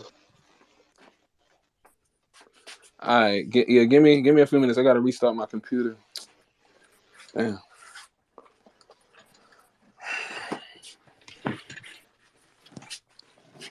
Oh, it's already on. That's good. It's already on. So that should make things faster. Hold on.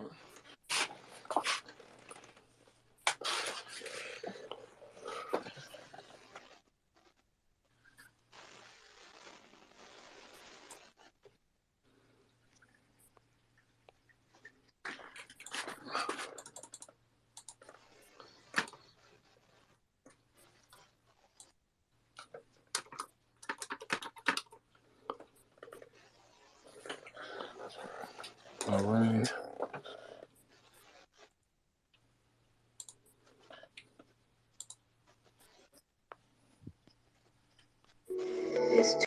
You sent it again? You sent it again, Kamikaze? Yo, could you try to play the one I sent you on Telegram? Because I think it's also giving me the same kind of thing too. I bet. Hold on. I'm gonna have to re-upload it again. Let me just try to fix that up right now. Hey, that feedback is crazy. So you might want to. All right, I think it's gone now. Somebody's feedback was crazy. I'm finna go on Telegram real quick. Wait, no, where's this other phone? Am I gonna be able? No, I haven't told you. All right. Let me see if I can find. All right, I'm on Telegram now. Give me 1 second.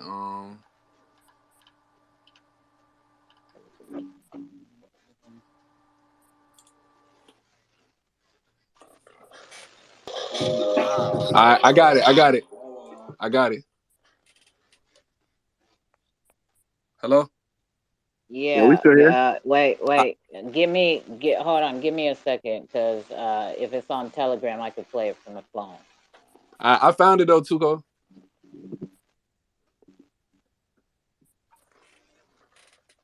All right, guys. You know what? I actually see that like the song wasn't even uploaded completely. So. No, I can't. Yeah, go ahead. Let me take care of that. Yeah. All right. So Kamikaze, I'm gonna go ahead and play it. I got it. All right. So here you go. 3VG. Whoa. Liver manifest invest. Nah, bro. not because of that situation. Oh shit! Yeah. Hold up. Telegram technical. Telegram technical difficulty. Hold up, man. We're gonna get this shit right. Hold up. Let me let me get this shit up out of Telegram. Y'all all sound like y'all in one house together looking for a pair of car keys. Right, don't it? Damn. I know y'all like this shit better be hard. Hold up. Don't It you love sounded it when hard. That was what it technology was fucks playing you for a over? second. Yeah. That was Wait, it. what the hell just happened? I didn't understand nothing. Oh, let me see. I'm about to pull it up on iTunes. Give me 1 second. Okay, I hopefully if Lemmy can't play it in time and this thing uploads in time, then yeah, probably Tuco will be able to play it on the website. Alright. If not, look for it in between the cushions and the couch in the basement.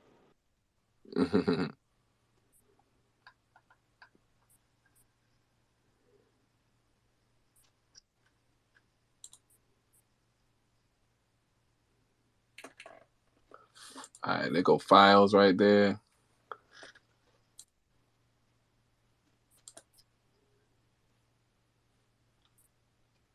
I should have just played the Sonar Muse track while y'all was doing all this. You can play the Wake and Bake song over.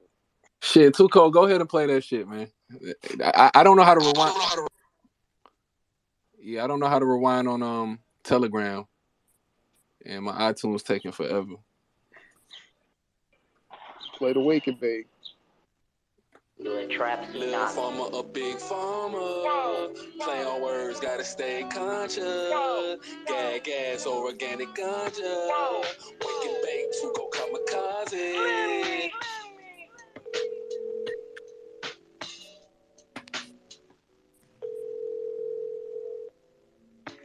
What's up? It's the Wake and Bake. Too Cold and Gorilla J. Xlemi and Kamikaze bringing the vibes. So pull up, cause we live. Yeah, an OG, smoking OG. I crush it down, break it up, roll it and smoke it slowly. The organic grown trees, a puff of that good weed. Could put you on a vibe that can make for good stories. Go ahead and proceed to pass the joint and don't forget to play some music. It will stimulate the mind once you get into it. We can talk about it if you're into it. That's on me, let me into cold, get into it.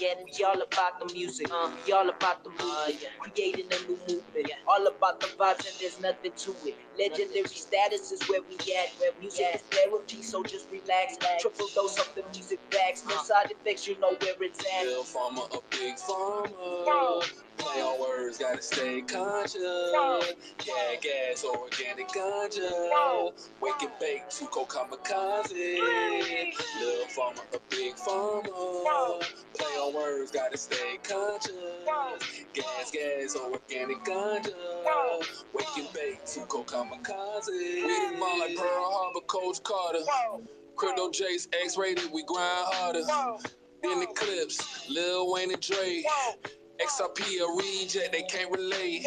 Family matters, they used to call me Steve Urkel with my suspenders on and my bug tee. Sober knew the shawty and I was bug weed. Blood type diet, guess I'm a little farmer. Big farmer, still killing off the masses. Wake and bake, every episode a classic. I prefer a real body over a plastic. Sonar Muse, we been triangle the trapping. Little farmer, a big farmer. Play on words, gotta stay conscious. Gas, organic ganja. Wake and bake, Tuco kamikaze. Little farmer, a big farmer. Play on words, gotta stay conscious. Gas, organic ganja. Wake and bake, Tuco kamikaze.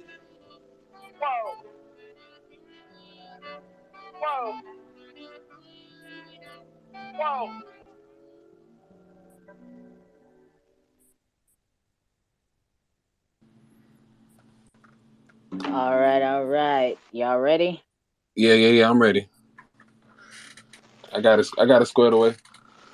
All right, here it goes. Silent BG. Here it go. Don't sabotage me. Triangle trap tsunami. Free BG.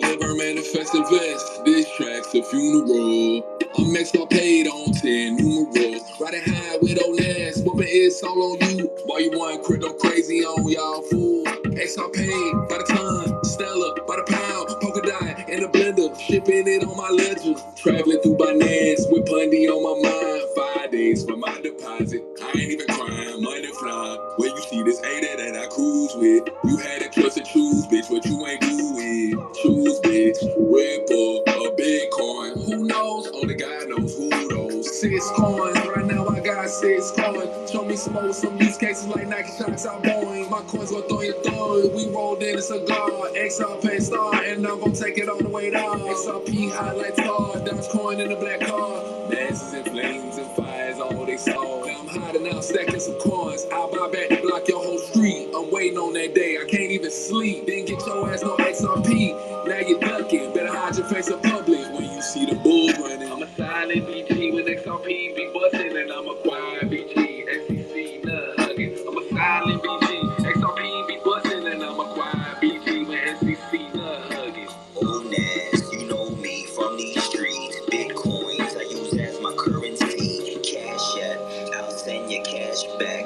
I invest money on things that bounce back. Remember robbing niggas just like Robin Hood. Now I invest in stocks on Robin Hood. I'm no good, but I might buy the block. Some sell rocks, but I invest in stocks. My piggy banks had quarters and pennies. In a few years, my Bitcoin's gonna be worth $1 million. Let's get busy. My city, my bitch real pretty, smart as hell, invested in Silicon City. All my money encrypted, lyrics is scripted. All I want Bitcoins for gifts on Christmas. I'm a silent OB, you won't know when I'm coming. Banks don't like Bitcoins cause they losing money. I'm a silent BG with XRP be busting, and I'm a quiet BG, SEC nut hugging. I'm a silent BG, XRP be busting, and I'm a quiet BG with SEC nut hugging. My chain link. Main Skrilla, young savage, play no games with you. For being broke all the way, I got this crypto for you. I'm Xrp, now I'm chillin', cause I got this feeling. My legend finna make $1 million. Sophisticated Southside, polished nigga from the street. Disrespect me and that Xrp hit gon' be sweet. Got 1 Ethereum, blood clean, Xrp over $1. Got my own library, they calling me the crypto scholar. Me and Kim done make guala finna invest in my own pilot. We're real African drugs so we can stack up digital dollars. Hustling harder than my mama, want to smoke just like my father. Spitting just like I'm the Carter, but I'm silent BG. Like Brad Garland House, ain't got it like Charterhouse. I'm AI, they Toronto, they cannot guard me now. I'm stepping over these niggas, yeah, I'm exposing these niggas. Lupe, I'm so mean and vicious. They don't know you as crickets. Female dogs, they got bitches. Xrp paid all my riches. Crypto cray is delicious. Private plane, how we living. I'm a silent BG with XRP be busting, and I'm a quiet BG. SEC nut hugging. I'm a silent BG. XRP be busting, and I'm a quiet BG with SEC nut hugging. This song is dedicated to Brad Garland House. Silent BG. Purple CEO. XRP for sure. Looking like a great investment. Over here we ain't stressing. I'm Xrp. Triangular trap tsunami.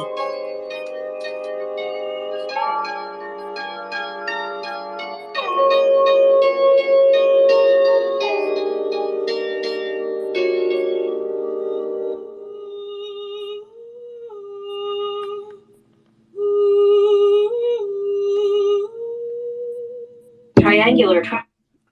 My bad. That's it. Love the vibes, Xlemi. Love the vibes in this one. For sure. Yeah, so that was Silent BG. Yeah, that was dope. That's what's up. Yeah, for sure. Yes, sir. I'm feeling that, my baby. Dope shit. Good look. Yo, your cousin kind of sound like Kamikaze. Definitely so? feel the Xrp love on that though. What did you say? I ain't hear what you said. What'd you say? I definitely hear the love for XRP on there. Oh yeah, man. I'm like you tap in. I rap a lot about XRP. I fuck with the crypto, man. I'm on the crypto heavy, bro. Yeah, I'm trying to get more into it myself. Like I said, my brother, he all the way into. He the one that got me. I just see him make so much money. I'd be a fool not to hop on it. Really, that's where I'm at with it. Facts. But we gonna definitely tap in though. We in the same city, so Yeah, for sure. I shot you a DM, so let's link, man. You already know. Yep. Mm-hmm.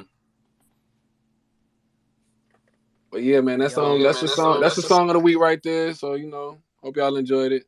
Yeah, Kamikaze, you got anything?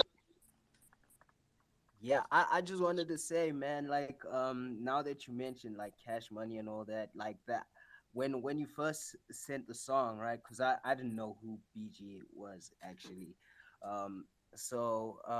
Hearing that and you speaking about Cash Money, I could hear the flow, like the cadence was like that old school Cash Money, Lil Wayne, kind of flow. So like I was like, oh man, this gives me that old school Birdman Lil Wayne vibe when I heard it. And then you just mentioned it now and explained that okay, this is the kind of vibe you were going for and what you were why you made it. So yeah, man, really feeling it, really feeling the vibes, man. Shout out to you for that one. Yeah, bro. That's what I was saying. If you heard the song, I actually bit his flow on purpose. I bit BG flow on purpose especially in the beginning. And like I made my voice deeper and all of that stuff. But hold on one second, gotta answer this though. Yo, I want to chime in real quick. While it's on my mind, since we doing is Web3 and it's all about crypto and how we can utilize the blockchains, to make things happen for us, especially on the music level. Also, one of the things that we talk about a lot in the spaces, especially with MVA, is, and I'm also a serious member of the Slavic Fruit Farm.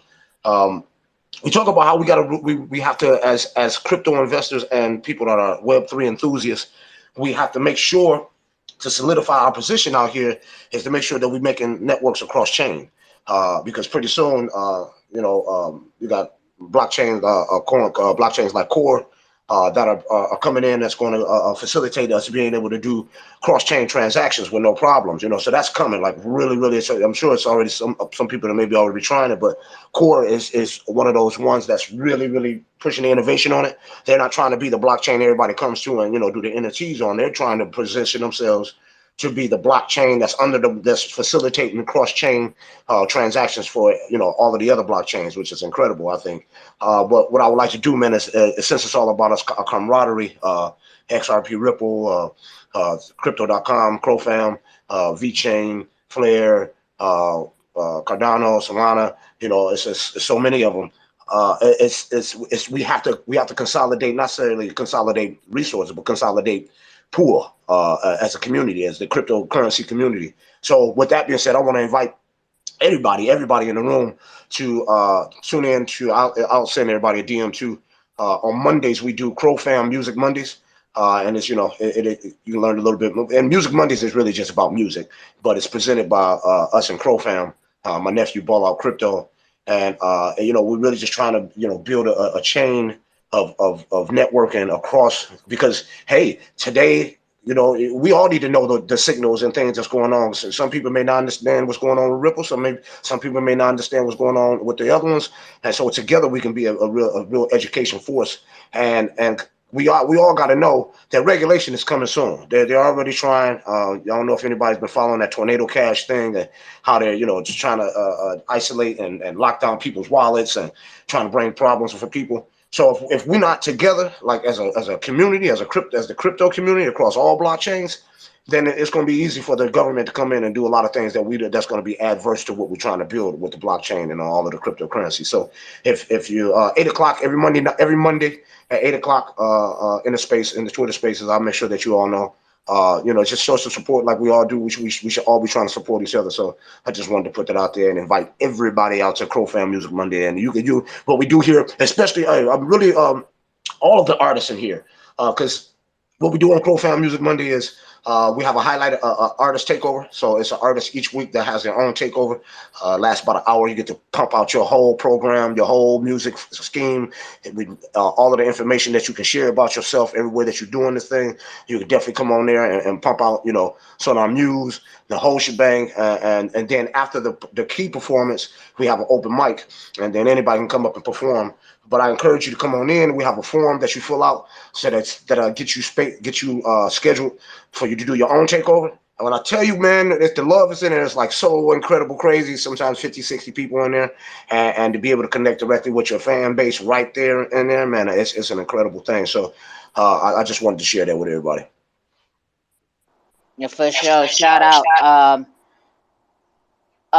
If you check my pinned tweet on my page, I host a lot of space calls as well as cross chain calls, which is they're bi-weekly on Mondays at 5 p.m. Eastern. Because welcome to the Two Code House, right? I'm hosting space calls pretty much 5 days, 7 days a week, damn near. So yeah, this is what we do here. Is we try to help educate not only about music but about heavily about Xrpl, because that's what I'm familiar with and most of the people that come into calls with. But since I've been doing all these calls, they've wanted to expand to learn more about different blockchains. So that's how we got the bi-weekly calls on Mondays going now as well. So those ones again are cross-chain calls. So yeah, that's it. We already got those balls rolling. But yeah, definitely when I don't have a call on Monday, I could pull up, and hopefully y'all pull up to our bi-weekly Monday calls as well. Welcome to the Two Call House. I love that slogan. You should start to use that more often. Awesome. Make sure when you're doing them spaces, hit me in there, because I'm always down to network and share the education, because I'm You learning just like everybody else. you gotta just follow the page and follow my page, and I don't try to shill my shit, but I post my calls every day when I go live, and you just I don't do private DMs really. I got too much going on to Gotcha. organize Oh, I all got the you. calls and everything. Yeah, I get y'all. I'll see it then now then, because I follow you. So Yeah, you'll see a ring around her PFP damn near every day. So just hop on in. But yes, but I think I have to chime out. But thanks a lot, everyone, for the space today. At least been a lot of fun and a lot of good good tunes to listen to today. So thanks, guys. Yeah, appreciate it, Wolf of God. Think yeah, we also about to close up here. But yeah, appreciate you guys pulling through though.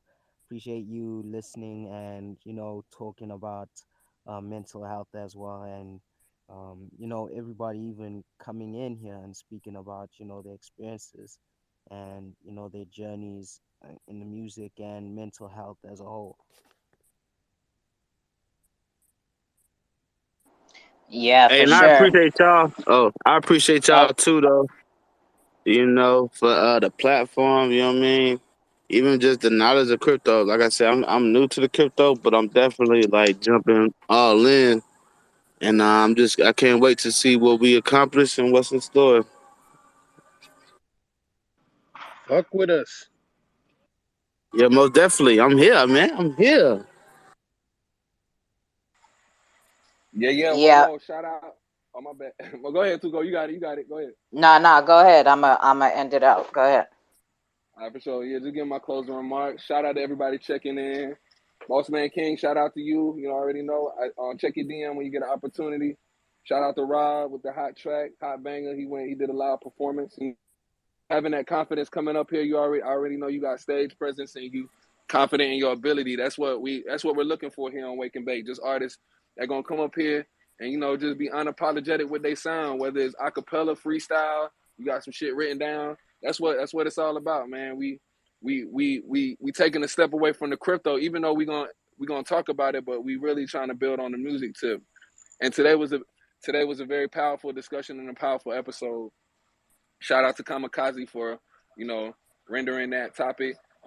Too Cold, the legend. If you're not familiar with what she does, man, follow her. Tap in. She got the best spaces, the most insightful spaces, the most raw and uncut spaces. We ain't holding shit back over here. You know what I'm saying? And then with that, you're gonna find out who I am. You know what I'm saying, through the music. I make a lot of music. I call it blockchain music, NFTs to prove it. But I'm still an artist at the end of the day. I'm an artist all across the board. So, shout out to Hale, shout out to everybody checking in, Crypto Red Eye. Niall, shout out to you and the Syndicate. You know what I'm saying? Shout out to Outside, Godzilla, Cowboy, High Hatter, Tough Times. You already know. Everybody who checked in, jumped in and out, y'all already know what it is. Bless up. Catch y'all next week. Damn, you forgot about me. Gorilla Jake. Gorilla Jake Gorilla Jake talking that shit. Yeah, all right. That's that hard cake. All right, it's all good. Gorilla Jake's popping shit in my DMs. Gorilla Jake's popping shit in my DMs too. Nah, bless up everybody. Go ahead, Kamikaze. Hey, yeah, appreciate everyone pulling through. Bossman King, appreciate you pulling through and speaking about your sound and who you are and your experience and the blockchain, learning about it, even joining the platform. It's great to have you on there. Appreciate everyone joining in. Our side, OC Lost Art, Hi Hatter, thank you very much for having some input about this topic as well. Rob, amazing, man. Like, that was an amazing song you performed there. Really appreciate what you did, man. Like, you definitely gonna bring awareness with that song. It's really catchy. It really has that vibe, and I really dig it. So thank you very much for pulling through and even joining in to the conversation. Hales, it's always a pleasure to have you. Thank you very much for chiming in as well and being there in the space as well. Crypto Red Eye, man. Love it when you're here, man. It's great to have your presence as well here, man. Really appreciate you listening in and supporting all the time. Gorilla Jakes, man. Can't forget the substitute the substitute host, the substitute teacher. He's always there to fill in when one of us isn't here. So yeah, so love, man. Yeah. Thank you, Too Cold. You awesome with the spaces and hosting. Thank you very much for always being here. Godzilla, really appreciate you also being in here. Cowboy, shout out to you too. Really appreciate all of you guys being in here, and yeah, we'll see you again next week for another music pack space, another dope vibes. We always gonna bring some great vibes. So yeah, really appreciate you guys tuning in. For sure. Jack, go ahead. I was gonna say, can I go or you just gonna cut it?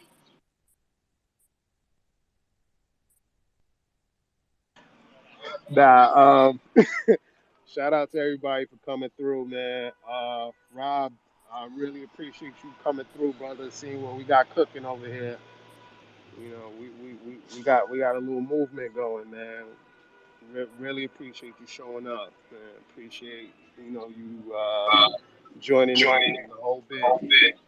Boss, man, your shit is dope, man.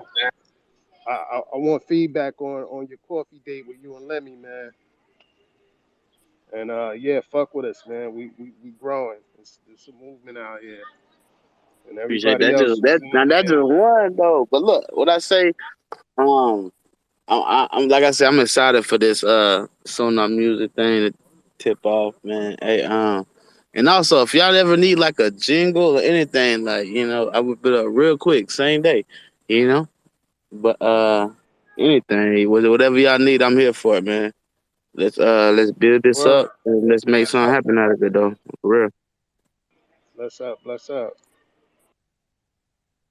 Yeah, thank you, everybody. Thank y'all for allowing me to come in and just be me, man. I appreciate y'all. I'm happy to be a part of this music journey. Thank you for inviting me. No doubt, man. Always an open door for you. Oh yeah, 100%. So again, I want to thank everybody for pulling up to the weekly Wake and Bake Vibes, right? With Lemmy, Kamikaze, and Gorilla Jakes, right? This is the vibes every Thursday. As I was saying earlier, if you look on my pinned tweet on my page, is a schedule of all my calls that I do throughout the week. Tomorrow is Friday. Woo! I need it. It will be my first day without a scheduled call since Saturday. No, it's not. Don't you got the fish fry? No. So Oh. so thank y'all. I appreciate no, I'm gonna put that off till next Friday or something. So I appreciate y'all for pulling up Okay. again, and we do a lot. So the next scheduled call is the Xrpl pool party with Gorilla Jakes and Triple X Rated for kind of the late night crypto hours right at 11 p.m. Eastern. So and I want to thank our guests, Rob and Bossman, for pulling up and sharing their music with us and tapping in, right? And hopefully we see them again, not just on a Wake and Bake call, right? Seems like we can help them learn a lot more about the XRPL.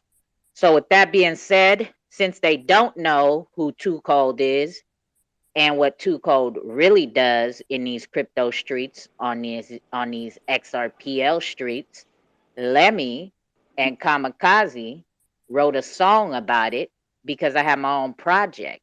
So you want to hear about it and learn about it to get you on the good foot, right? And if you want to really dive into it, the link tree in my bio will give you any more info on it, and you can obviously catch me in a space call or DM me or in my Discord and ask me any and all questions about the project. But here is the Too Cold Coin song right here. So let's take it away. Raw and uncut. You know the vibes. But now, the Too Cold XRPL Cookout presents the Thursday XRPL Wake and Bake Vibes and the Sunday XRPL Cookouts. But don't worry, because that's not all that's coming out. My coin too cold. If you know, you know. My coin too cold. If you know, you know. My coin too cold. If you know, you know. First fan token on the XRPL. Whoa, whoa. 3 followers to 4,000. That's what I call moving mountains. You can't sip none of this juice. The liquid is too cold from my fountain. What she's accomplished so astounding. Carolina Panther, keep pounding. My manager, biggest fan. I'm media man, no Robert Townsend. My coin too cold. If you know, you know. My coin too cold. If you know, you know. My coin too cold. If you know, you know. First fan token on the XRPL. Hey, whoa, whoa. 2 CD, you know how deep. Coming in clean, I'm with the team. Do your own research and you will redeem. You'll get the cream, XRP cheese. Schooling you also get your books out. Team so froze, so be on the lookout. Education's never been so cool now. When Too Cold be having the cookouts. We get the bag, full with ice packs. That's Too Cold coin, stacking some racks. No cap, always come with the facts. Learning the spaces and just relax. Keeping it cold. That's too cold, got that new flow. Fan token and we about to blow. Keeping it hot like your hands on the stove. Yeah, and you can do what we do. Too cold and let me, yeah, that be the crew. And if Too Cold ain't doing your interview, then we don't really care about your interview. Haters be worried about what we gon' do. Do your own research and get an overview. Homie, this is really nothing. You do your research and you will never lose. My coin too cold. If you know, you know. My coin too cold. If you know, you know. My coin too cold. If you know, you know. First fan token on the XRPL. Whoa, whoa. You know the vibes, triangular trapping, you know that's the tide. Not talking about cleaning your clothes, 500K coins is in the supply. When have we lied? Hit the website and go catch a vibe. It's very nice, the birds is gonna fly. You might get a job because she is hiring. Don't get fired like Trump. Kurt Franklin, you might get stung. She don't care about professionalism. She'll curse you out if you want. Why you thinking that it's a stunt? That too cold corn gon' pump. And we'll be on Xrpl, hearing that Xlemi bum. My coin too cold. If you know, you know. My coin too cold. If you know, you know. My coin too cold. If you know, you know. First fan token on the Xrpl. Whoa, whoa. Instead of a Patreon sub, if you like what Two Code does, get you some to show some support and love. Education is the key to grow the Xrpl cookout. Reaching other social media streams is the Two Code Xrpl cookout streams. This Two Code raw. Hey, all right. So again, thank y'all for pulling up for the Wake and Bake vibe.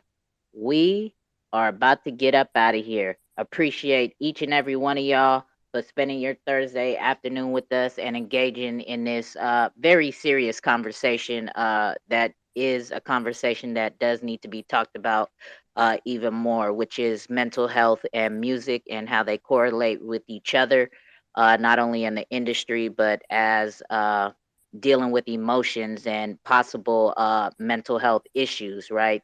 So, shout out to everybody that engaged in the conversation. I appreciate y'all very much. Until next time, y'all, we are up out of here. Two Code